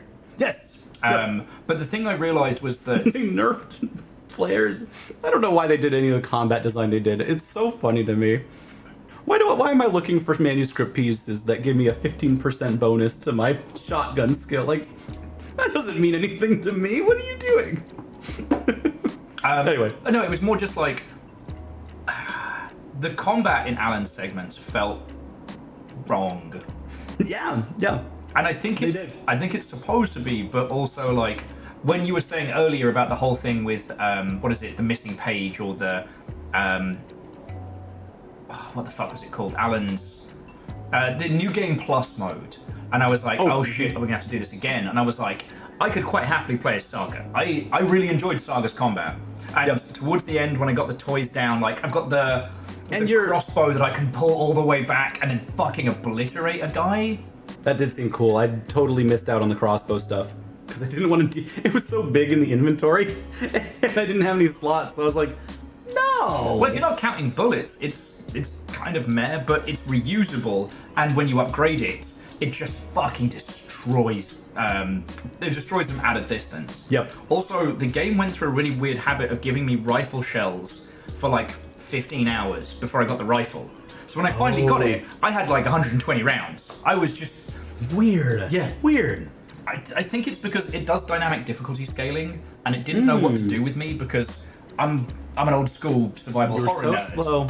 I was taking it so slow, and I was conserving everything. So it didn't know what to give me because I already had batteries and shit for Saga. So I was like, do you want some rifle rounds for later? I'm like, yeah, sure. Okay, alright. Okay, this is too many. Stop. No more rifle rounds. Buried in rifles. Yeah, but okay, I don't want to go too hard on mechanics of. It's just... Yeah, there's not much more to say about it anyway. Yeah, but if we're looking at it through the context of the art, you know, again, it just speaks to Alan's perception of things versus what actually goes down. Saga is in the woods fighting Taken. The shadows, they're so ambiguous.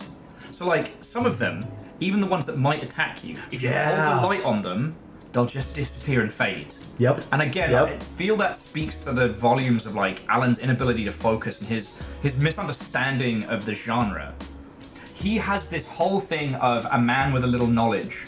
At the beginning of the game, he tells you in a horror story there are two things: there are monsters and there are victims. No, Alan, no, there's not. No, horror stories are actually very complicated, and you can put loads of characters in. You fucking wanker. He's such a hack. Yeah. Like, dude, what was it someone said? If Alan spent 2 hours in an Irish pub with 3 Irish lasses, it would have fixed all of his problems, because they would have torn him asunder in a way that would have stayed with him for 1,000 years. Like, the fact that he had Alice's support and that Alice was so supportive of Alan and that his success put him in this, like, New York wankers bubble. Yep. There was no one in his life, apart from maybe Barry, to be like, Alan, the fuck are you talking about? Grow up, you oversized man-child. Yeah. I think if I put Barry in this game in some way, I would have it be that Alan regrets leaving, like, not having Barry around. Yeah. You know? Because Barry has moved on. Okay, and Alice didn't, Barry did. And that's the thing, I'm not trying to shit on Alan entirely. I will. But, well, no. Yeah. Alan writes Barry to safety. Yep. The reason he goes off and goes to that retreat and like cleans up and does all these nice things is that Alan wrote him a happy ending. If he'd kept Barry around, Barry would have been in danger, but on the flip side, Alan probably would have been out sooner. Yep. But that was a choice that Alan made. The thing that fucks me up, he could have made the same choice for Alice. He could have written Alice out. He could have written Alice, divorces him and mourns him and lets him go. But Alice, as a widow, moves on. He writes that for her. Yeah, he could have done that, but he didn't. I'm glad he didn't, because Alice deserves a lot more agency than. Yeah, it's Alice Wake. That's the next game. I'm calling it now. Whew, please. But that was something that really struck with me. Is like, there's something about Alice that he can't let go of. Alice has 2 flashlights. Even though he jumped in after her in the lake, even though he does this whole like, I'm gonna come save you, my dead wife. Yeah, yep. And really, he doesn't know how to save himself. He does know how to make all the actions to save Alice. And so now that Alice is not in immediate danger, he does not know what to do. Well, Alice is in the lake now, so. Oh yeah, yep. So we don't know how that's gonna pan out. Oh man, yeah.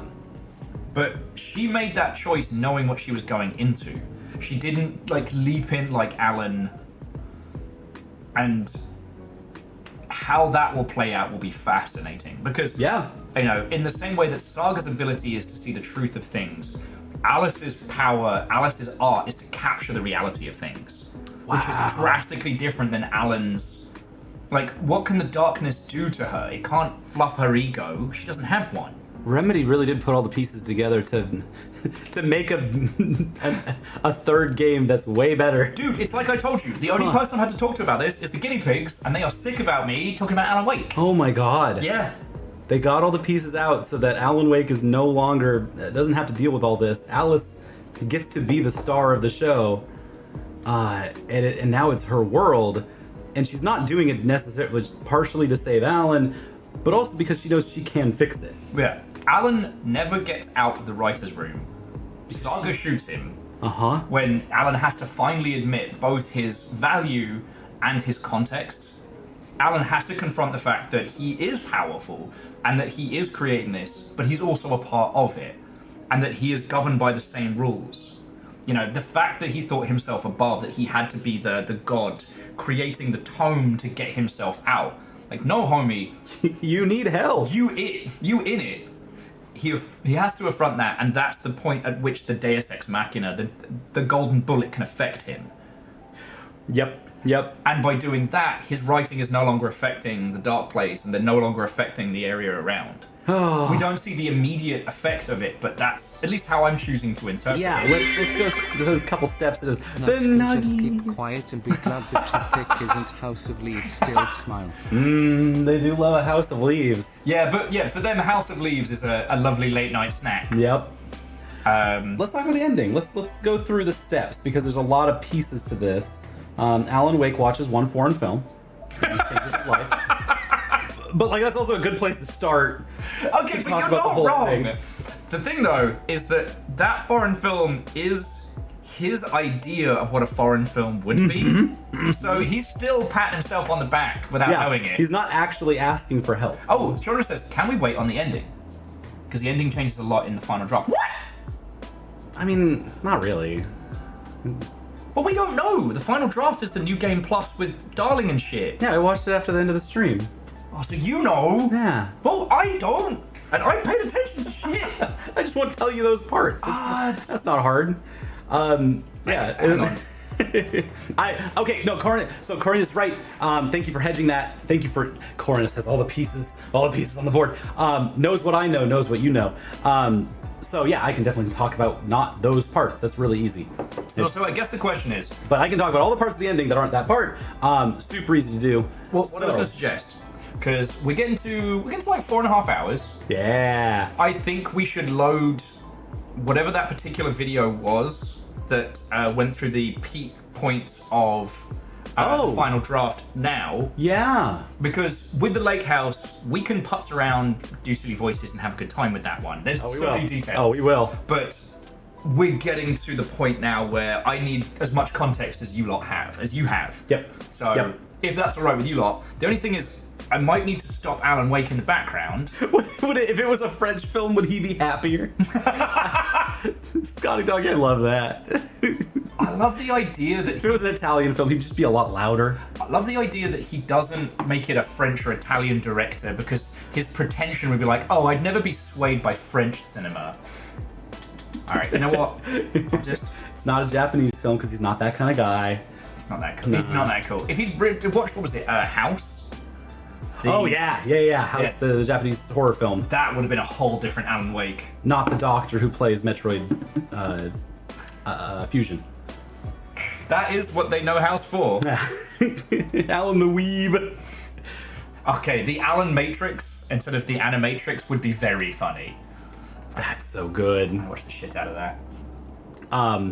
But yeah, no, I just wanted to bring up the ending just because piece by piece, there's a lot of pieces to that are about to be very important to what we watch. Yeah, so I'm gonna use the loo. Yep. And then if you want to take a bathroom break as well. Ooh, I would love to. And then we'll do the watch, and then more wine, more Lakehouse.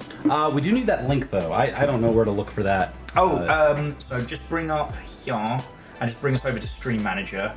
That way, if some lovely Mother Hubbard can drop it in chat, then you should be able to bring it up from there.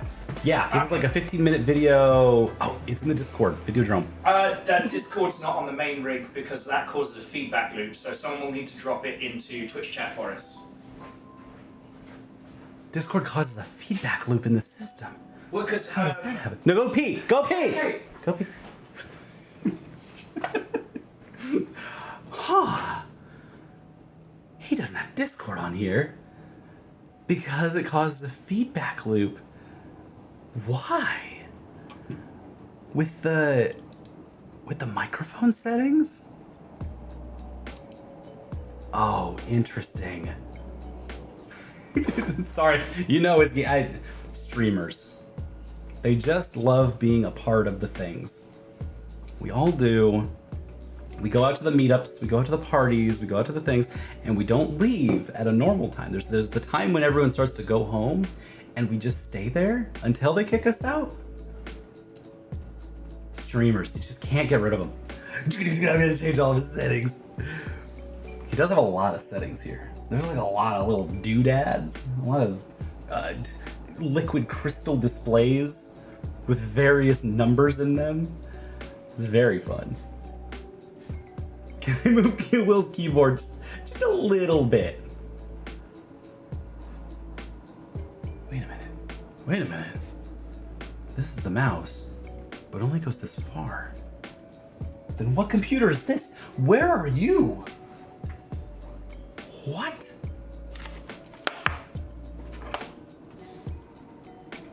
I think is the stream on a different computer than all of the rest of the rig? No, that can't be right. Wait a minute, there's two different toolbars. Wait a minute, Will has a setup where there's two computers, two toolbars, and y'all are on a different toolbar. Yep. It's two rig setup. which means that he's relaying video, all the Alan Wake stuff, to this other rig. Yes, and the broadcast rig is where Discord is. So if Discord was on both, it would feed back into itself. Oh, that's how we get here. Yeah, welcome to the adventure. Why? Because I had Never ask a streamer that, by the way. Don't ever ask a streamer why. You and I can talk about it, but yeah, they'll tell you a lot. Okay, that's why you pulled up chat on this screen. I was so confused. I was like, why don't I just take the mouse and grab it here? Oh, because it's a different machine. Okay, is it in order? Because it's got all new content, final draft, Dr. Darling. Then it's manuscript. So this is all errata. This is not the final scene. Okay. And it's by Cornus. This is what Cornus wants us to see specifically. Okay, then I've trusted them this far. Hang on, I haven't got my earphones on, you bastards! No, I'm getting to there's ads and stuff. Okay. I'm just pausing it. Okay. I was getting... Okay. Alright, do you need a... please don't break my shit. Everything is very precocious. Yeah, that's rigs. Okay. I gotta go bio break too, but yeah, tell me what... Well, you have two setups here. How do you get the video from one to the other? I have a hardware solution called Beacon. Ah, okay. Say no more. Yep. And we're at the point of the evening where... So you just relay it right through. You don't have to match wine with Will, but come help yourself if you'd like more. Aye. We have so We're much refreshing our wine. Nova, you... I have an iron bladder. Nova, you cannot bully me into taking a piss break. I piss when I wish. That is how they describe you. It's like, oh, have you met Chorby of the Iron Bladder? I do until we beats. Like, for fun. Not until we piss ourselves. I'm trying to think. I took like, I think 2 or 3 breaks during the 17-hour stream. And I think I only went to the bathroom once during that. Because I was just too, like, go. Oh, no, I took like 5 or 6 breaks because I also had to ferry people in and out and do transitions for folks. Yeah, we're playing hosting detail as well as a challenge. Because an Until We Beat takes 3 or 4 different forms because it is playing the game, but it is also hosting my friends because the main goal of the whole thing, the format, is not actually to beat the game.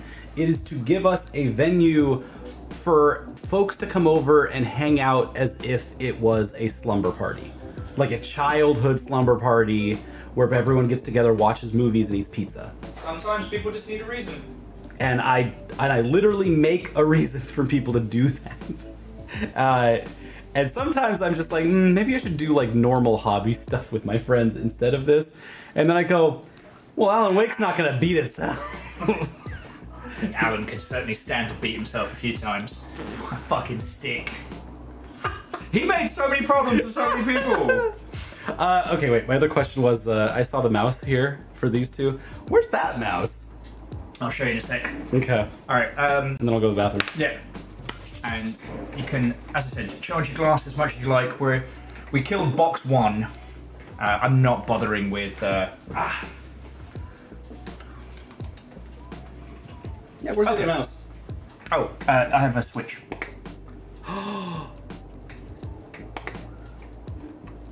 Because there's not enough space on the desk for 2 keyboard and mice. So.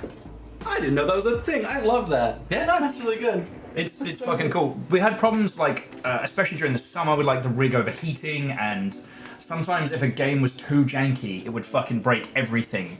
I'd lose the stream, and it's nothing quite so heartbreaking as when you're having a great stream and everything's coming together. Then the rig bounces, you come back, and there's like, you've gone from like a whole group of homies to like 4 people. Yep. Like, no matter how non-math coded you may be, it still hits your psyche a little. My deal is that I've got an HDMI switch to switch between consoles and the main TV with the couches. Yeah. My other trick is I have a marble mouse that has its own, dongle. Yeah. And the marble mouse is for floating for the couches for when because I'm not going to have space to do any of this. Yeah, you got to do that rollerball goodness. Marble mouse. Beautiful. Yeah. Hi, Ian. Oh. Tycho Brain died from holding it too long. Rest in piss, friend. Rest in piss. Yeah, so Jonorus, I see. So yeah, we've got it all chained up, and we'll be ready to roll when we get back. I had to stop Alan Wake underneath because the ambient spooks were definitely there. And yeah, to any of you who have just joined us, welcome to Alan Wake Wine and Cheese Night. We have consumed the cheese, we're working on the wine. I hope you're all having a splendid evening. This is a weapons-free, spoil to your heart's content natter to the entirety of the Remedyverse, predominantly focused around Alan Wake 2. And I know I keep dunking on Alan, but I just want to say, I fucking love this game. I have had an incredible time with it, and one of the absolute joys I've had recently is being able to share it with all of your lovely selves. So, yeah, Alan can take it. He was so successful, he had a fucking New York, like, super apartment. Alright? I'm almost tempted to just fucking text Ems and be like, hey, how much of a huge square footage New York apartment, how much would this cost to rent? Because, like, for all his whinging, Alan was wildly successful. Caffeine's saying upwards of like 20k a month. And he can afford that. Like, unless Alice is also like independently wealthy. We don't know a lot about Alice, but like she stays there for a good while after Alan. Cute babies. Sorry, guinea pigs are pottering about. So, she got jobs from him for a while, but it also means there's a possibility he fucking bought that place. So, you bring forth the blahage of the bathroom. Yeah, you had a toilet shark. I'm not a fan. Why is it in your toilet then, man? Oh, because if no one's gonna shit themselves, if anyone's gonna shit themselves, they should do it in a place. They're so cute, though. It is a trans icon, and I respect it. I leave it in the bathroom for reasons. I'm not okay with this. I want Fiona to take it with. There's a level when it's very respectful to fear trans icons. Look, I was afraid before it was a trans icon. I'm trying to respect it. So look at the little eyeball. It's the teeth and the mouth that get me every time. That is the angry part. Look at little gills. It does have gills. I'll go put it back. Sorry. Sorry. Whew. It's fine. Alan Wake's a horror game. It's fine. Yeah, the smooth lions. I saw the blahage in your bathroom and I was like, maybe this is like an exception or something. I don't know how he lives his life. No, it's the bathroom's been the last place I started tackling, and so we moved in. The last things just got crammed in there. It's been like, you know, shoved. It just got shoved in there. But it's not like shoved into a corner. It's just on the floor in there, at the foot of the, like you put your feet on it to go to the bathroom. That's not how I was using. Okay. What? It's not. I wasn't using it as like a squatty potty. Little blahage squatty potty. I moved some stuff out of there earlier because I was like, all right, well, I've got people coming over. I can't have just like. Okay, yeah. And there's still a box of like tools and dog toys in the bathroom as well. That's true. That's true. No fear attack. I love your your curtain too. Your shower curtain. Very. Bitches. Bitches. It's a gentleman raptor on a penny farthing, and it just says bitches. Okay, so pause the Pokemon and chill. Let's get this all set up. Crank that, because we can change it for us. Okay, so what we're going to be doing, friends, is this is a video recap of the content in Alan Wake from New Game Plus. I believe it starts after Alan gets like capped in the gob at the very end of. And I haven't seen any of this, so this is my... I have only seen the ending. Okay. So I had not seen Dr. Darling at all in this game. I'm excited to see him. He pops up in some of the televisions when you're running around the both the Faith No More, the Sleep No More section, and when you're kind of running up to Alan's apartment, where you have to go up the stairs. No, sorry, up to Zane's apartment. Ah, okay. That makes sense. I must have missed those. But you see him for a second, you It's hear just it, he's moments. looking around, and then it's gone. He doesn't say anything. Yep. Dr. Darling being one of the And best, the books. And the books, Eon says. Yep. best characters in the Remedyverse. All right. Yeah, I'm going to work on this shot, but let's go. I'm ready. Back to the beginning. Yeah. The memory of the past loop already fading fast. But while it lingers, I know there's hope. We're not doomed to repeat our failures in an eternal loop. This is a spiral. He's still not getting it, is So he? this is implying that after he gets Deus Ex Machina'd, the story begins again. Fucking Alan. Just write an ending, mate. A fictional poet once said, "Beyond the shadow you settle for, there is a miracle illuminated." Zane! I settled for a shadow. Zane! A miracle through the night. A poet! And didn't even know it. Fuck. A drink to that. It's not just victims and monsters. I see now there are heroes as well. Only took you 40 hours, Alan. The darkness. We will break through the surface. We will emerge into the light.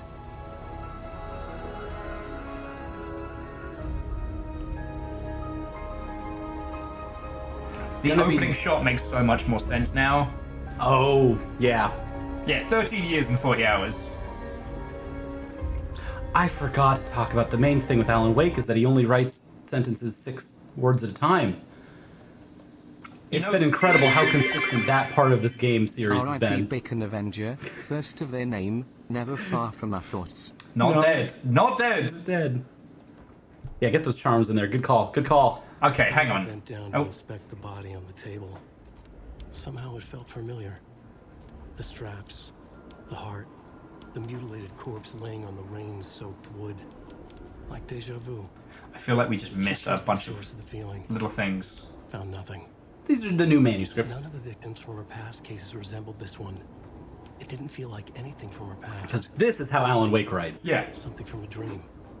And anytime Scratch is writing, you can tell because they have full sentences. Maybe one that wasn't even It hers. gives them away every time. Okay, I'm just pausing it because you know when Alan was a kid studying literature, someone said like true writers only write in 6 sentences, like in short 6-word sentences. Yeah. And he made that his whole This personality. whole thing, which is great if he was writing for comic books or something. Okay, and Nova, thank you for the 500. Bacon's not dead. Bacon's not dead. Then the feeling passed. Like It a sounds like shadow something in you'd the say. trees shifting Okay. with the wind. Saga blinked, shook the feeling from her head. She turned her focus back on the work. That's what she does. There was a lot to do. Casey and the deputy were watching her. She had a feeling this would be an exciting case. We'll have fun here. Time is broken here. Ooh. Maybe time never worked the way we think it does. It loops around. And yet it goes forward. A spiral. I thought I was finding remnants of the earlier loops, earlier drafts of my writing. And other sites that I had left clues, mementos for myself to guide me on, but maybe that's only part of it. It really isn't, man. If time is not a straight line, then there are loops beyond these loops. Vast complex superstructures beyond what's happening to me now, ahead of me. And I'm there as well. A virgin. He so desperately wants there to be superstructures. Yep. Enlightened virgin. Like a bigger plan here. A demon of some sort playing a secret game, building something. Super Alan. Self upon to get him there. A deus ex machina pushing me there. A crazy, intrusive thought. And yet, no crazier than anything else here. He's just not getting it. It's incredible. He's in a suit. This grand loop.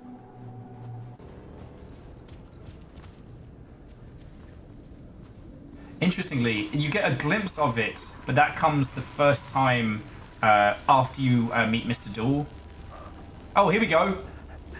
Your man. This is Dr. Casper Darling, formerly of the Federal Bureau. Formerly, he lived. I think the signal is coming through now. Are you receiving? Man of the multiverse. Something shifted. The previously observed interference disrupting my broadcast has got fluctuation in gravitational. Oh no, his only way out is through Alan. What a miserable man. Oh, darling, I'm sorry.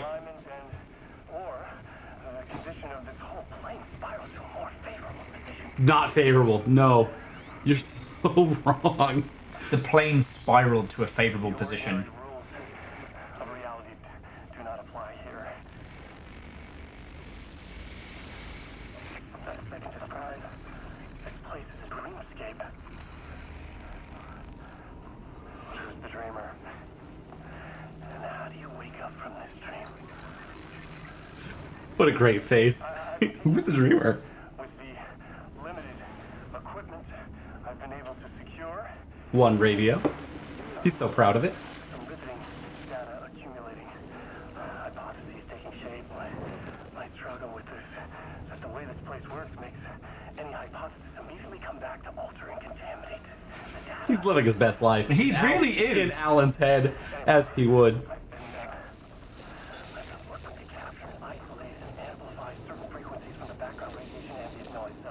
Alan's self-contained, self-aggrandizing loop is like Darling's catnip.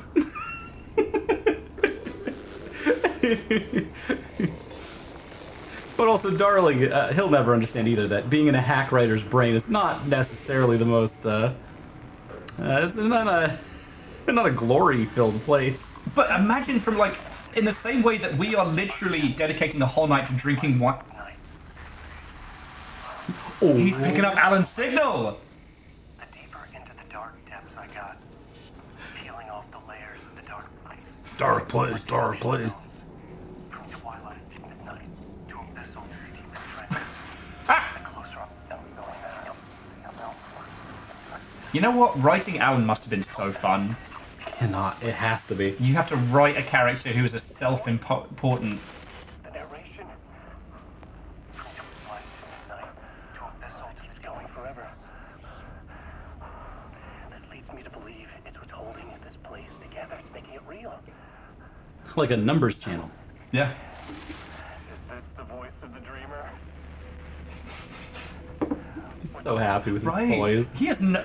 Either he doesn't know or doesn't care he's in dangerous. Yeah, darling, it's you, buddy. Uh-oh.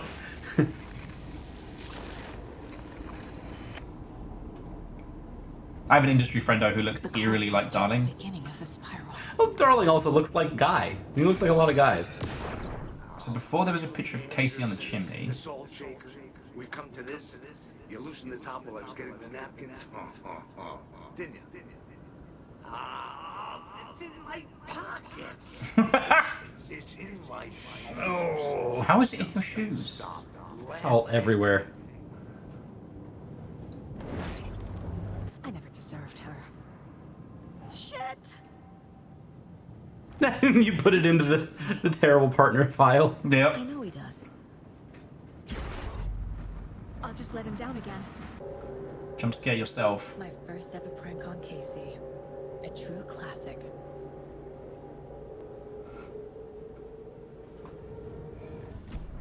I am also undercutting that Saga also tried to be funny many times.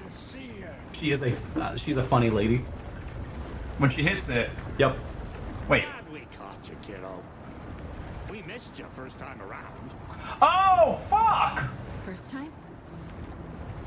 We've been performing on your show. So it literally is them!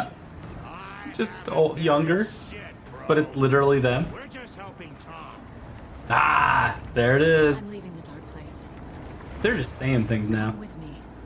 Our time back there is done. But you got this, dear Saga. How do you set up a puddle for you to swim out of? Once more with feeling. I wish we'd gotten more time together. This isn't goodbye, kiddo. Tom told us not to say anything about what's coming. But we'll see each other again. So Tom... Okay, what does Zane know?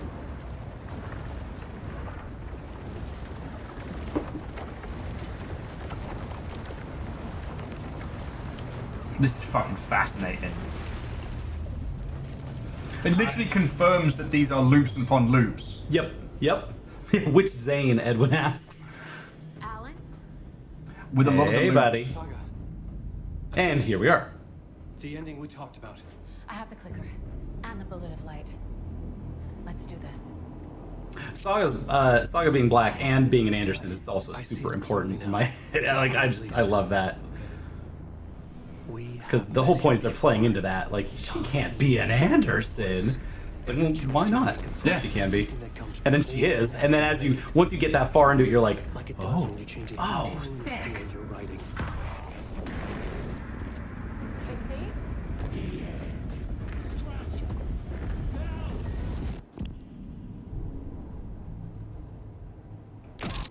The whole scratch situation. It's so Kingdom Hearts. It's fun. This is Kingdom Hearts for writers. Fuck. Alright, so all this is the normal ending to Alan Wake 2. Mm-hmm.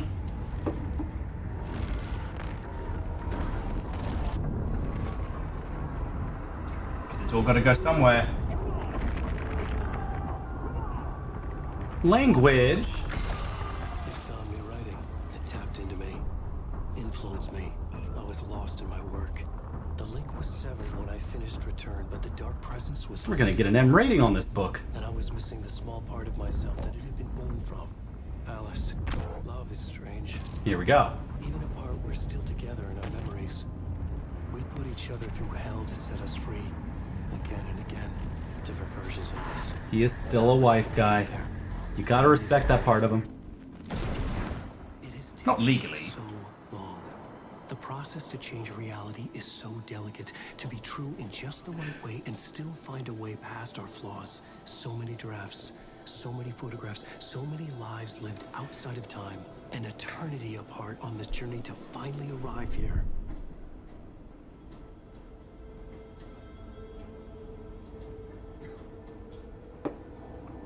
Oh shit. And now, this is the ride.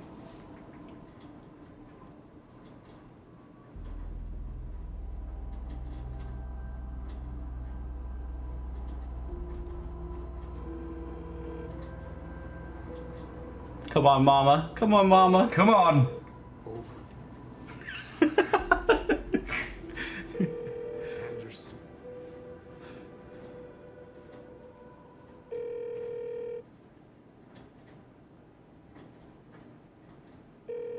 Don't you leave me hanging.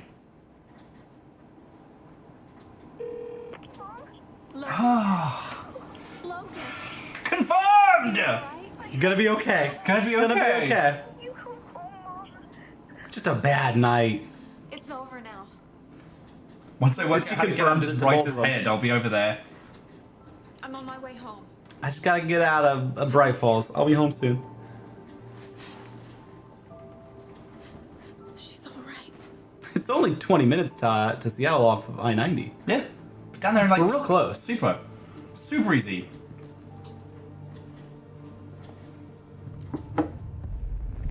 Oh, God damn it, Alan! Yeah, also. Here it comes. But... The ending worked. Scratch is gone. It's literally got light inside him now, so it's like... Yeah, it's in his brain. At last. Thank you, my love. You deserve better. And so I return. Just make your move, man. With me I bear the torch of knowledge. The light. The miracle illuminated. Alan is his own projector. The master of two worlds.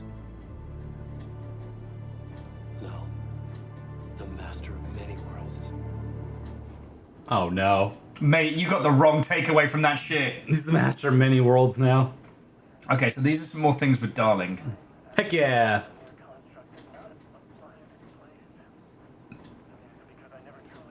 But let's at least pause here so you can unpack. Oh, that, yeah, no. That yeah. was the ending. So that's the ending that I have seen. So that's the official ending to. Mm-hmm. The ending takes. I do think that, like, the once again, Mr. I know writers who use subtext and they're all cowards. The fact that the silver bullet hits him in like the third eye and that awakens his vision. But yeah. Again, please understand that these critiques aren't of the game. The game is fucking brilliant. I'm loving all of this. It's just like, that was the Deus Ex Machina that Alan had to construct that made sense within his story. He even says Deus Ex Machina. Yep. That's the rule of Chekhov's gun. Have a gun. And the actual ending is, not the actual ending, but like, once you go through everything again, you get to the end of the spiral, he just gets up and it's just like, oh, right. But then, instead of being like, hey, let's get out of here, this has been a lot, he goes, I am the master of all worlds. Yeah, him and Mr. Door are gonna fucking clash. But it is... The one thing that did imply was that whether he was talking to the idea of Alice or not, the things that Alice did with her exhibition, with the photography and things like that, was what set Alan up for success. Yep. Once again, Alice bailing his untherapied ass out. But also still, everyone is still kind of in his world, and so he is the master of this world at least, and so there's... It's so weird. It's so wibbly wobbly. Well, so I guess the implication here is that if Scratch is similar to the Avatar of the Dark Presence, right? Yep. Perhaps not as cohesive because it's intertwined with Alan's insecurities and with his bad. Like that with his bad. My bad. Well, with Alan's, rage and anger and, the railing against his own success and things like that. If that's gone, then there's the possibility that Alan is now able to access Cauldron Lake and its powers without the Dark Presence taking hold. Yep. So... Or at least having some way to manage or manipulate it. Yeah. Yeah. Everything up to this point suggests that the Dark Presence is... There's this one episode of The Fairly Odd Parents that is... Sorry, not where I thought it was going reference-wise.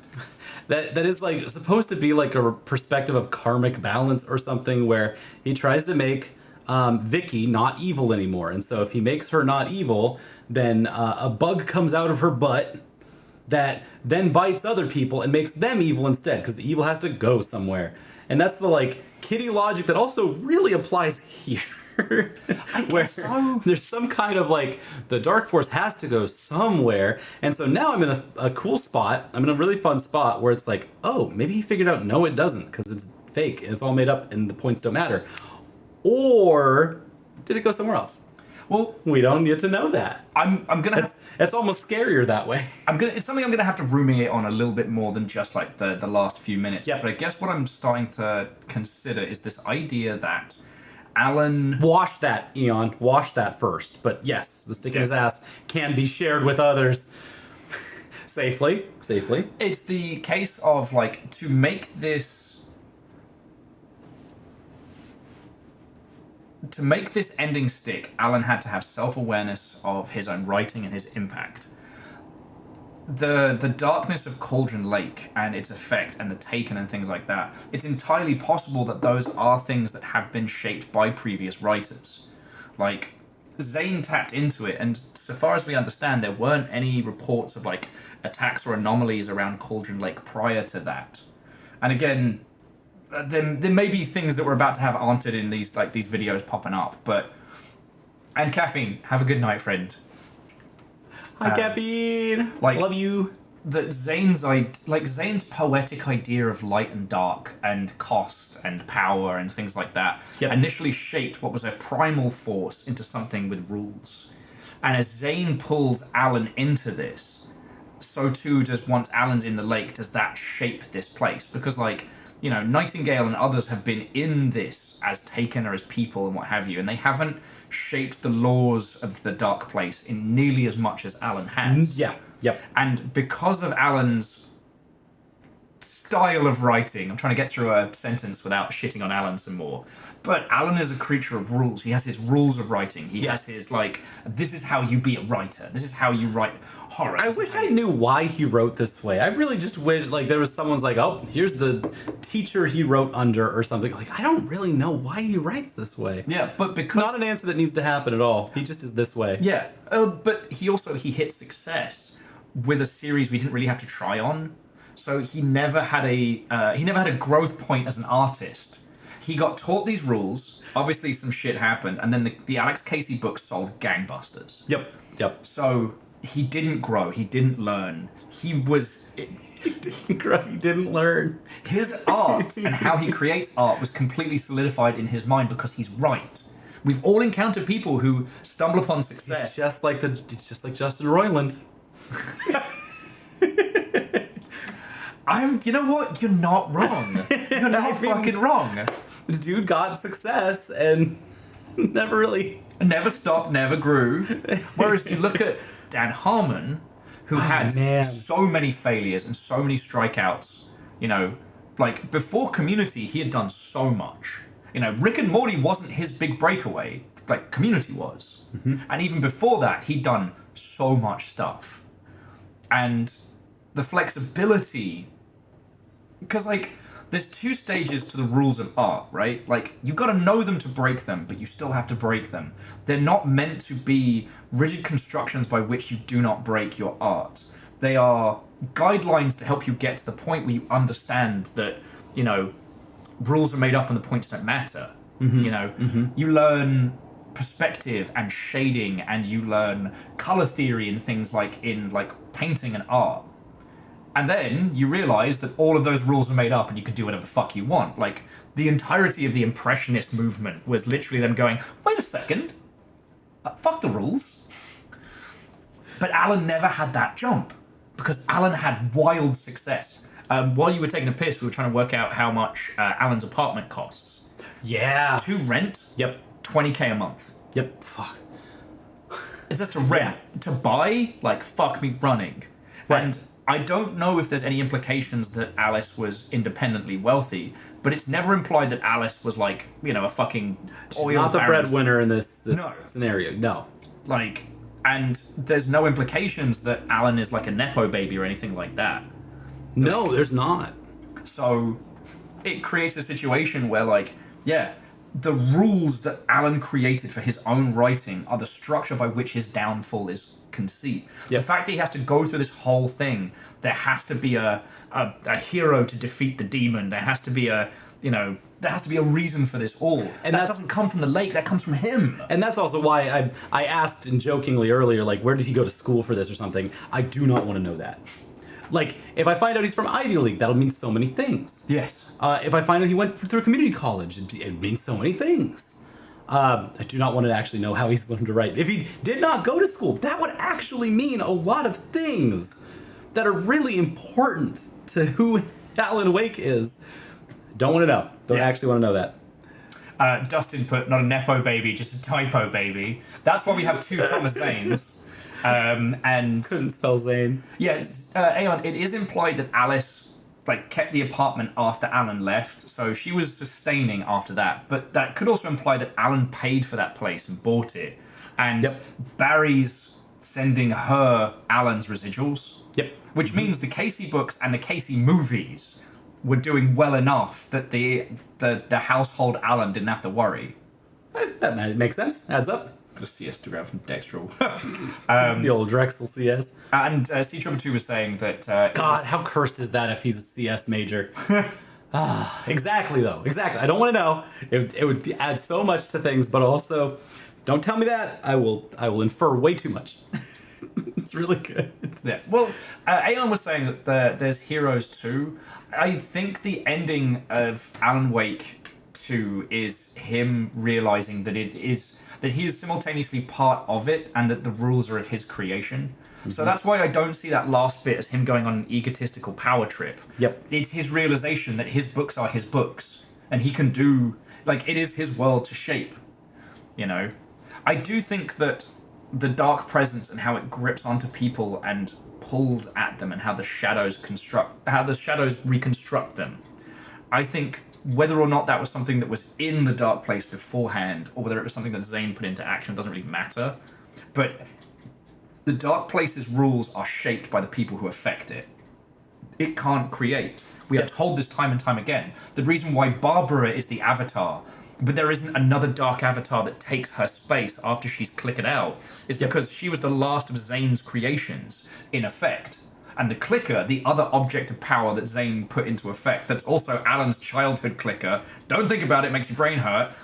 I don't want to. I really hate that MacGuffin so much. It's a yeetus deletus, but it's also a make anything happen. Ugh. And it's such a hackney righted thing to do. It's so bad. But it's peak Alan. It's. But the point being is that it gets so sad that Saga had to chase after this stupid thing. Yeah. Sight unseen, not knowing what it was, just hearing the clicker and going, it must be that thing. Must be that thing. Yep. But there is no other Dark Avatar that overtakes Barbara's slot, meaning that there's no rules or structure to the Dark Presence. Yep. It becomes Scratch because that's what Alan brings into it. You know, American Nightmare, I think, is as much the construction of Scratch as it is his reveal. Exactly. In American Nightmare, it feels like Scratch was kind of like the surprise, like the darkness kind of like went, okay, you can have Alice back. Just kidding, now I'm going to send a dark version of you. Ugh. No, Alan, that came from your noggin, mate. You made Scratch, which and we you can know confirm. what they retconned. You know what is not in Alan Wake 2? Go on. Fucking frustrating. The gay tension between Scratch and Alan Wake. Because they, in the end, are the same person, but also they absolutely deserve to have just a little bit of gay tension. Yeah. Because he so is into himself. But also, I like the idea that Alan Wake's got this little gay, little flamboyant side to him. Oh yeah, no, I wish wish for for it. it. Alan's repressed side needs to get dealt with. It needs to. In Alan Wake 2, it no longer really makes sense. It's a little, yeah. But it doesn't quite work anymore. Scratch is a disambiguation until right at the end. Scratch doesn't do these grand monologues threatening Alan and saying his plans or like. Just roll the tape. Joris, you know we're right. I'm here. Alan would fuck himself if he got the job. He does with Zane, because Zane has his face. Proof! Vindication! It's all there. We should roll the tape, shouldn't we? But also Scratch. It's so Kingdom Hearts. Come on now. Yeah. But it's like, for those of us who have created and created worlds, we always end up putting some shit like that in our early works. And then you kind of go, no, that's terrible. The fuck are you talking about? No, but it was so good in American Nightmare. That was such a... That was a thing that held the whole thing together. It's just like, oh man, these two want each other. But also, sorry, just as a quick aside, because when we see with Saga, and Saga manages to resist it because of who Saga is, but the way the Dark Presence Tragically takes... straight, yeah. Sorry, what? Yeah, no, Saga is straight as an arrow. Yeah, it is what it is. I honestly... She's a mom. She's a mom. Yeah. The way in which it tries to twist Saga's insecurities is the way in which it twisted Alan's narcissism. Yeah, but it doesn't just twist, it takes and it utilizes. It's this idea that if left alone with no input, Cauldron Lake is just this bubbling darkness. It can't do anything, it can't affect anything. Yeah. It's only whatever is thrown into the pot that makes the soup. And it's a combination of Zane and Alan. The rules of this are no rules at all. It's not science, it's just, a creative, collaborative soup. And what I think is fascinating is, again, when you deal with the cult of the forest, the cult of the tree, and how they just take the rule set given to them and just practically work with it.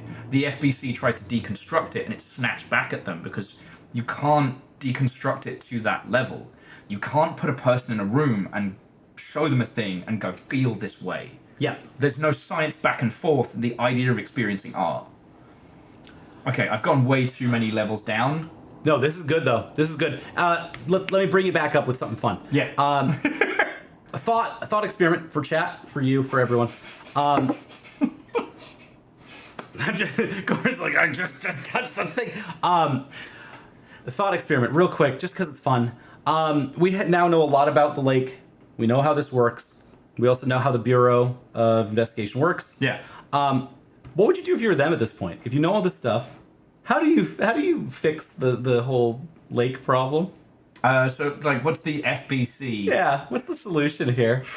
I want to know what Cornus thinks. I want to know what everyone in chat thinks. Actually, because there's so many ways you could go with this.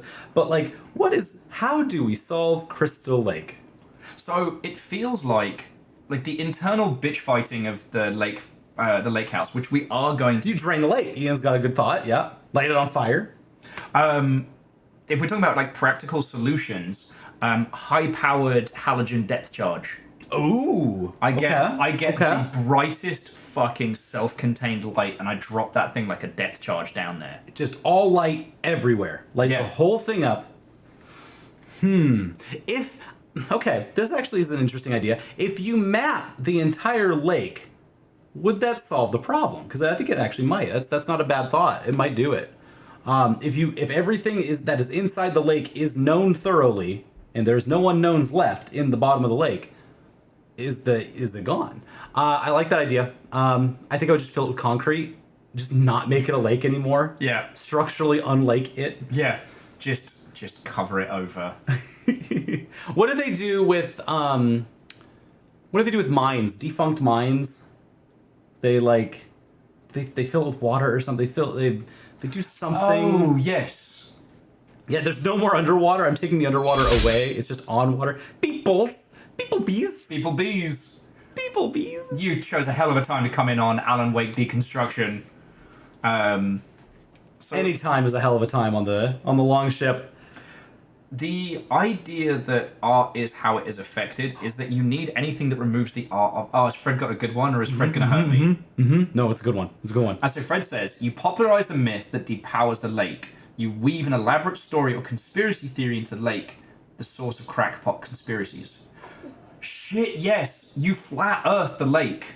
You start posting these concepts of lake water makes art turn real magic. Welcome to the wishing lake. And then the push of real scientific because you sell out the lake. You sell out the lake. You make it a conspiracy shithole. You make it Area 51. You make it so it's hyper scrutinized and analyzed, and that people of science put out so much works because because conspiracy theorists are so reactionary. Yeah. That they would immediately, if they don't get results, they would devalue the lake. Yes. Oh my because God. The thing about Alan's writing and Alan's whole thing is it's yes-anding. Yeah. Right? Yeah. Zane's work changed the vibes, the feeling of the area around. Alan wrote in these spooky stories that changed things and had murders. But that's because everyone yes-ands it. Alan was already famous. You have people like Rose who buy into it. The lake can't do shit if it's a bunch of crackpot nuts who are then being told no. You can't have the same power of effect because the art can't take hold because it's not. Oh my God. In the same way that pedancy kills sci-fi or I have a spaceship that goes faster than light. Nothing goes faster than light. No. There's no yes-anding to that. Oh, the lake is a magical, twisted, evil blob that grants wishes. No, it's not. It's a regular lake. I mapped it. Here it is. Here is the water fact of it. Oh, well. And those conspiracy theories can only loop back in themselves. Chorna says, so you treat the Cauldron Lake like the demon summoning from Dresden Files. A demon has only so many hours to answer the summons.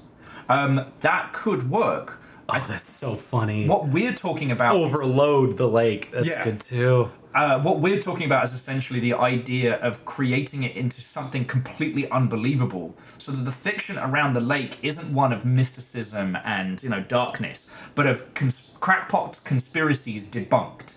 Okay. So I'm seeing all of this. Yeah. We started with hey, blow the lake up, make the lake, change the lake in some way. My first thought was just explode the lake. Yes, with light. Now where the point's no, build a gift shop for the lake. Yeah. And now I'm thinking, okay, if you make it a historical park, no one will go to it. You can write one of those big plaques that says, here's all the things that happen at this lake. Yeah. No one will read it. No one ever reads those. Yeah. You make it the most boring site of history. Make children go there. Card, thank you for 5 hundies. This fake ad is brought to you by the Wishing Lake, keeping Alan Wake alive since Quantum Break. That's really good. I do like that one. Waking the lake since break, yeah. Yeah, and obviously 500 bits is $5 to keep me alive, so I'm very grateful. That's another cheese. That's another cheese! No cheese, Grummer. We actually killed all the Wensleydale. We literally did that. Because it was so good. It was. And this is a great cheese, but like you eat it slow because it's sharp. Yeah. Oh, and it's got that like the crumbly. Crunchy. Yeah, they've got the crumbly crystals in it. Mm-hmm. Yeah, Nova. Yeah, we create a nursery rhyme around it, sell the nursery rhyme to Disney, and Disney hyper commodify it so hard that no one can believe that any discussion about the power of Cauldron Lake is immediately countered with, "Oh, you're a Disney adult." Well, the actual truth of Cauldron Lake is it's a boring lake full of nothing. My mate Dan went there and he fished on Cauldron Lake and said there was nothing. So you're saying Alan solves this whole thing by becoming a publisher for Rose's fanfics that then get turned into a famous movie. Oh my god, what if we're in a timeline where Twilight is literally that? What if Twilight is a creation of the FBC to fix whatever fucked up shit is in the PNW? Yep, they fixed Forks. Forks, I mean, you still can't really go to Forks without it being the Twilight realm, to avoid saying the Twilight Zone. Like, it's just, that's still what it is. Oh man, there's so many solutions now. But the thing is, from at least what we've seen in the Lakehouse, David Zaslav will find a way to devalue it into oblivion. The darkness leaves. The darkness goes, there goes the neighborhood. This guy's not an artist. I can't work with this. Oh. Sell it to a bottled water company. I mean, the thing is, while the lake still holds power, the old gods of Asgard have been turning it into fucking moonshine, which I love. But we remove its power.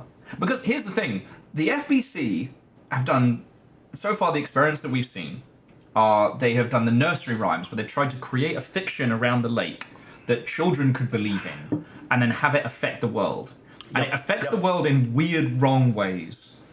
Because, again, all of the rhymes, when you solve them, they give something useful to Saga. Oh, okay.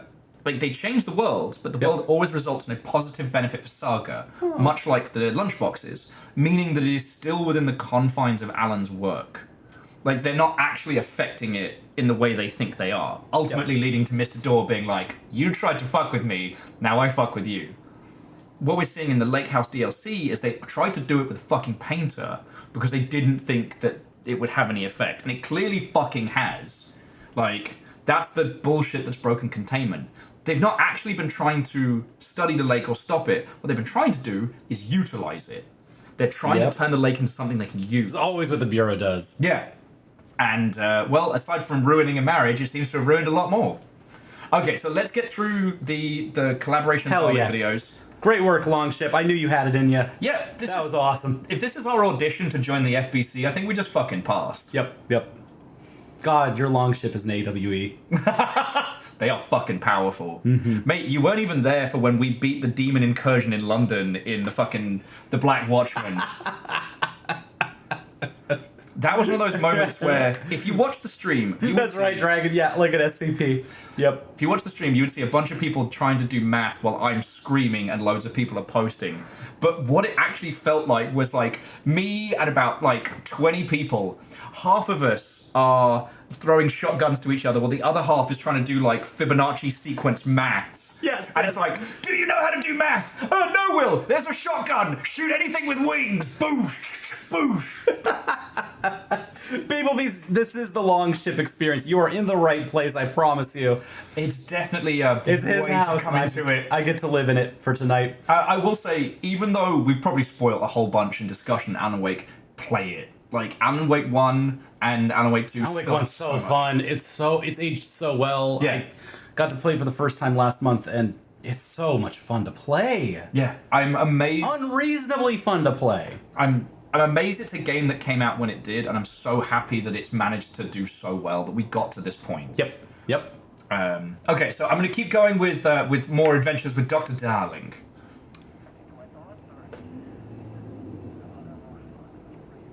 It's very quiet.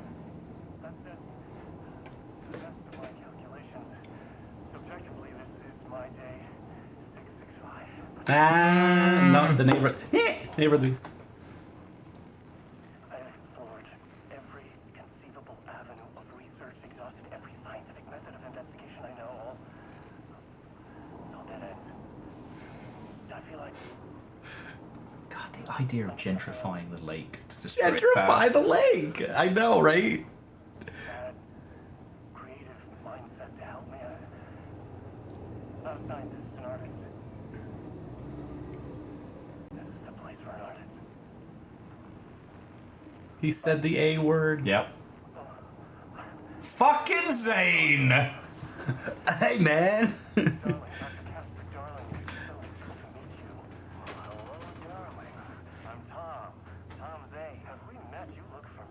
Sound familiar. Hold on. You work out a lot, don't you? I mean, look at you. You're swole. Well, I am active. He's so cheeky. Drink. Oh! Keep this. You know what?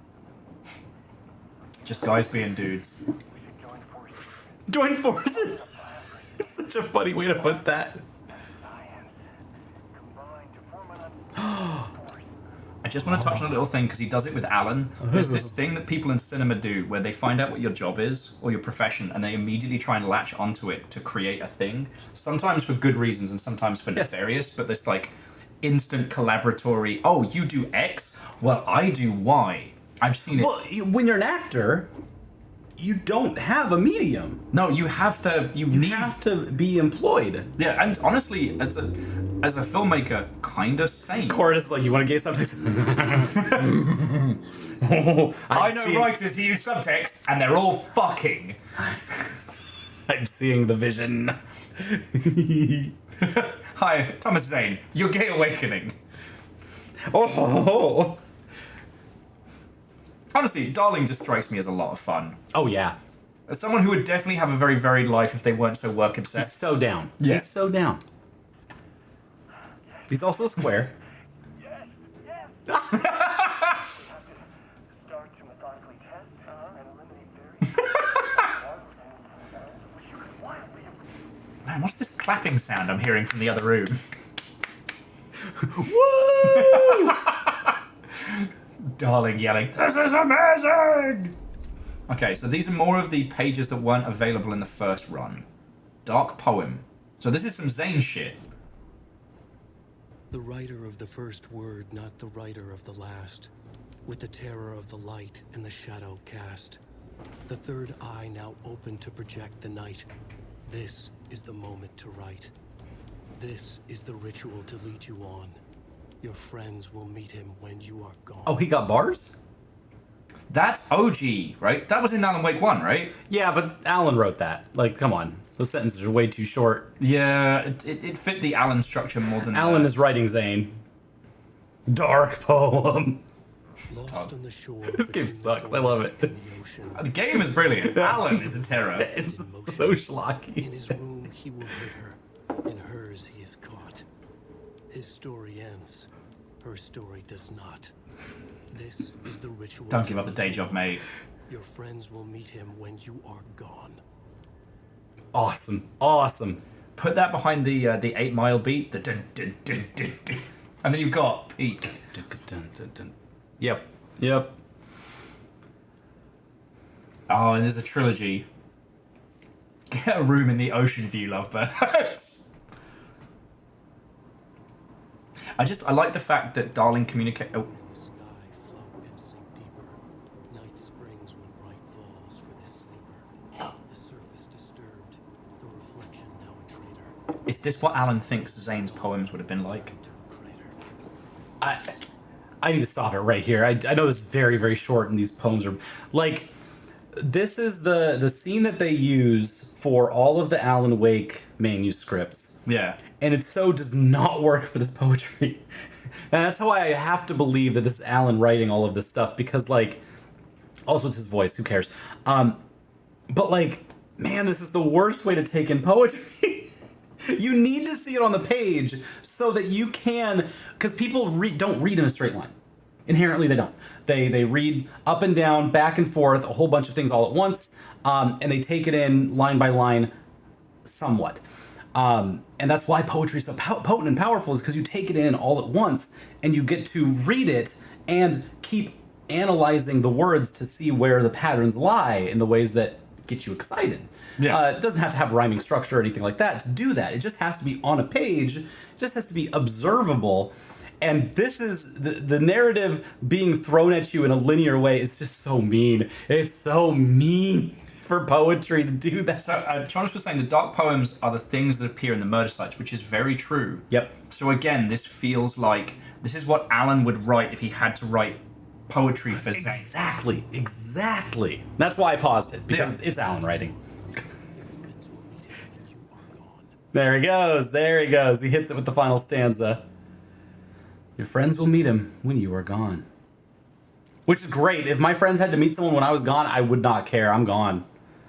Oh, so this is a page about the lighthouse.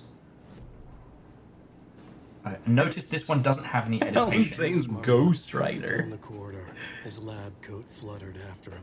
Uh-oh. Red lights flashed on the walls. He fucked up. Sirens screamed. Marmot couldn't stop smiling. It was his experiment that had triggered the alarms. In his world, alarms meant progress. This could be the breakthrough he had been waiting. Buddy, no! He would be I've known him for a tiny bit of an expansion, and yeah. History. Not as White Diana, not Darling, that smirking asshole. At the far end of the corridor, the lights suddenly blinked out. The red lights went dark with increasing speed. A wall of darkness rushing toward him. The alarms warbled and died. Marmot stopped in his tracks. He admired the purity of the darkness as it swallowed him. A final spark of pride flashed through his mind. This was his work. His breakthrough. So do you think Alan killed the Lakehouse to stop them from interfering with all of this? Oh. Yep. Because if it's in a manuscript, it means Alan affected it, which means he, in a throwaway, just fucking murked the Lakehouse. Yep. I believe this is the last one. Okay. The surface of the lake was a black mirror. The upside-down reflection identical yet darker. A window into a darker world than ours. A doorway. A hush so Alan is Zane's ghostwriter. As if the last echo of the terror had just died. Inside the steep cliffs of the caldera, everything echoed. An echo chamber. Like a fractured skull. A shadow fell on Carbon Lake. Like Twitter. An impossible scale loomed over it, blocking the sky. Ati, the janitor, leaned close. Took a hold of the rim of the crater. Lifted up his janitor's bucket. The water sloshed, swirled inside like a vortex. Gently humming a tango, he poured the water on the attic floor. So is the implication there that he was able to... that Ati... Shadow fell on Cauldron Lake. Something of...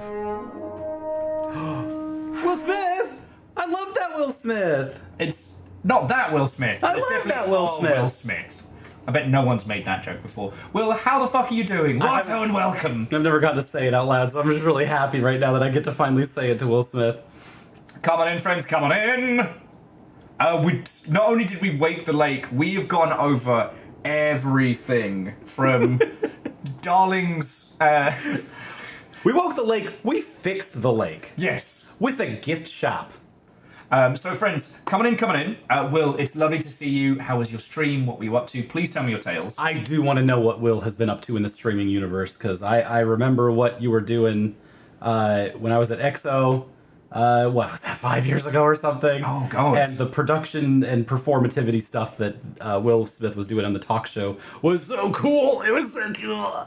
I have been very lucky that I know, I'm sorry, I'm bringing it up a long time ago, but also it's been just such an inspiration to me for a long time. I'm a fan. Sorry, yeah? No, I was going to say, like, it still blows my mind. I got, like, when Will was on Anacrusis. Yes, just that's right. hang out and blast aliens. That's right. I've still not gotten over that. right. Oh, yeah. Anyway, Will, how are you doing? So we are in the throngs of the Alan Wake Wine and Cheese Night. The cheese has been consumed, bar a few crumbs. The wine flows, baby. The wine flows. We both, completely unknowing to each other, finished Alan Wake last week, Alan Wake 2. And so we've been doing like a full-on deep dive breakdown. Will, go get some sleep. Go to sleep. You just did a long stream. It's hard stuff out there. Yeah. Take it easy. Well, to the rest of you that come on in, this is a weapons-free, all spoilers allowed Remedyverse discussion. We are talking about Alan Wake 1 and 2, American Nightmare, Control, Quantum Break, the whole shebang. Yep. All right? So we've just been going over the additional details in Alan Wake 2 from New Game Plus. And we're going to be going back to the Lakehouse DLC, which we kind of started, but didn't really get... We're having so much fun with it, though. Yeah, no. It's so good. So good. So we've been talking theories about like the lore, the rules, the story, the characters, everything about Alan Wake. The prevailing themes of this evening was Alice deserved better. You can just shoot your shot with Alice. I'm saying. Zane was everyone's gay awakening. And that's true. He's pretty hot. He's a mess. He's a disaster gay too. Oh yeah. Whew. Again, what Alan probably thinks a fucking auteur filmmaker is. Like, that's right. Not wrong. And there's definitely some projection going on. Yeah. That is a really genius part of this whole thing. I'm thinking about Remedy and just how much fun they had projecting Alan onto things. Oh, yeah. What do you think Alan thinks about this? And they just go. They just riff. Yeah. And it's so fun because he's such a lunk. Well, and it's one of those things where I've always kind of butted up against sci-fi where it's like, oh, and this person has the power to rewrite reality, and they get the magical gem of I make everything happen. Yep. And your subconscious would start to leak. Like no matter how structured your style of thinking is, no matter what happens, like given that kind of absolute power, even if you're a person with absolute like kindness in your heart, you're doing nothing nefarious with these powers, your subconscious is still going to leak. Your likes, your dislikes, etc. Yeah, and we see that in Saga. Like, she gets empowered when she does her job correctly. Like, that's an important philosophy. There's a little bit of neoliberal underpinnings there that, like, you don't need to investigate or anything. It's just that's how it works. Yes. It's very video gamey, and it's very of the modern era. So I also think it's interesting that Saga's power is probably way more than we've even explored. Yep. But she's only ever considered it as this like visualization technique. Yep. She can only do it when she's profiling someone. For work. And it has to be for work. Uh-huh. And it's not until she does the profiling thing with Tor and Odin, and they're like, "Sup, kiddo?" And she's like, "Wait, hang on, what the fuck? You can talk in here?" It's like, yeah, it's your mind palace. See, dude, what I do with Alan and the purple crayon. That's really good. Sorry, I almost missed that. That's really fucking good. Oh. It's not a lake, it's an ocean.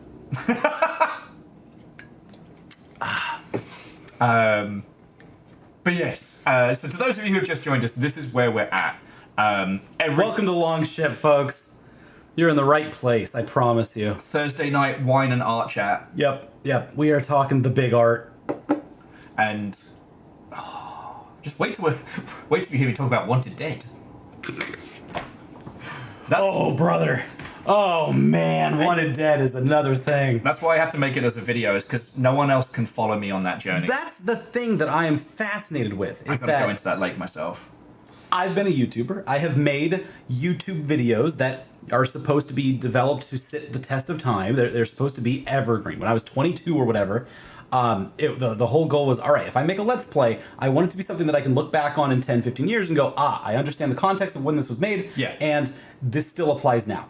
That was a core focus of everything. So when I think of you making a video, when up to this point you've done these live streams, you've performed for people in a live context, and you have something so potent, so powerful that you need to get off of your chest, you need to say that you want it to be saved in perpetuity, and you want to make it into media that is like, permanent media.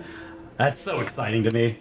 Yeah, and it's that even after streaming it myself and streaming with you, I still feel that drive, that pull, that push. Yep. And Virals knows it. Yeah, 69 episodes of Void Rains. Me and QB. I have done multiple series with QB, and that was, I think, our first time not doing an RPG, but doing a roguelike, so we had cycles involved in it. And so all of those are not evergreen inherently, and I knew that going in. Yeah. What part is not evergreen? The game changes. Yeah. It's a roguelike, and it was in early access. And so all of those episodes I knew would be time capsules of a very specific moment of that thing. Yeah. So yeah, anyway, when you make a video, don't worry too much about it. It's all good. Oh no, It's gonna be so cool. The thing is, it's not a concern of mine. It's that I need to get it there Out. because it's a rare thing to stumble upon something that nobody else has seen. Yeah. But I've seen that a bunch of times in GDQ this week, and every time it's a new game that's like, hey, we gotta show you this game. And I'm like, damn, you're right. I'm glad you showed me this game. This is weird. Come home. Come home. The Lakehouse. That looks about right. There we go. Wow, it has quick save. It has checkpoints and quick saves from all of the DLCs too. Oh, yeah. That's really good. Yeah, Aeon was just saying early access Void Rains. How many new bosses since then? I think there was 30 then. There's now 100. That sounds so quaint. Yeah, right. We were playing. Oh shit! Actually, There were 14 bosses when I did episode 1. Yeah, that sounds right. 14. Yep. Rookie numbers. We can pump those numbers. Uh-oh, but lay that order. All right. Well, so we still got to go get the A threshold event had hit the lake house. We still got to get the MacGuffin and turn the Was power the on. Marmot's problem. Our mission was outside. I love that she calls this a threshold event. Yes. It's this interesting thing of like, the FBC aren't incompetent, but they keep getting in their own way because it's not that they're trying to actually do their mission statement, right? They're not trying to actually stop these things. They're trying to control them or utilize them first. Yep. You know, we see that in like the FBC containment area. There's loads of those that should just be fucking encased in concrete and never looked at. But also, I deal with this in scholarship all the time, that they take phenomena and try to control it by defining it. Yes. A very innocent seeming, the action to take, but also it's the impulse of trying to fight against the unknown. Regulation FBC weapon. Yeah. You build methodologies around phenomena. Like, all right, I don't know what's going to happen in here, but I do know it's going to happen within this container of thing. Yeah. And so we get this in corporate places. We also get this in scholarship. That's like, all right, we will not know what's happening, but we will know the container in which something could be happening. Yes. And we'll call it, what do they call it, a threshold event or a... Identify the source of the event and contain or eliminate. It's an event. Yeah. I still find it interesting Just that had to keep going down. it's... Bad news? We're building a machine to measure emotion. Thank you, Eon, for reminding me. Yes. That's the FBC down to a T. Also, right, this is... Wait. Let's... Hold on a second. I'm just realizing how queer it is that we are carrying the thing that in Throughout Control we just use mind powers to pick up and huck places. Oh shit, so she physically has to like... She's carrying a power source in a way that I have not seen, and she carries it so, like, deliberately. That was incredible. There's the installing power cores button, things that we would never have to deal with in Control because we just sci-fi huck it into spot, and things we take for granted. Holy shit, that's really funny. I'm just refilling my glass while we're continuing. I was going to say, if you want to have a little trundle round. I'm just, like, thinking this through. It's like, oh, that's the game juice. I always try to fight hard against lore. I fight hard against the instinct that, like, lore is king of something. And this is a moment where the gameplay is lore. The gameplay itself is, hey, have you played Control? Remember that? Here's her. Here's what it's like for everybody who doesn't have telekinetic powers. If you don't have telekinetic powers, you do have to pick up, carry, and install a power core. What does this say? It says, align power core with receiving socket, insert power core. Would you like some more wine? Yes, I actually am at the bottom of my cup. My, like, third. I'm not trying to pour wine down your gob. It's just...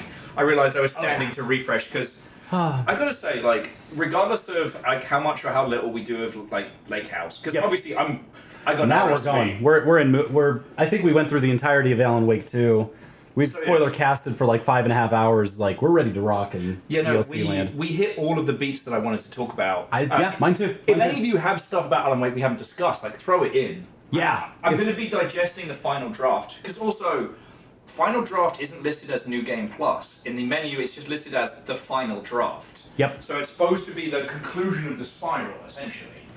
You know, Alan gets over himself, does the things he did the last loop, Darling gets laid, like, it's all good stuff. Darling gets laid, Zane's having a great night. Ahti's mental state, yes, that is literally what's on the thing. It's just his Ahti's mental state. It's not doing good. Although the thing to ponder is New Zane. New Zane now exists, right? New Zane. Now Zane I could get into. It's more my point of like, even though it's Alan's creation of Zane, Zane now exists and is affecting entities throughout the multiverse. So, like, Darling is in that world in the same way that Mr. Door is. Yep. But Darling is only through the televisions. I forget the specifics of what happens to Darling at the end of Control, but he chooses to travel the multiverse in his own way, which apparently is like appearing in TVs and shit. Okay, cool. Go for it. Goals. But Darling is now in that space, and Darling is interacting with New Zane. You know, New Pepsi, yeah, it if is you will. New Zane, isn't it? So that means that New Zane is being observed by an outside force that isn't Alan. Yep. Red Burning Dragons had the right point. This is correct. We haven't talked about the dancing. We haven't talked about the dancing in Alan Wake 2. We haven't talked about any of the set pieces, the musical set pieces, which is the bread and butter of Remedy. Remedy. I'm gonna say it. Inside the heart of everybody, especially writers. Hang on. Yep. There is someone who would love to do a musical theatre. Yes. I am not a big fan of the big musicals. I will shit on Rent until the sun breaks. I have and I will again. But I have two... At this point, your Rent hate does specifically tell me how old you are. Because anyone younger than you, this literally does not affect them. But when people are like, I fucking hate Rent, this is the worst thing to happen to musicals, I'm like, yeah, I know exactly how old you are. Yeah, that's how you carbon date Will. And I get it. But I have two professional regrets from my games industry career so far, which is I've never done a Muppet episode and I've never done a musical. These were two things that I pitched while I was working at Total War. Deadpan, this is not a bit. And these were the two things that I got shot down with. But also, that sounds hard. Who's done a Muppet episode? That's not a normal thing. It's a great thing. It's a goal. It's an ideal thing. Yeah. That's tough. That's a hard thing to carry as a regret. Yeah. My boss at the time vetoed the Muppet episode because they felt that because Rome 2 had a really rocky release, they were worried that it would be seen as if we're having too much fun, being too silly with it. And that's heartbreaking. And the musical episode was that they just wouldn't give me the time because it would be too time consuming to produce. That's true. That's 100% true. Yeah. So yeah, if you want to know where you didn't get Total War the musical, blame Rob. Fucking Rob.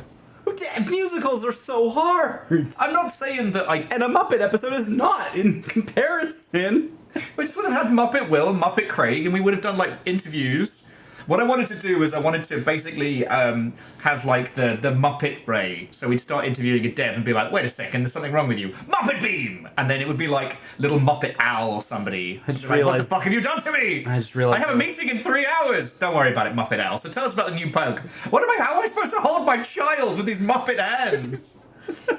Because it was partially from the Muppet episode of Angel, and partially from the really fucking haunting Skittles ad about the guy who everything he touches turns to Skittles. Yep. Yeah. It's like, and when it's just like, I can't dress myself. How have you not done Muppet Will on the stream yet? Time and money at this point. What do you mean? I haven't had the time to build Muppet Puppet Will. You just need felt, man, and some eyeballs. I don't have time. Look how many Gundams I have. I don't have time to do the relaxing crafts I want to do. Professional crafts. I think you're overthinking this. I overthink everything. I think we just need to put you in a room for a stream, just one stream with a little foam. Yep, a little foam, a little felt, and some eyeballs. We'll call Terrence. And the little sticks, those the sticks that make the arms move.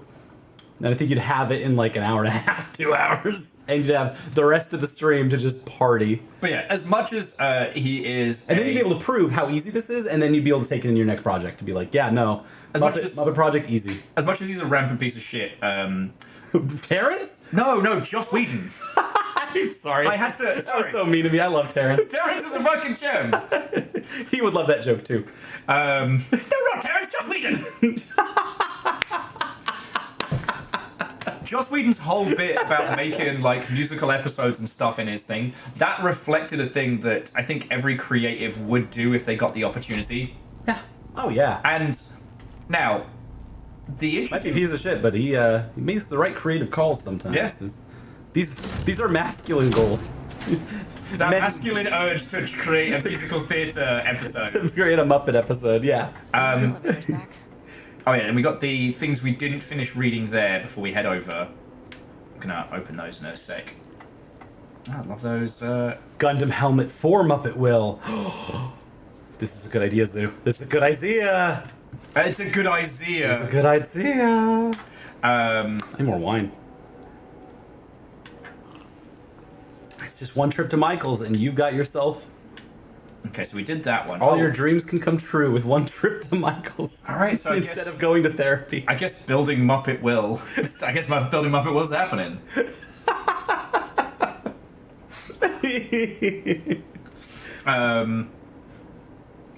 Oh shit! I had.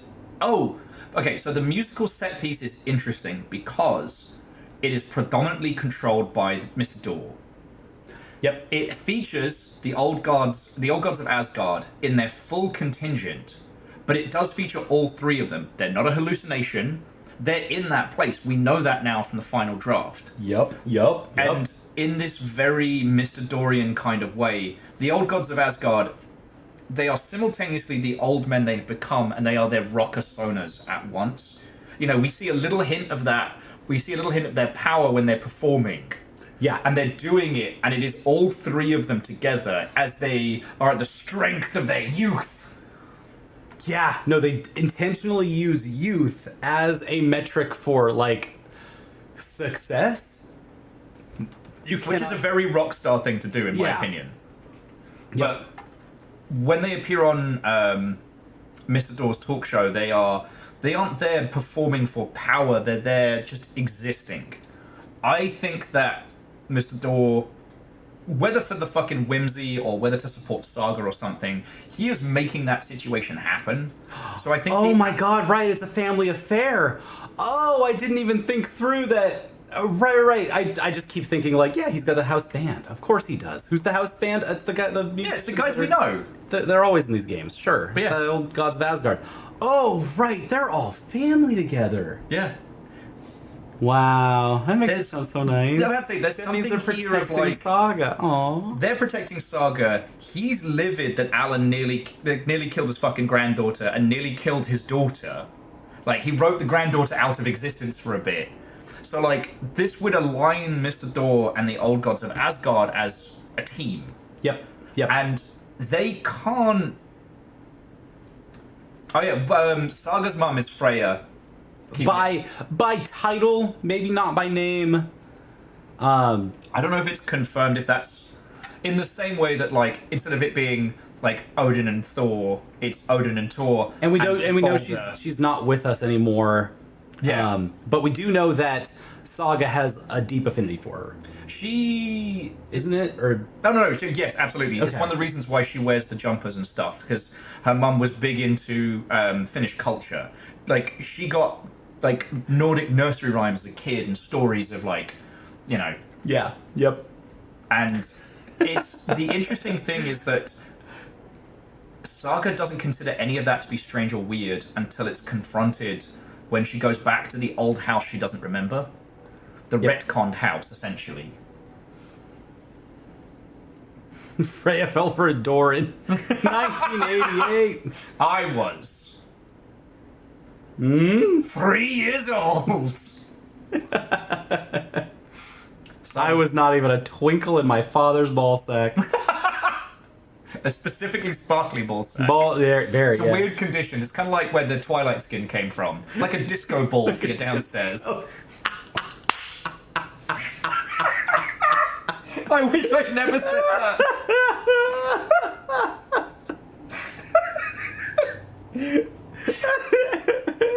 Champion of Light, everybody! The champion of light.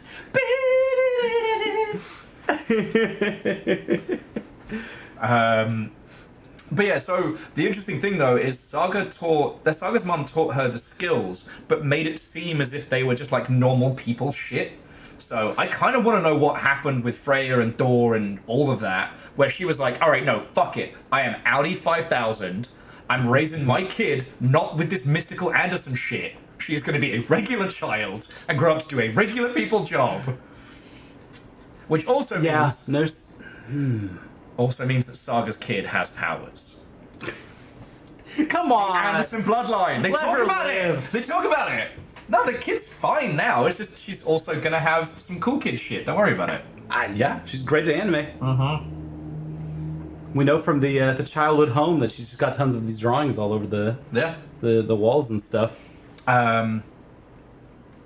It was a mistake to try and play through the Lakehouse at this point because I really just want to talk to all of you lot and you. Like, there's a whole thing about how the Lakehouse has got like a nursery and shit. So this is how they're using nursery rhymes to try and change reality. And I'm just like... Oh my god, wait. Yeah, that's... Holy shit. Yeah, this is the... Research into nursery rhymes. Yeah. Which is just folk poetry. As an art form, has shown viability in its ability to connect with the Cauldron Lake threshold. Okay, so they're saying that it's not just a guy in the house that controls the lake. These nursery rhymes also control Cauldron Lake. Yeah, little rhymes that have little effects. So there's also something to be said for like Operation Gentrify Cauldron Lake working because there is also something in the reinforcement of the cult of the tree. The cult of the tree look at the effects of the lake with a level of practicality, but that cements the rules of the lake in reality. And we're only looking at this as a tool because we think of all of the things that come from Crystal Lake as evil. Yeah. Because we've been conditioned to expect that acts of creation that have meaning to society, which is how art comes in, is bad. Yeah. Can make bad things happen. Whereas these nursery rhymes aren't evil, though. We did all of the nursery rhymes, and they only yield positive results. Except for the guy who tries to send Saga to the fucking shadow dimension, and Mr. Door's like, knock, knock, knock. Who's here? It's you. Are fucked. Didn't say it was a good rhyme. Doesn't need to be. But yeah, your meter's off. I like that Eon has come in to defend Moonshine. The Moonshine Defender has logged in. Moonshine isn't necessarily evil. I don't know the last time you had Moonshine is, but it is. Nah, it's not necessarily evil. Homie, my brain the next day would argue against that. I don't think that's the Moonshine's fault. It's the amount of moonshine I had. Technically that was Scrumpy, and dude, that was when I woke up in an actual ditch. Yep. Only time I've done it. I've woken up in a hedge, but that was a ditch. Oh man. Did I tell you I passed out in front of the Tate Modern once? What? What? I got shithoused in London, and I was so convinced the trains were still running. They weren't, it was 4 o'clock in the morning. So I made it near to the station I needed to be in, and I just curled up into a fucking hedge outside the Tate Modern and went to sleep. Holy shit. Yeah. I had some times. Anyway. My friends made apple moonshine, and it's delicious. Yeah, so it's so good. So it's Dr. Campbell who was trying to do this shit. Oh, so all moonshine that you get in the Pacific Northwest is apple moonshine. It's delicious. Okay. Tastes like apple pie. It's awesome. Yeah.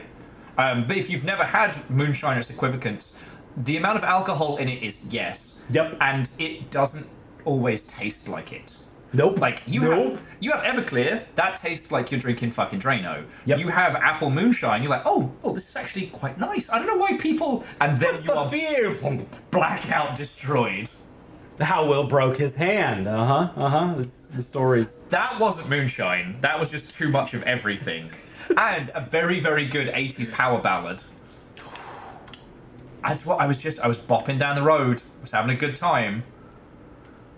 Okay. Okay, now we're in the real control areas. Yeah, so here's one of the Do you need water? defined shelters. I saw it. I just want to make sure I saw this here. Yeah. Are we thirsty right now?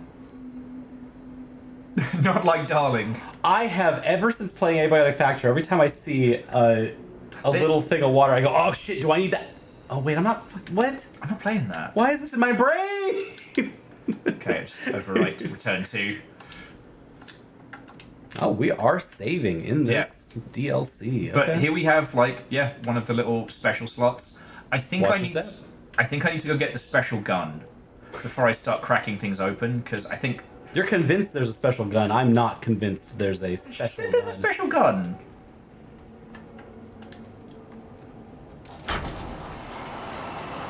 At least we're not drawing puzzles from the witness. Go in J-Blow mode. I need to play the witness. I think I just need to get it off Well, my I chest. wish I had never done that. The thing is, the witness is, if you think, oh shit! Movie time. Our boyfriend's back. A huge thank you to everyone. The Lakehouse has made amazing strides in researching the AWE here at Cauldron Lake. Yay! Great work, team. I wanted to come in person so I could check There's the dates on the back again. I won't get in the way. It's not our view, so no reason to be scared. Do you hear that, Dr. Marmot? While I'm here, I want to focus on the relationship between the Shadow and the AWE site of the lake. The theory that the He's Shadow putting a lecture. originates from the dimension this threshold is tapping into is compelling. Eventually, I want to understand how this dimension manages to convert subjective elements. This is also how wrestlers watch TV. Reality. What are the constraints of this phenomenon? Can it say create altered items or even objects of power simply by Spoiler, using yes. them via a piece of art? These are the things we need to know to accurately classify the Shadow. I mean, that name is not very scientific. I mean, who came up with that? Shadow. Alan came up with it. Any and all proposals are welcome. Oh, call for papers? Testing art's effect on reality by using the Shadow's energy is preferred. To find answers, we'll first need a lot of data. No wrong answers. And Spoilers, there were so many wrong answers. I'll take back anything we end up with to run against a classified project called Hedron. Ah, I said the thing! I wish I could tell you more. It's very, very exciting. Non-physical forces in. Sorry, I really can't. I like this says the lake house, and then underneath it says important work. Of course, but at that, maybe that can. You know what? I don't want to take the entire day talking. So, the Shadow represents a whole new area of research, and I couldn't be more excited to start digging in. It is great. And yes, Dr. Darling is the voice actor for Alan Wake, which is fucking great. All I was going to add. Lakehouse's research went way beyond studying Cauldron Lake's threshold. Playing with paranatural forces, it never goes well, Saga. This is exactly why we lock up people like Wake. Fucking Wake. Not just because he's a shit writer. She hates that dude. She hates that dude more than we do. I do find it interesting that especially with Darling, he has the energy of like a science teacher who just is happy to be there. Yes. But that's why he doesn't see the danger of a lot of his shit. Oh, it's also not his job to. Oh yeah, no, we did the Black Rock and Pi Day. I also think that the way in which the darkness starts to affect people and starts to mess with them, right? Yeah. I really feel like the Marmonts were primed for it. Like, whatever fractures there were in their marriage and their... Oh! Piss me sideways! Oh, God, no! You can understand me. I am an agent of the Why was that the Alien 2000 from the memes that goes... boom, boom, boom, boom, boom, boom, boom, boom, boom, boom, boom. Why does it open? That was the it came out of the paint. What are you gonna do to alien guy? All he wants to do is memes. We turned the light on. Why doesn't the door open? By the way, run. No shit, Shoulders! You can only kill those things with Black Rock Shooter. Ah, damn it. Oh shit, okay, here we go. Button, button, button, button, button. Who are those things? This is fine. Well, that was level -1. Alright, good news is... Level -2 will be way safer, I'm sure. Yeah. Wait for it to tell me my my clearance isn't high enough. Mr. Blobby ain't looking too good. Yeah, he's been through some shit. Not right.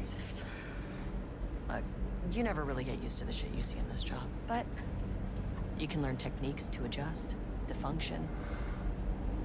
Take 6 deep breaths, then get to work. Find the source, collapse the threshold. I like that Estevez is talking to Saga to get through this. Who isn't here, obviously, but she's obviously, you know, coping. She has coping mechanisms to get through these things. It's breathing. Who was it who was talking about in the mouth of madness earlier? That was Morat. Do you think the painting is Can you understand me? If you can understand me, I'm an agent of the Federal Bureau of Control. Is that one of our previous co-workers? No hostile action against me or any action that could be perceived as hostile. Do you understand?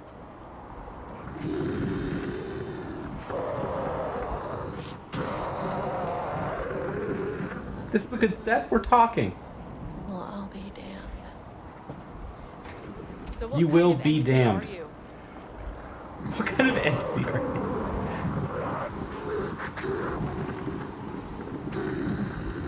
That's cool. Cool. You can speak.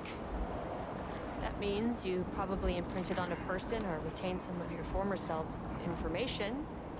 Narrowing it down. Human, maybe. Estevez has seen some shit and will continue to. I just had an unpleasant encounter with some other painted individuals. Now we can't call him that. We definitely shouldn't, especially after the whole HR briefing. What does that mean?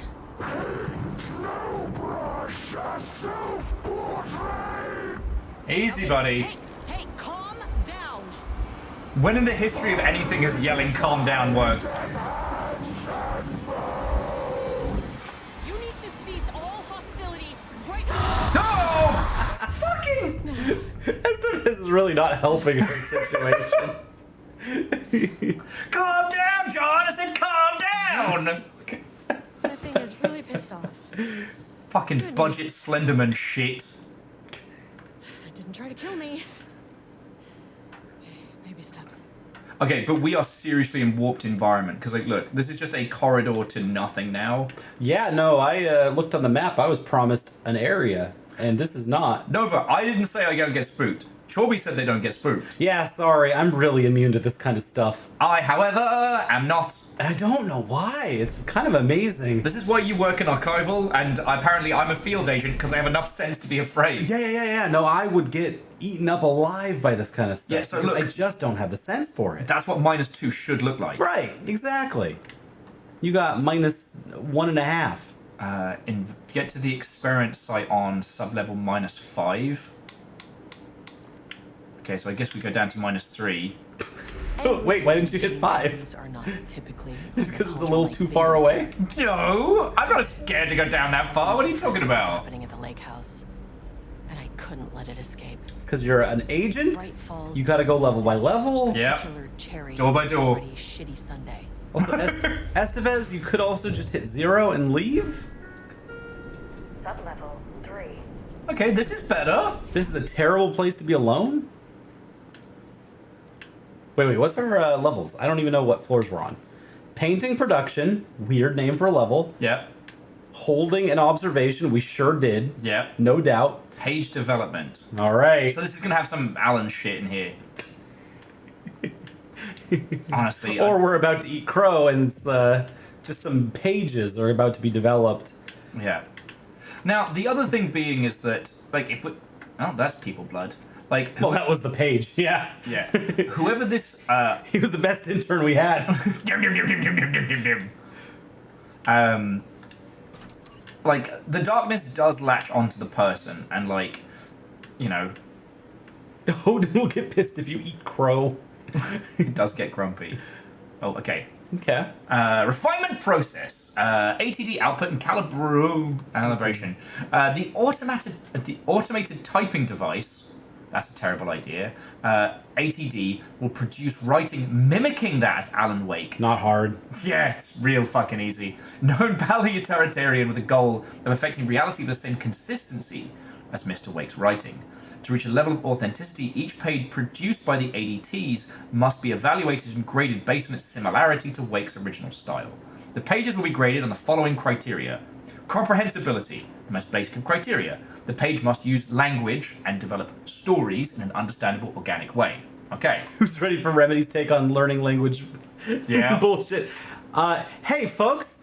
Great segue into our next segment that you don't know about, but I do. I have been holstering this for a long time. As you know, I am a information scholar, and as I am in my second quarter of this in the iSchool at University of Washington, it is actually literally my job to know how AI works for information gathering. And so I do actually need to know how to use AI. I have a very exciting thing for all of us because I had a thought. I had a theory. If Alan Wake is a hack. Yes. This entire game, Alan Wake 2, is, it's built on this idea that the story is inherently kind of easy to understand and manipulate, right? Yeah, no, for big if on the if Alan Wake is a hack. Okay. Let me see where I saved this somewhere just to make sure. I just had the thought. I was like, it was because I was reading Uchikoshi, the writer of AI the Somnium Files, who had some things to say this week about AI and how, not AI the game that he made, but AI as in language learning models. Yeah. If that was something that would get in the way, and his main take was no, obviously artistry is something that is very human and cannot just be like algorithmed away. Yeah. Just as a small aside, not all language learning models are inherently bad or villainous. You know, we played one from Dread Delusion where the person programmed their own. It was so it was so hard drive intensive, it broke my old hard drive. That's the one by the sink that I've been using as a sponge holder. Wait, Dread Delusion? No, sorry. Dread X produced a game with a language learning model, which was... Bless their hearts. I'd have to bring up... Actually, I think... Right. And so I need to know these things. I need to do these things. Yeah. I work with LLMs often. I gave a prompt to Perplexity, a ChatGPT based situation, because I was thinking, I bet that AI could actually generate Alan Wake content very easily. Because Alan Wake's a hack, right? And so AI should be able to produce this really easily. And I bet they can't for AI the Somnium 2. Because Uchikoshi's work is just really weird and funky and doesn't quite line up right. See, I would have said the opposite. No, yeah. It's just that Uchikoshi's writing is, and Somnium 2 is not even nearly as good as Somnium 1. There's a whole bunch of parts of this, but like Somnium 2 just goes weird places that are like, oh, this makes sense, but also doesn't at all. So here is, I have given a prompt that says, and we can go big for this because this is going to be a fun thing for you. Okay. Here's the AI prompt. Describe a new DLC pack for Alan Wake 2 that builds off of the ending to the game. Perplexity prints out The Spiral's Edge, a new Alan Wake 2 DLC. Building on the enigmatic ending of Alan Wake 2, The Spiral's Edge DLC takes players... Using enigmatic at that point is a peak wankers move. Yes, We're already in... This is going to be the tone for the rest of this because it's a little Alan Wake adjacent. But this is mostly perplexity. I've found that this system specifically has a wankery way that it speaks, and I kind of love it. Enigmatic ending of Alan Wake 2. The Spiral's Edge DLC takes players deeper into the twisted reality of Bright Falls and the Dark Place. This expansion explores the concept of the spiral mentioned by Alan in the game's finale, so it picked up on that really quick, offering a mind-bending journey through multiple layers of reality. New playable character, Alice Wake. I wouldn't put Alice through this, but all right. You already said multiple times today that you want Alice Wake to be the next character. In a full game, not DLC. Well, AI agrees with you. Players take control of Alice Wake, who has been revealed to be alive and actively working to save Alan. Her unique abilities, she's got unique abilities, allow her to navigate between the real world and the Dark Place, offering a fresh perspective on Okay, it's not fresh. It's stuff we've had before. It's already fucking pissing me off. I figured I apply this to you and you would freak. Gameplay mechanics. This gave me a lot of things. Way more than I needed, asked for, or wanted. Reality shifting. Alice can use her newfound powers to shift between different versions of Bright Falls. What newfound powers? What newfound powers, computer? I can also pitch this to you as you are, you know games, you know how these things get pitched. Each representing a turn in the spiral. This mechanic introduces puzzle-solving elements and combat scenarios that span across multiple realities. Memory reconstruction. This is exactly like listening to a PR pitch from a company that has then actually looked at your fucking game. It is. Dude wrote this on the fucking train on the way in. I knew you would. With every turn of the spiral. What's the spiral, Alan? This is Jeff. What's the spiral, Keely? But it's so perfect for Keely. It's so Keely coded. Players, Keely is robot confirmed. Must piece together fragmented memories from both Alan and Alice to uncover the truth behind the spiral and find a way to truly free Alan from his cycle. So far, this actually does, at least, it doesn't mean anything, but it makes some kind of competent sense. New enemies. I don't know why. Of course. Back of the box feature. Yeah, this is so back of the box, and they're ready for you. It's crazy how easy this is for this system. The Echoes. Which doesn't make sense because we've already had Echoes. Yeah, all right. The DLC introduces a new enemy type called the Echoes, manifestations of past iterations of Alan and other characters caught in the spiral. These foes adapt to the player's tactics. I wish we could choke a robot! Becoming more challenging as the story progresses. Expanded lore! Because they know this is what you want, right? The Spiral's Edge delves deeper into the connection between the events of Alan Wake 2 and the wider Remedy connected universe, particularly to Control. The expansion explores the role of the FBC in monitoring and potentially influencing the events in Bright Falls. New locations! This is so PR speak because we've had sentence after sentence, we've had paragraph after paragraph, and it said fucking nothing. But at least the signs are there. There's nothing else here. There's no content here, but the signs are all there. They actually, it at least does have an interpretation of what the ending might have looked like. New locations. It says nothing still. Players will explore new areas of Bright Falls and the Dark Place, including the Spiral Lighthouse. We already went to the lighthouse! Mysterious. It's a big laser! It's a structure that serves as a nexus point between different layers of reality. The fuck it does! Two cracked out Finnish guys turned it into a laser beam to shoot the darkness! And two altered Cauldron Lake. A surreal version of the lake. Oh, because the lake's so fucking normal! That reflects different points in the spiral, each with its own... What spiral? It has its own challenges and its own revelations. Conclusion! The Spiral's Edge DLC aims to provide closure to some of the questions left unanswered in Alan Wake's 2 ending, while simultaneously expanding the mystery in true Remedy fashion. If someone pitched this to me while I was in a meeting, I would physically urinate on them.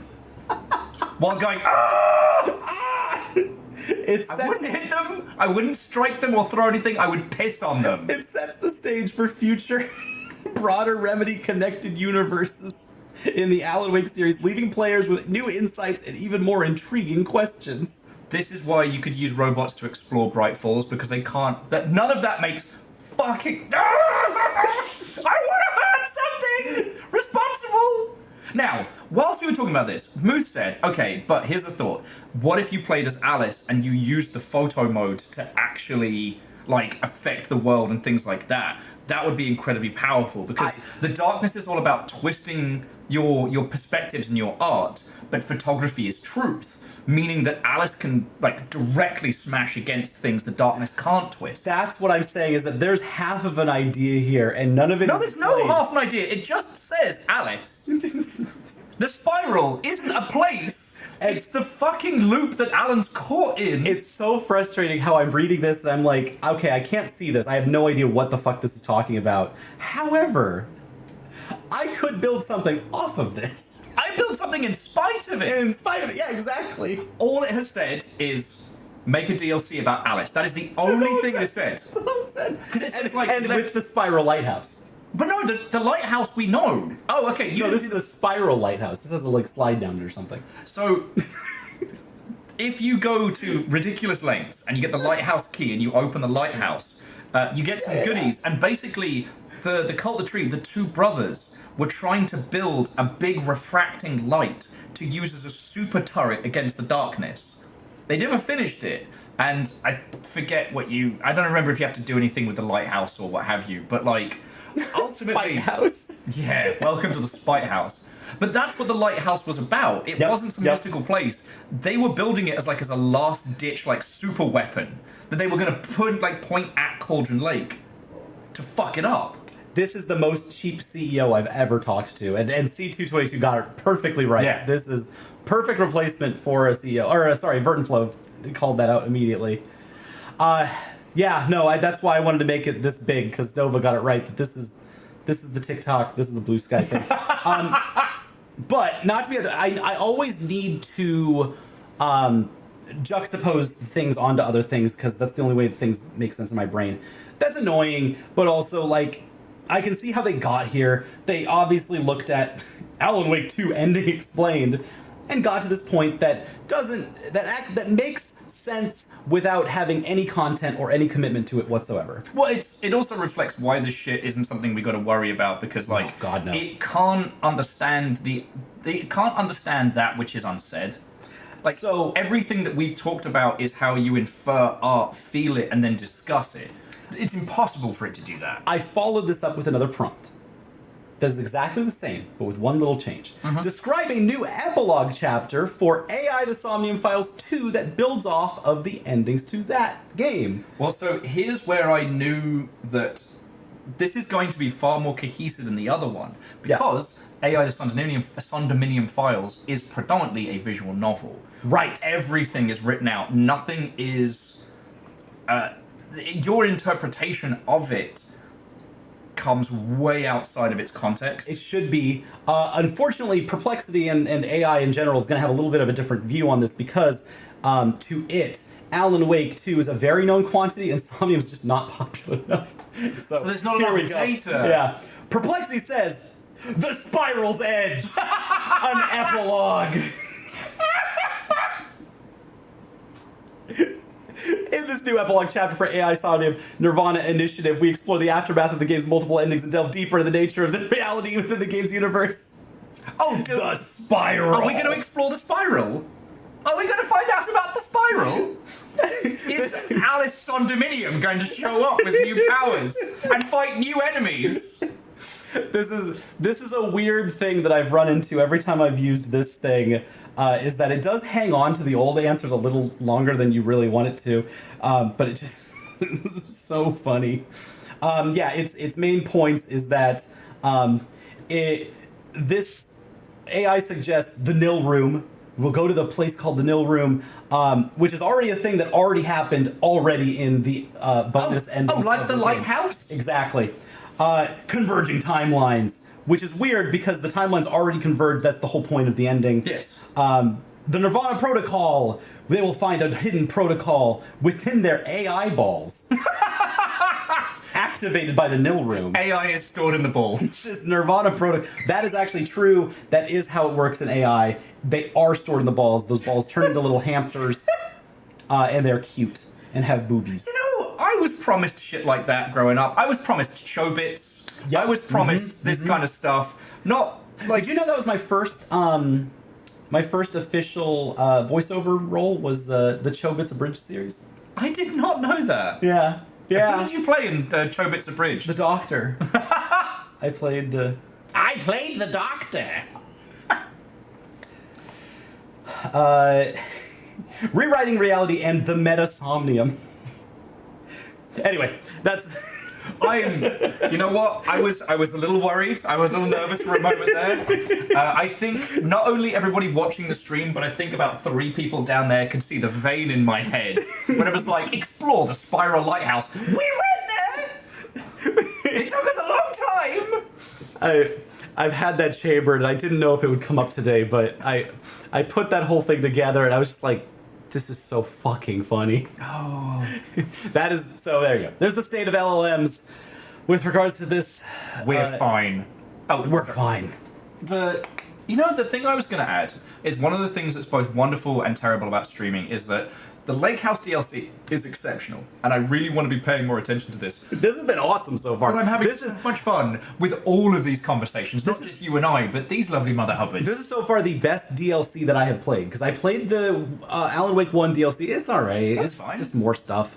The Control DLC was not. I did not have much fun with it. It was alright. It was fine. It's just all. It's very Control-y. Did you play the other one where you get to do like you're on high-speed rails and you get to do like the movie set? No. Oh, so you missed the fun! Well, yeah, because I was just here for the Alan Wake parts. That was the point, right? So the thing is, the other DLC for Control is really fun and interesting.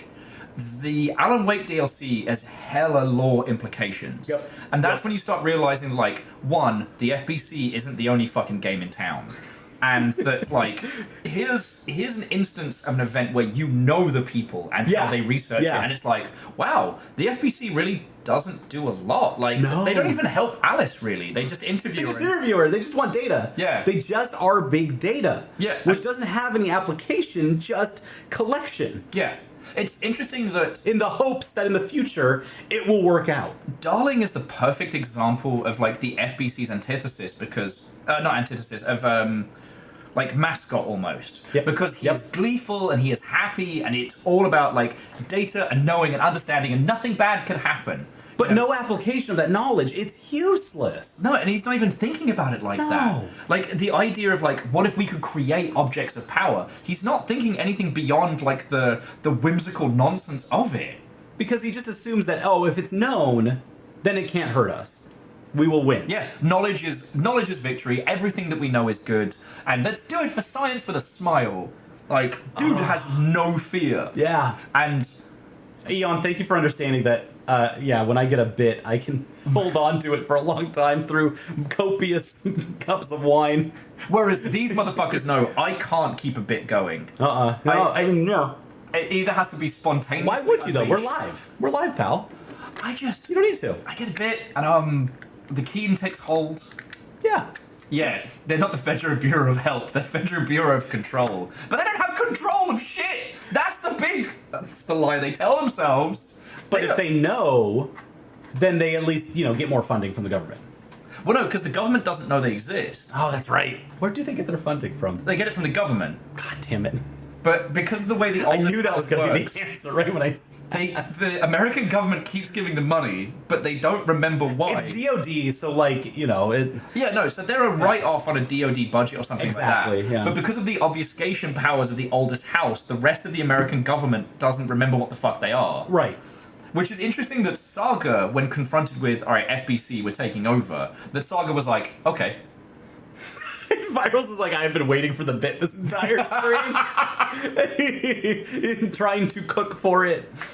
But, like, I guess it's because I'm super inoculated to that kind of, like, nothing sandwich with buzzwords. Because, friends, if you've never had to deal with, especially third-party PR companies, they'll come in and, oh boy, they will... There's no analogy that I can say that is Twitch safe. They will make you feel like $1 million. There we go. I was going to say a lot of other things.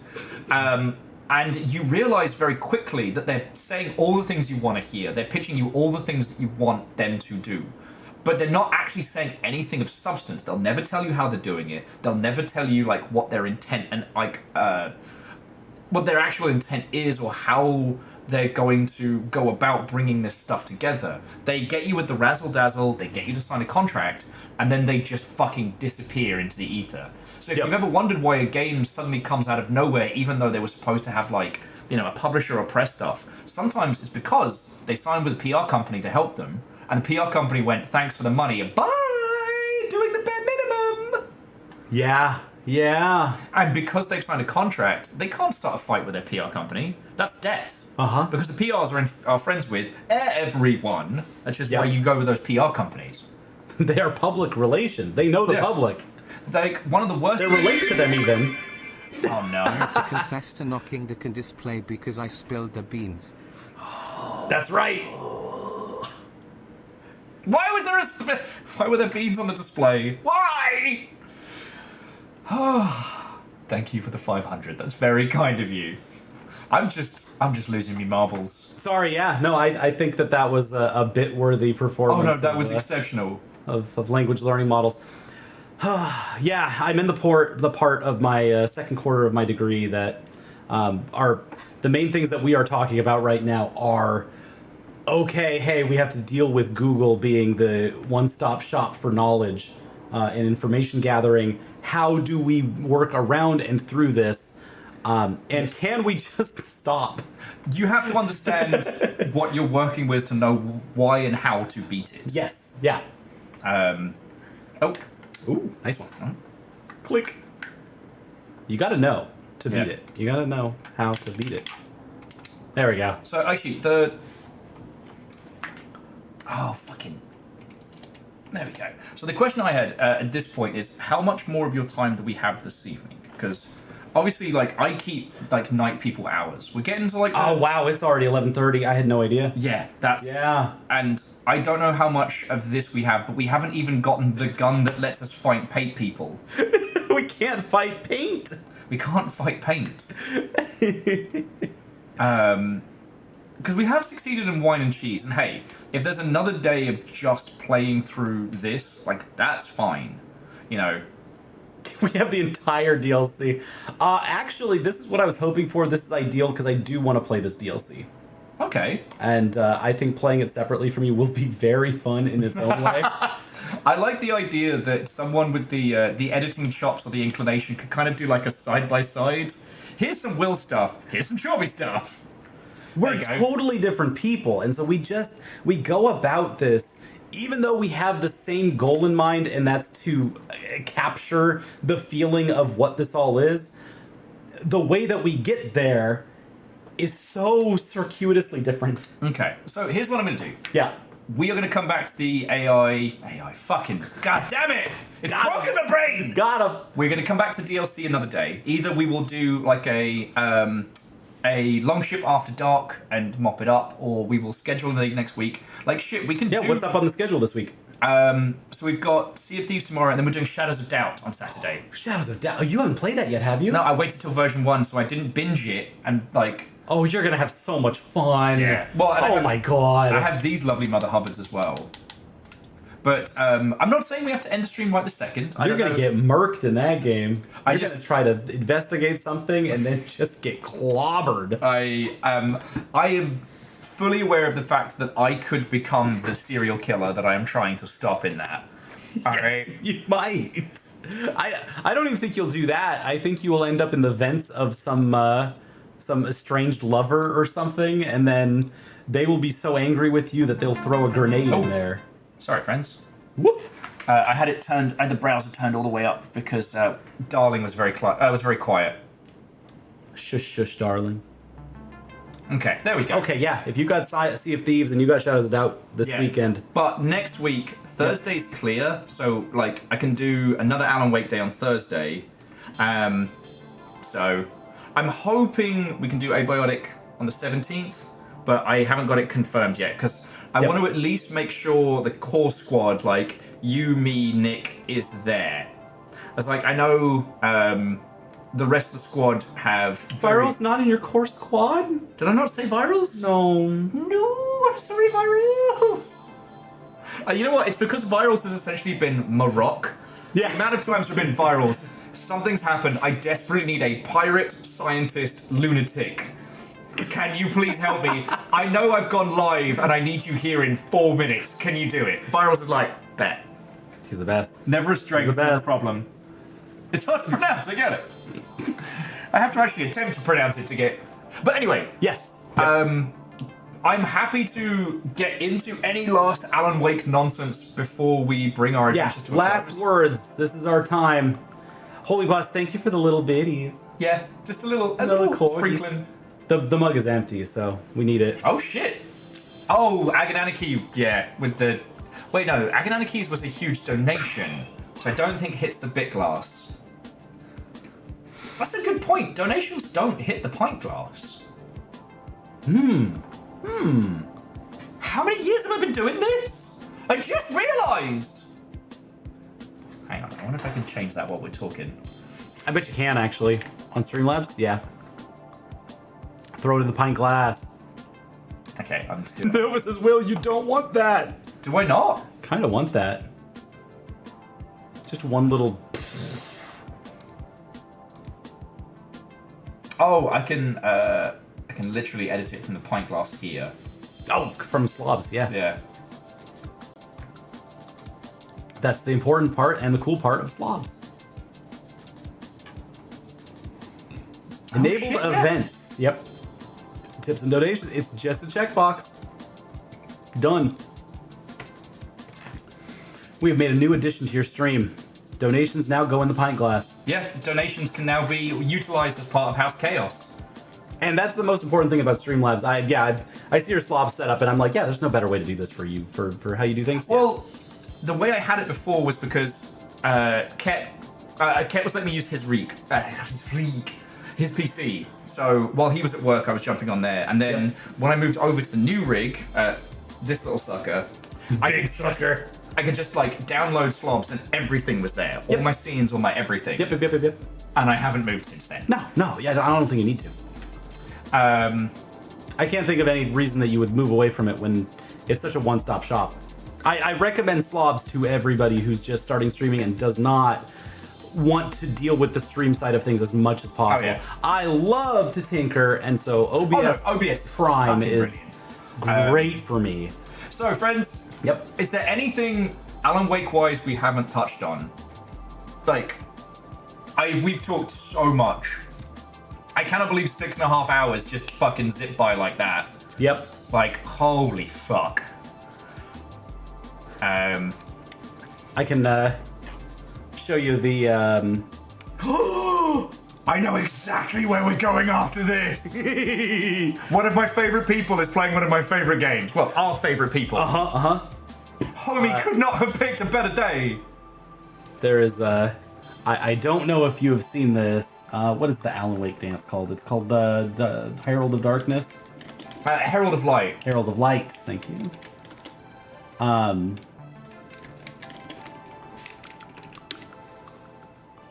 So someone did Herald of Light. Oh, where is it? No, this isn't the right ones though. Oh, and Chornerus. This has been a fucking glorious journey. I'm sorry we didn't get into the Lakehouse as much as. I probably should have realised that we all had so much Alan Wake to talk about. I can't find it. Beans. Oh, well, like, when you find it... It's on my Discord inside. Oh no, we have to spend another day playing Alan Wake DLC. Champion. Oh yeah, because it's Champion of Light, Herald of Darkness. Sorry. Thank you, Edwin. There's so much Alan Wake floating around my noggin, like... But yeah, very, very quickly, because we started talking about it and then we got distracted. Yes. I think that the Alan Wake musical segment really is Mr. Dorr trying to, like, hype him up, get him through it. Because while the rest of the darkness... Oh. Don't worry about that. Don't worry about that. Yeah, I just want to put us in this spot, since I can't find the crossover that I was looking for. I just want to put us in this spot silently for a little bit while we talk about the Champion of Light, which because we haven't gotten to talk about this really at all. You know, we can put it on. It doesn't get copywritten. No, it doesn't get the copyright strike. I just want it in the background, not even audio-wise, just the video in the background so that we can talk about it. Because also, all the things in Champion of Light, they are critiques of Alan, but they're critiques of Alan from an outside perspective. It's not Alan talking about Alan. No. It's somebody else looking at and kind of mocking Alan for being a fucking dingus. Yeah, yeah. I am perplexed by this on a couple of levels. And Moose makes a good point, which is it's also the old gods are trying to warn him about the whole thing where he is Scratch. The presentation of this just perplexes me because this is the high point of the whole thing. You know what? We'll just Oh, we're already on here. Yeah, sorry. Yeah, I got you there. I know you're rigged now, so I just kind of downloaded it. Yeah, thank you. I'm fascinated by how we have these like dancers in gold that are supposed to be the signal, like, all right, get out of here now, go on to the next place, which is very museum-like. They have made this theme park, this ride queue, as I would call it, a museum space where you walk around and see dancing happen around you on video screens. Well, so I realized it's very strange, but it has to be this way. Yeah, because so like Mr. Door has constructed this talk show within Alan's dark place. It makes sense because Alan's ego will always be okay with the spontaneous interview, right? Yep. Like, even in the confines of the horror story, Alan popping up and suddenly being interviewed by anyone, that applies to his ego. That it appeals to his ego. Yes, sorry, yes, appeals to his ego. This is so bizarre and surrealist that it fits with the confines of a horror story. The reason why Mr. Door doesn't sort of sit him down and go, "Hey, you're Scratch," Alan would never hear that. Within the confines of the story, He'd go, the "No, cycle, I'm not." He'd go, "No." He would reject it wholesale. But with like the old gods of Asgard, if we take into consideration the Whedon effect of, actually it needs a better term than that. It sounds gross to say. Joss Whedon's a fucking wank sting. But they literally tell you, show me the Herald, the Champion of Light, yeah, and I'll show you the Herald of Darkness. Yeah, you are You're Scratch. both, motherfucker. You are them. Yeah. And they slap their heels and. Yep. Because one of the ways I choose to interpret this is that the spiral has been going on for a long time. In Saga's world, he's been in the lake for 13 years, right? Yep. In his world, where time doesn't make sense, this is some Palm Springs shit. Yep. He could have experienced tens Palm of thousands. Springs shit, not Night Springs. You mean it's Palm Springs shit? The Time Loop Floridian. The Time Loop movie, you know what I mean. But the idea that Alan has probably done maybe even like tens of thousands of these loops. And it's only like he tries different things at different times. It's not the same every time. Yeah. Because it's not a circle, it's a spiral, ever like spinning inwards. Right. Yep. But they may have tried ways where they went, Alan, you're Mr. Scratch. Alan, okay, he's reset the story. All right, fucking hell. Yep. And that's where I choose to believe the DLCs come in. And then he accepts the award. Yeah. Oh, it reminds me a lot of Matrix Resurrections, the new one. Yeah. And the award is what either he or Scratch had taken away from Cynthia. Yep. Like, it's not even it's not an accolade. It is something that's been taken from others. Like, it's Zane's thing. He fucking took it. I love this game so much. And also, it's Keeley bait at the same time. Oh yeah, it's aggrandizes the man, which I love. Good, you should. And because it's so fun and so bright, like, and Remedy has this reputation for being whimsical and silly. Yep. It all I like fits. this part. I like where you get on the catwalks. I just think the presentation of all of it is so lacking, actually. Even though the video itself is great, I am so perplexed at how they build a museum space, because it's such a step backwards from Control in a weird way. No, it's in a very strange way. It's a stage and environment because Alan gets that. Yeah. Because he's been involved with the Casey movies in some regard, right? Yep. And he's been involved with... Oh no, so the Casey movies happen after he goes in the lake. But he's definitely been on talk shows before. He understands a set. they can't make it anything more than this. It has to fit within Alan's framework. And again, Alan's ego, patting him on the back, the stage directions. Alan's the star of this. Yeah. It's fluffing his ego up before he has a chance to react. And it says that the things happening to him now are part of this staged environment where he's the star. Alan, you're the star. But I don't and feel... this bit here, it encapsulates that perfectly. Because it's all about him and his fame and how he's so hard done by. And as he loops around all these different things, again, they fucking have him spiral in here. Yeah, you actually literally walk around in a circle a bunch of times to trigger things. But I don't feel like the star in these situations. I feel like an observer. I feel like a passive observer. Well, think about it like these this. spaces. Who's this for? It's not for us. And exactly. No, and that's the frustrating part for me. I don't know a better way. It's not like I'm saying there's some better way or some magical thing. I'm just fascinated by how much the space is so static in this scenario when in control, it's the opposite. Well, no, where the space I think that's molds to you as the player in ways that just are mind-bending. No, the matchstick room is so intense. Maybe I desperately want this to be the case, and I'm okay admitting that, but with this, like, when we're playing it, like, this section specifically is for Alan, it's not for us. Which is why everything is taped out for him. But why would Alan take any of this on when it's just a bunch of video screens on walls that he can walk past? He can freely not engage with any of this. Like, because it's a dramatization of shit he's had to go through while they desperately try and sing at him what's going on. Yep. With Saga, I think that we are the force of Alan's writing, right? Yeah. Like, Saga doesn't strike me as like a John Wick stone cold killer. I don't think that she has the capacity to just cap 17 guys in the face and just keep going. She is a regular person. She has a fucking child. Sure, she's had FBI training, but like, there's only so much killing one can do in a day without having a fucking breakdown. But we are the force of the story. Yep. We are the hero embodiment that Alan has put upon her. Whereas in this one section, we're almost a backseat to what Alan's supposed to be experiencing. Like, this is one of the few times where Alan, the little dude on the screen, has the agency and we're just along for the ride.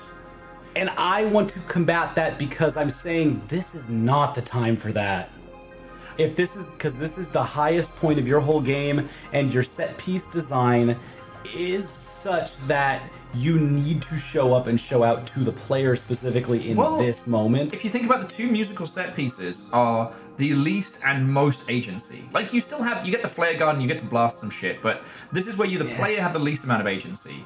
And then with Saga's musical number is when you, the player, have the most agency because you're having a fucking super showdown while your Viking granddads bust out a brand new song they wrote in half an hour. But I wouldn't say those are agency. I would just say there's, you know, this is obviously a part where you don't really play a lot, and that's a part where you do play a lot in the game loop. Moose gets it. Mr. Door knows about the player. Mr. Door does know about the player. That's true. And I'm not saying addresses this directly. This is totally sound to the level that it is supposed to be for Alan Wake and for the player. It's good, and I have higher expectations for Remedy because I needed this moment to be great, and it's fun. It's fun. It's all right. I would absolutely do the dance at any moment. I had a brilliant time with it, and I like it, and I'm just like, oh man, but I've seen y'all do better. I've seen y'all do incredible mind-bending stuff, and this was the time to do it, and that's why I'm just like, well, it's 8.5 out of 10. And this is the section where I think that they take the context of the world and they hold it sacrosanct because they could have done that kind of stuff. What they did is they made a set that doesn't make sense because this isn't Alan's set. This is Mr. Door's set. And this is all meant to teach Alan, Mr. Door's the one that gives him the fucking flare gun. It's one of the few things that doesn't come from his own writing, for fuck's sake. Yep. And it wrecks face. And the fact this person isn't using it proves to me that they are a coward and their bloodline is weak. I blew these guys up so fucking fast.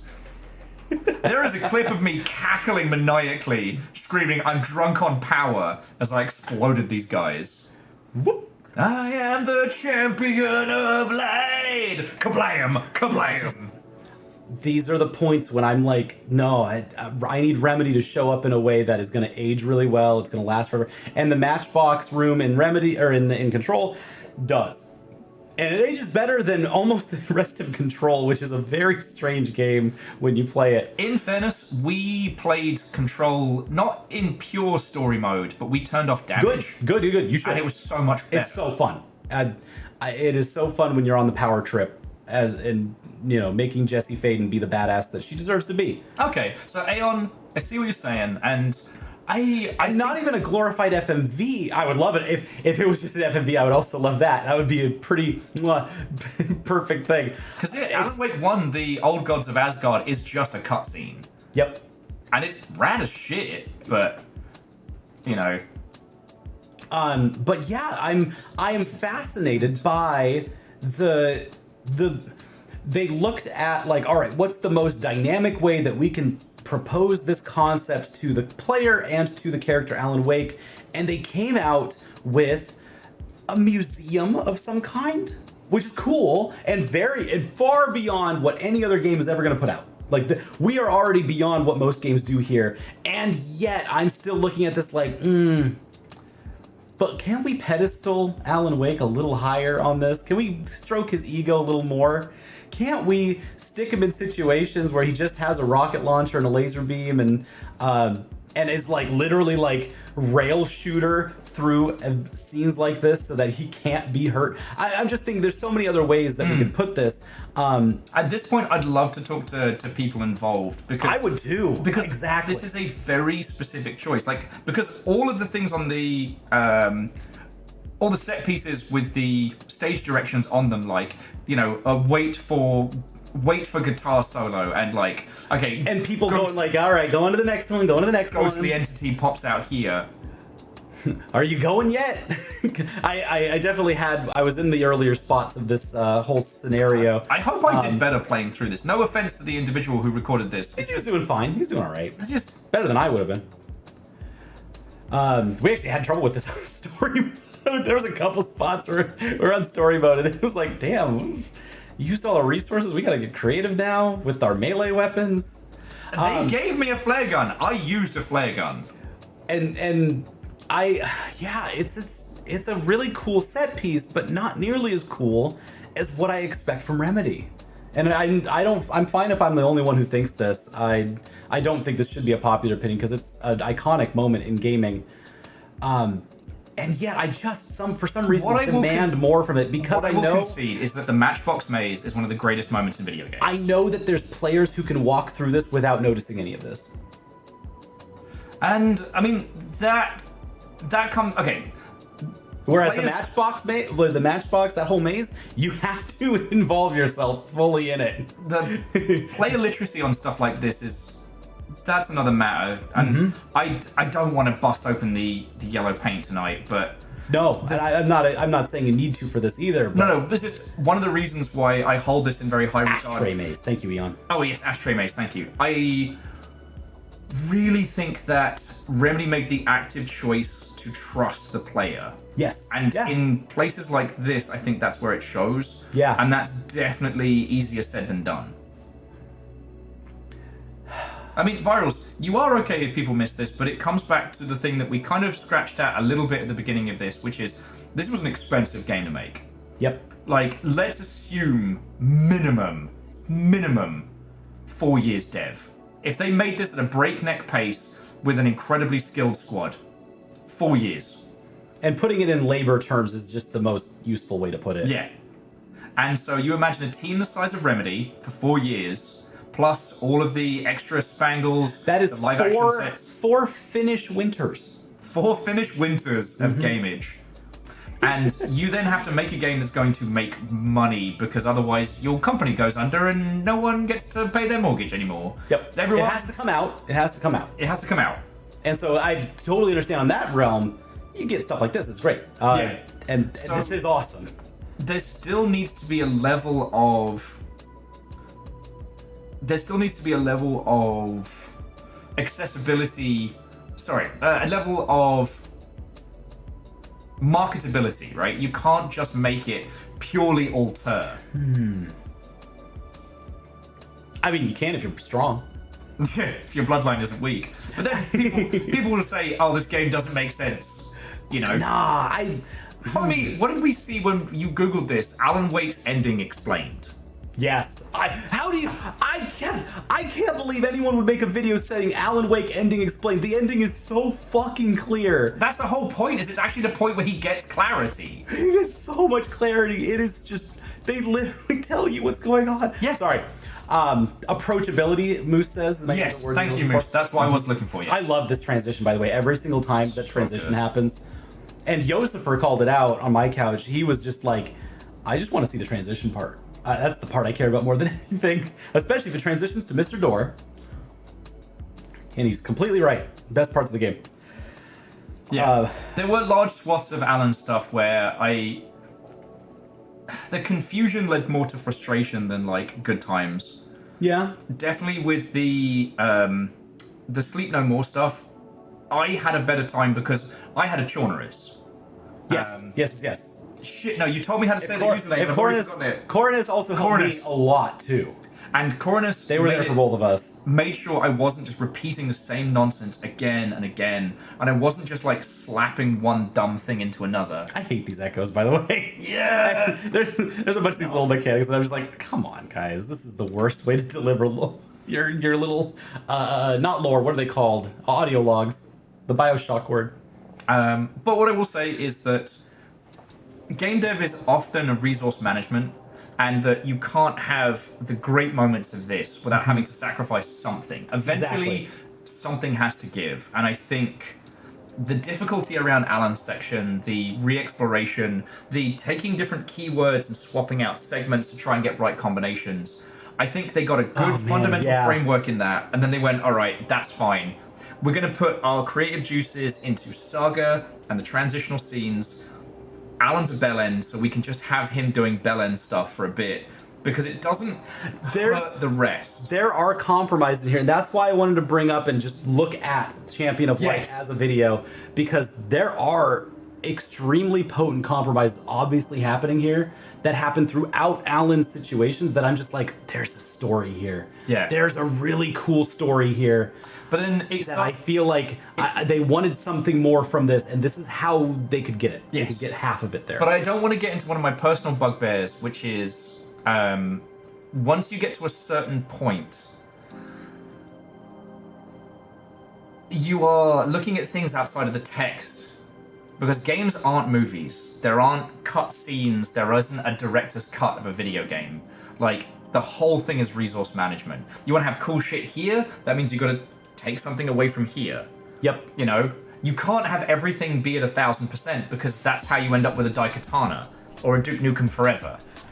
Like, that's just the nature of the beast.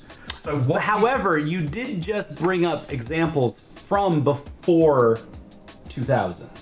Like, these are old examples. Well, because we learned.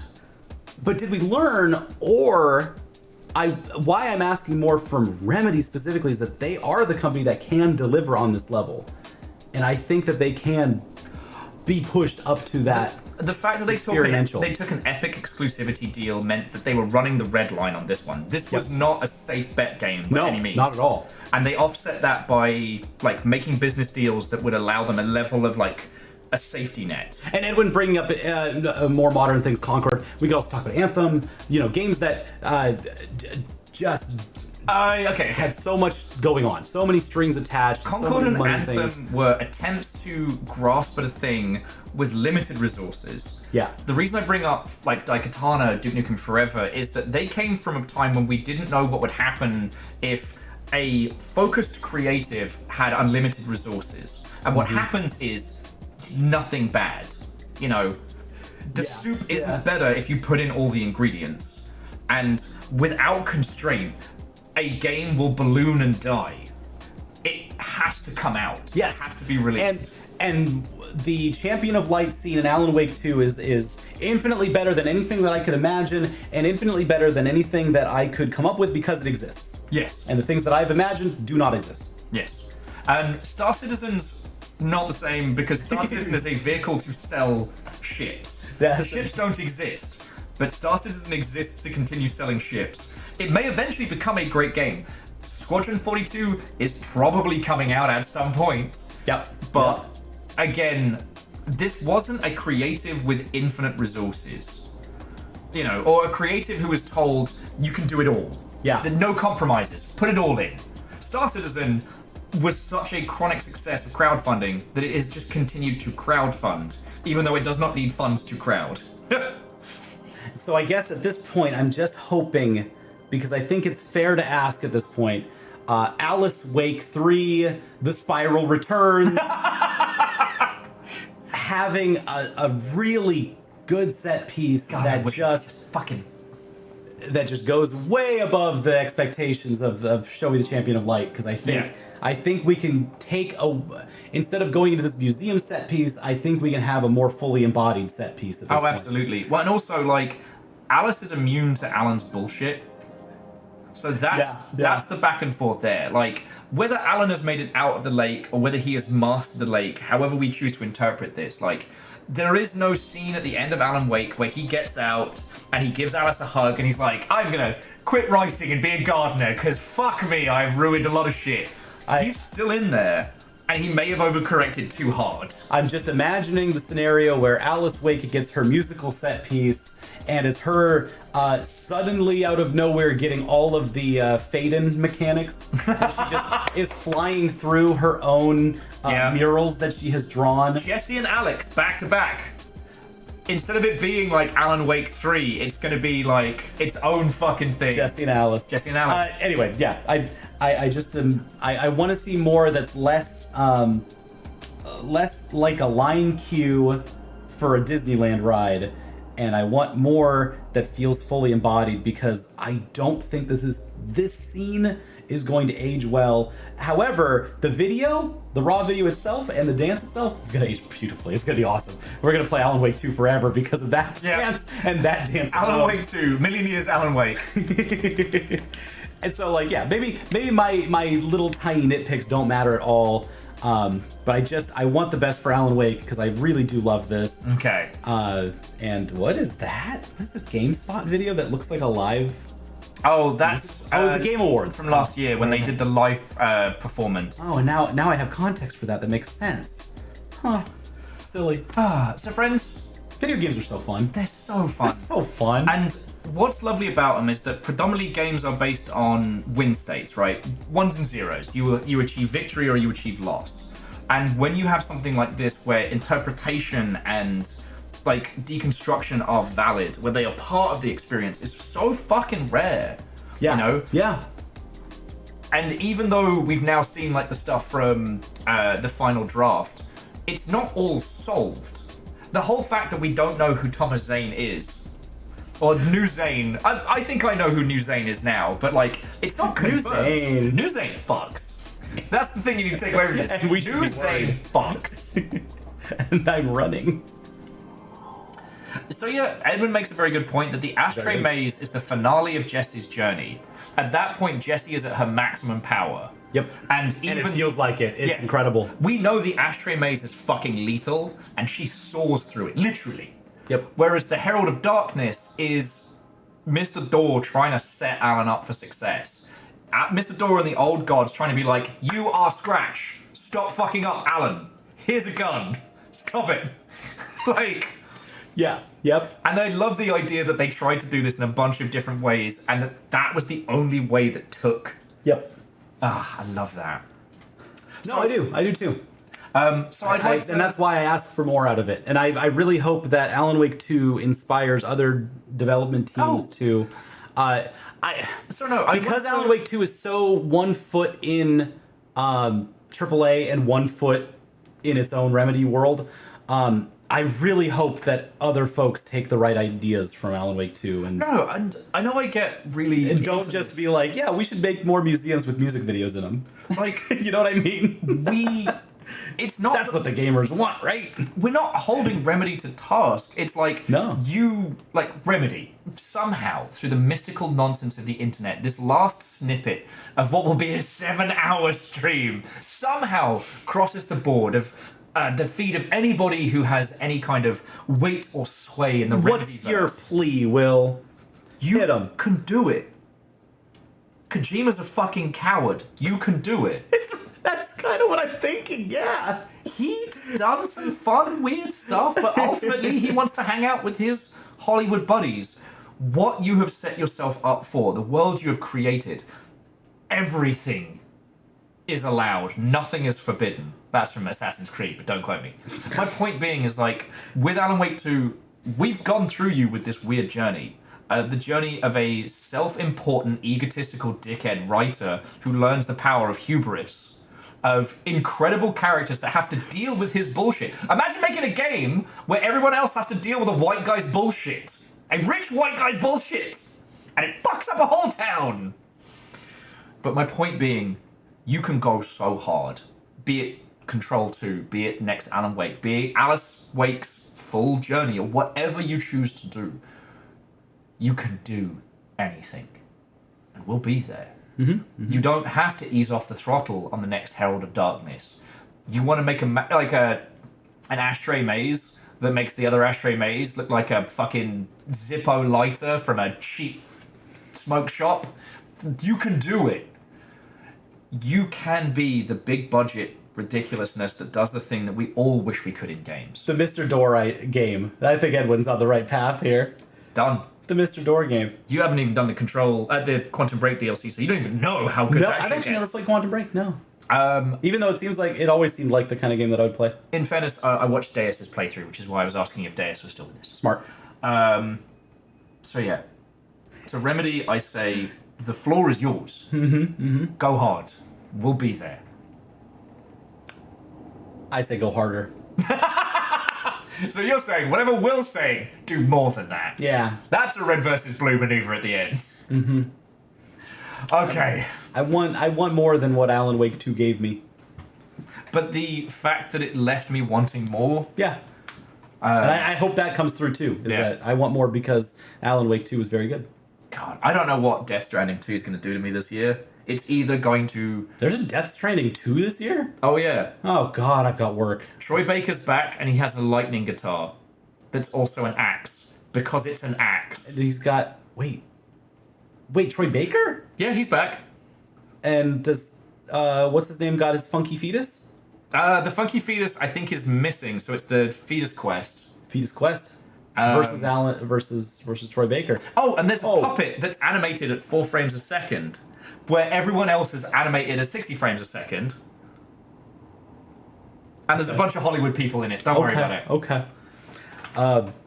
Yeah, Durant's plan for our Hooper list this year is to go through Metal Gear Solid, which will get me to 5, which will inevitably and eventually get us to finally playing Death Stranding. I'd like to propose, because if you are doing Metal Gear Solid, please, for your sanity, for your happiness. Yeah, Metal Gear Solid Twin Snakes, I agree too. Thank you for understanding me. Oh, I love Twin Snakes. It slaps. Really? Why? Okay, cool. I didn't know that. Okay, I was gonna do a shitpost, but I really fucking love the stupid Silicon Knights game. It's really good. And then they ate shit doing 2 Human. I don't know how. Anyway, sorry. You beg. Do it chronological. Don't do it game order. For the love of all that's holy, do it chronological. Oh, with 3 first? And then... 3, Peace... Or sorry, 5. No. 3, 5. 3, Peace Walker, if you can get the 360 version. Then 1, 2... I don't know if you want to do any of the... I've just never played 5. That's really the main thing here is that I've never played 5. Oh, so, sorry, it'd be 3, Peace Walker, and then 5, Yep. then 1, 2, and then 4. Wow, God, yeah, that actually fixes all my problems. Because I never get to Peace Walker, because by the time I would play it, I'm already 4 Metal Gears in, and I'm like, I don't need to play Peace Walker. Yeah. So if I start with 3, I'm having a great time. Going to Peace Walker, all right, we're already committed, let's do this, motherfucker. Then we get to 5, and that's the one I haven't played yet. And then we get to play Metal Gear Solid 1 and 2, which I love! And 4 is my favorite game, so... I'm a Metal Gear Solid 4, like, super apologist. I think that game... Wait. You can't It ain't Smoking Soda Monkey and, I'm sorry, a whole squad of women with trauma and you take sexy photos after you kill them. That's correct. Jesus! I know. 5 is very good, though. I just think 4's level of performance, the performativity of it is just so insane. It's so above what you'd think games would even be capable of. I don't know. It sticks with me so long. I love Mom. No!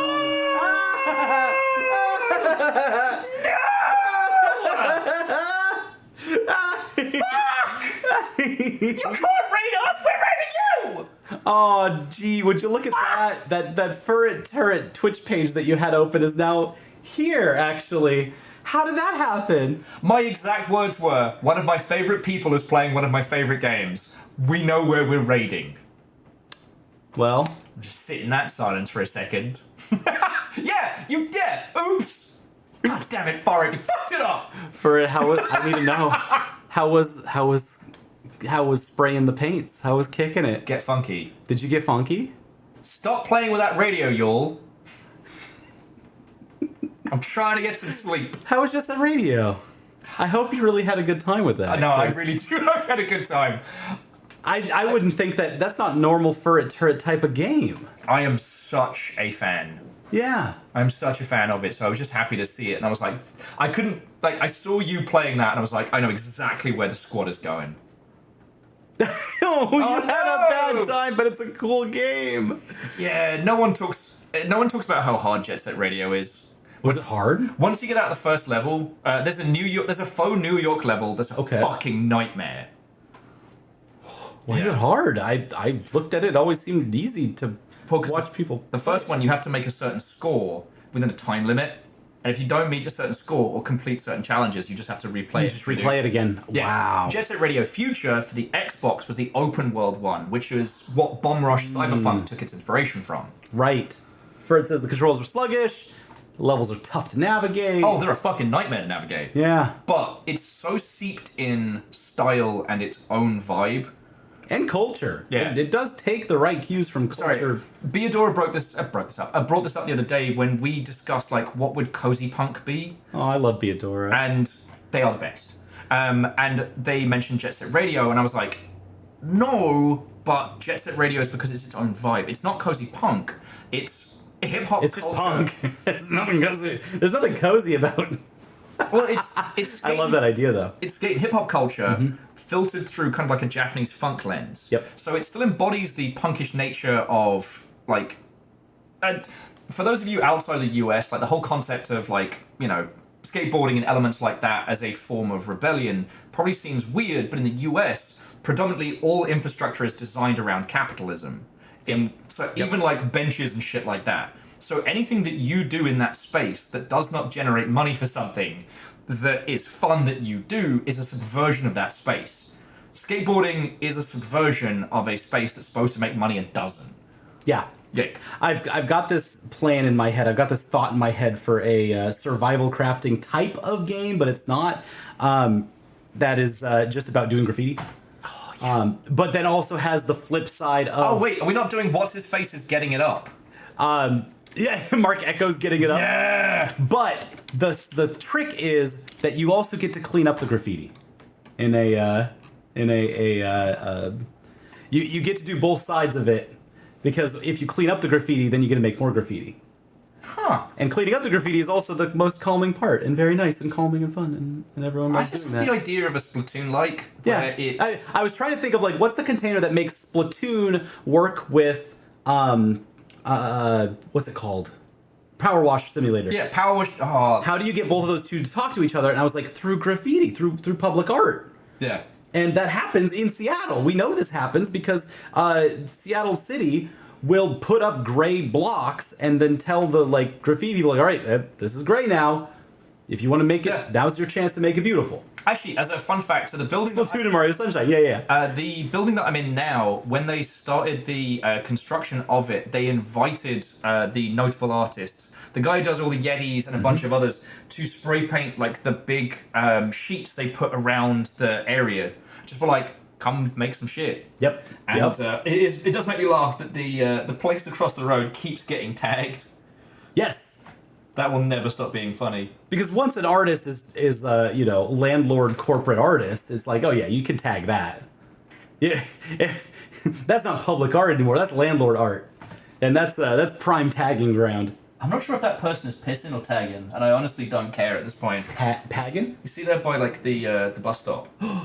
Are they pissing or are they tagging? Pissing? Tagging? Tagging? Pissing? I think pissing. Yeah, there was the shake. There's the shake. Yeah, that's a piss. That's a piss. Not a shake of the can. Okay, we need to bring the stream to an end. I'm sorry to have a raid target now. Yeah, I'm so glad that I get immediate satisfaction that Furret had a good stream, but a bad time. Yeah. The sad thing is that Jet Set Radio Future is really hard to get copies of because it's only been released on the OG Xbox, never got a re-release. Yep. So it's a fucking challenge and a half. I can't go in for. I want to go into duty, but I've been specifically avoiding Delta until it's done. Oh, that's tricky. We did the first segment, and I was like, nah, this will consume my life. Ouch. Thursday nights. Yeah, who's up right now? What the fuck is Flair playing? All right, there we go. Flair is playing what looks like EDF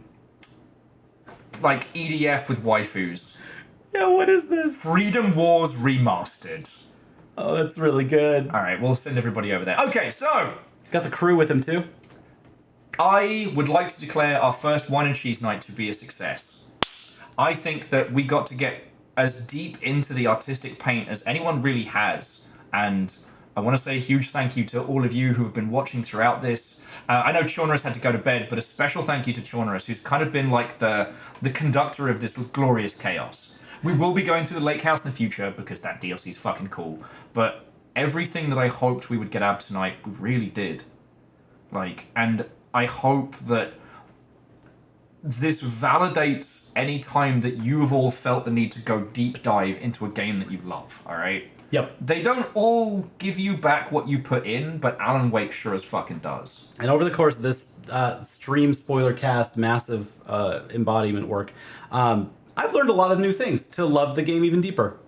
Yeah, and if I can do that even a little bit for people, then there's also so much detail and lore and knowledge I've gotten from all of these lovely No, there's so many parts that I just did not know about this from our abbreviated playthrough. And the thing that I'm so glad that I had you here for is that, to quote Inception, is to dream a little bigger, darling. Dream a little bigger. That I went through, using it as a hyperbole example, but going through Champion of Light and being like, this is amazing, this is great, this is amazing. At no point did I stop and be like, but it could be more amazing. This is fucking cool. It could be more cool. I've just seen so many things like it, which is very strange because Remedy's usually beyond. They're on a cutting edge, and this is just the normal edge. Yeah. And so that's kind of why I wanted to call it out at the end of the stream. Yeah. And it's very good. I'm sure none of you need my permission to do this, but if you are watching this on Mystical Future VODs, please, please, please, any thoughts, any feelings, any theories we didn't cover, throw them in the doobly-doo. We'll come back to them. Yep. And now I have a place you can just fucking come over. Yeah. It doesn't all have to just be at the Till We Beat base. You, me, the guineas? Yeah. You'll notice that they got so much salad they did not give a fuck tonight. They were so chill. Yeah. And also, I cannot imagine that any of you are not following Chorby, but please do. You are my number one watched person, if I remember rightly. This is not a light recommendation. I think if we're going to do this, if we're going to do credits and nonsense, I know how we got to do this. Yep. Put on the video. Oh. Okay. I got people to thank.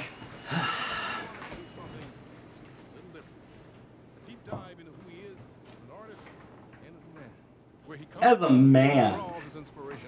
He says it. He fucking tells us. As a man. You're Scratch. Together with our house band, the divine old gods of Asgard, Woo! we have created something very special. The song is called Herald of Darkness, but I like to call this next segment the story of the journey of Alan Wake, the musical. It's so accurate. And Sam Lake's just living his fucking best life. The video is so good. Why do we even cut away from this? I don't know. They have so much fun. Smiley face. Okay. Sam Lake is the anti-Kojima. All right. I got people to thank. Deal. Okay.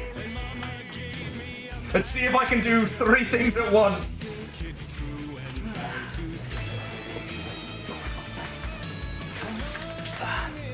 All right, first up, to Applebee's, Vedancia, Saru Starry, Whiskey Rain Art, Catatonia in HD, and Char. Thank you all for following. I hope we get to talk nonsense in the future.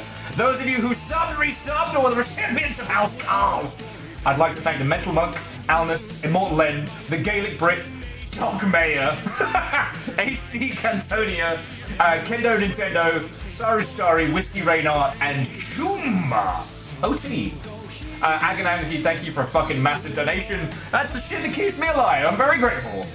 And those of you that threw in bits to keep this going and let me feed my guineas, to Akira Zero, Scotty Doggy, Bacon Avenger, Nova, the Mental Monk, J Post, Vanderbeast, Fearless Son, and the Holy Bus Crusader, thank you!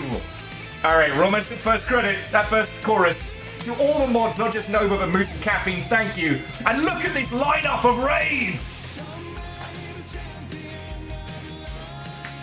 So Faye, Not That Will Smith, Whimsy, Forrit, Restless Roots, you legends to a person!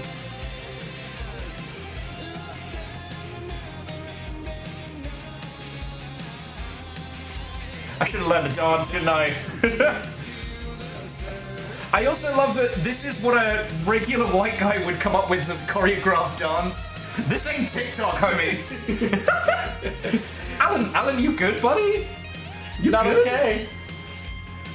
There's the hammer. Oh yeah, Moose pointing out, we got 3 bangers from the old gods of Asgard for this.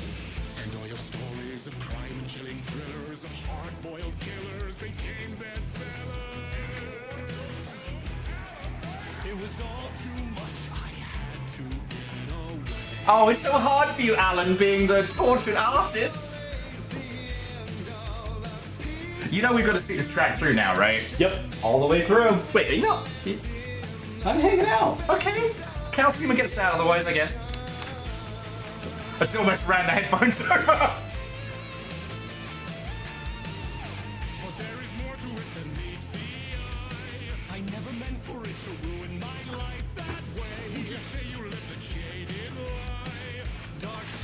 Matt, going back over this now we finished the game changes so much.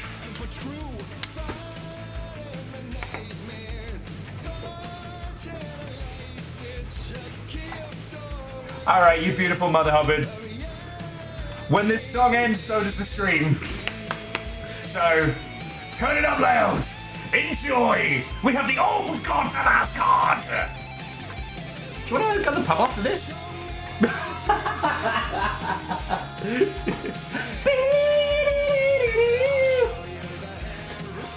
Darkness.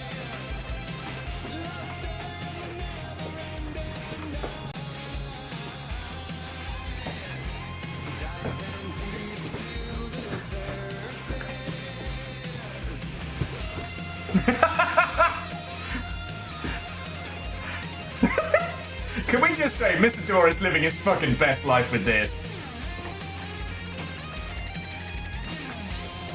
At some point we gotta discuss how Baldur is in this.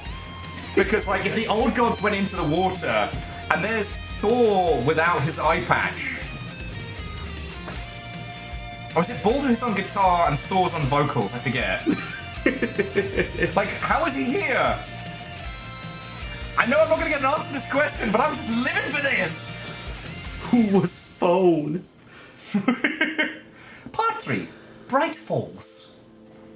He could write a new story like Tom Zane. Says Tom Zane, not Thomas Zane. Yeah. Yeah.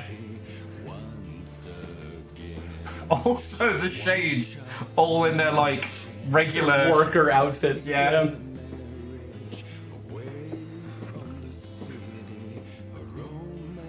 Come on, wife guy, you got this. Also, the only thing going wrong with his marriage was Alan having insecurities about his fucking writing. Wait, is it Tor on drums?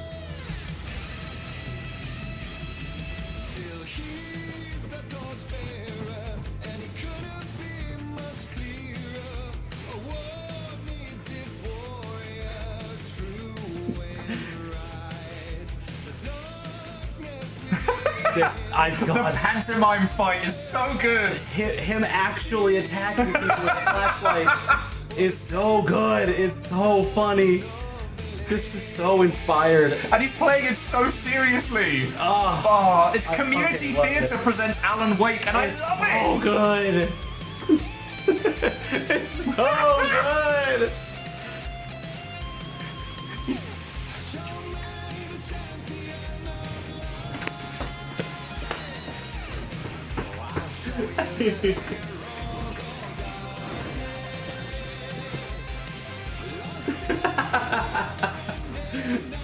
This is what video games are supposed to be!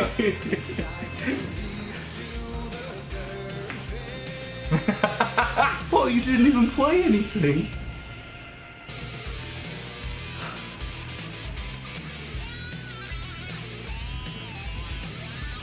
Virals and I need to play this on Clone Hero. We need to do the riff.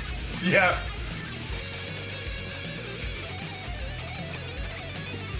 Oh, that rolling shred is so good. Oh, it's so good.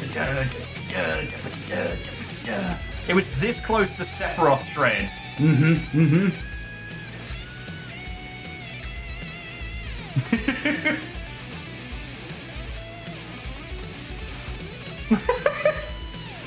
Like, in that scene, it literally shows Alan in light and Alan in dark. They literally tell us. It's right there.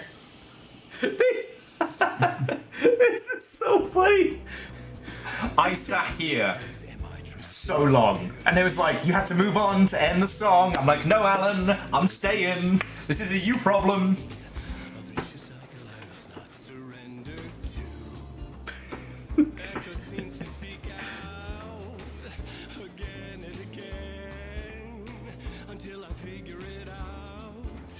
Oh my god, I've never seen this clearly. I did not know there was a whole video for this. Alright, friends. Big finish! I'll see you tomorrow for some Sea of Thieves and shit. Champion of life!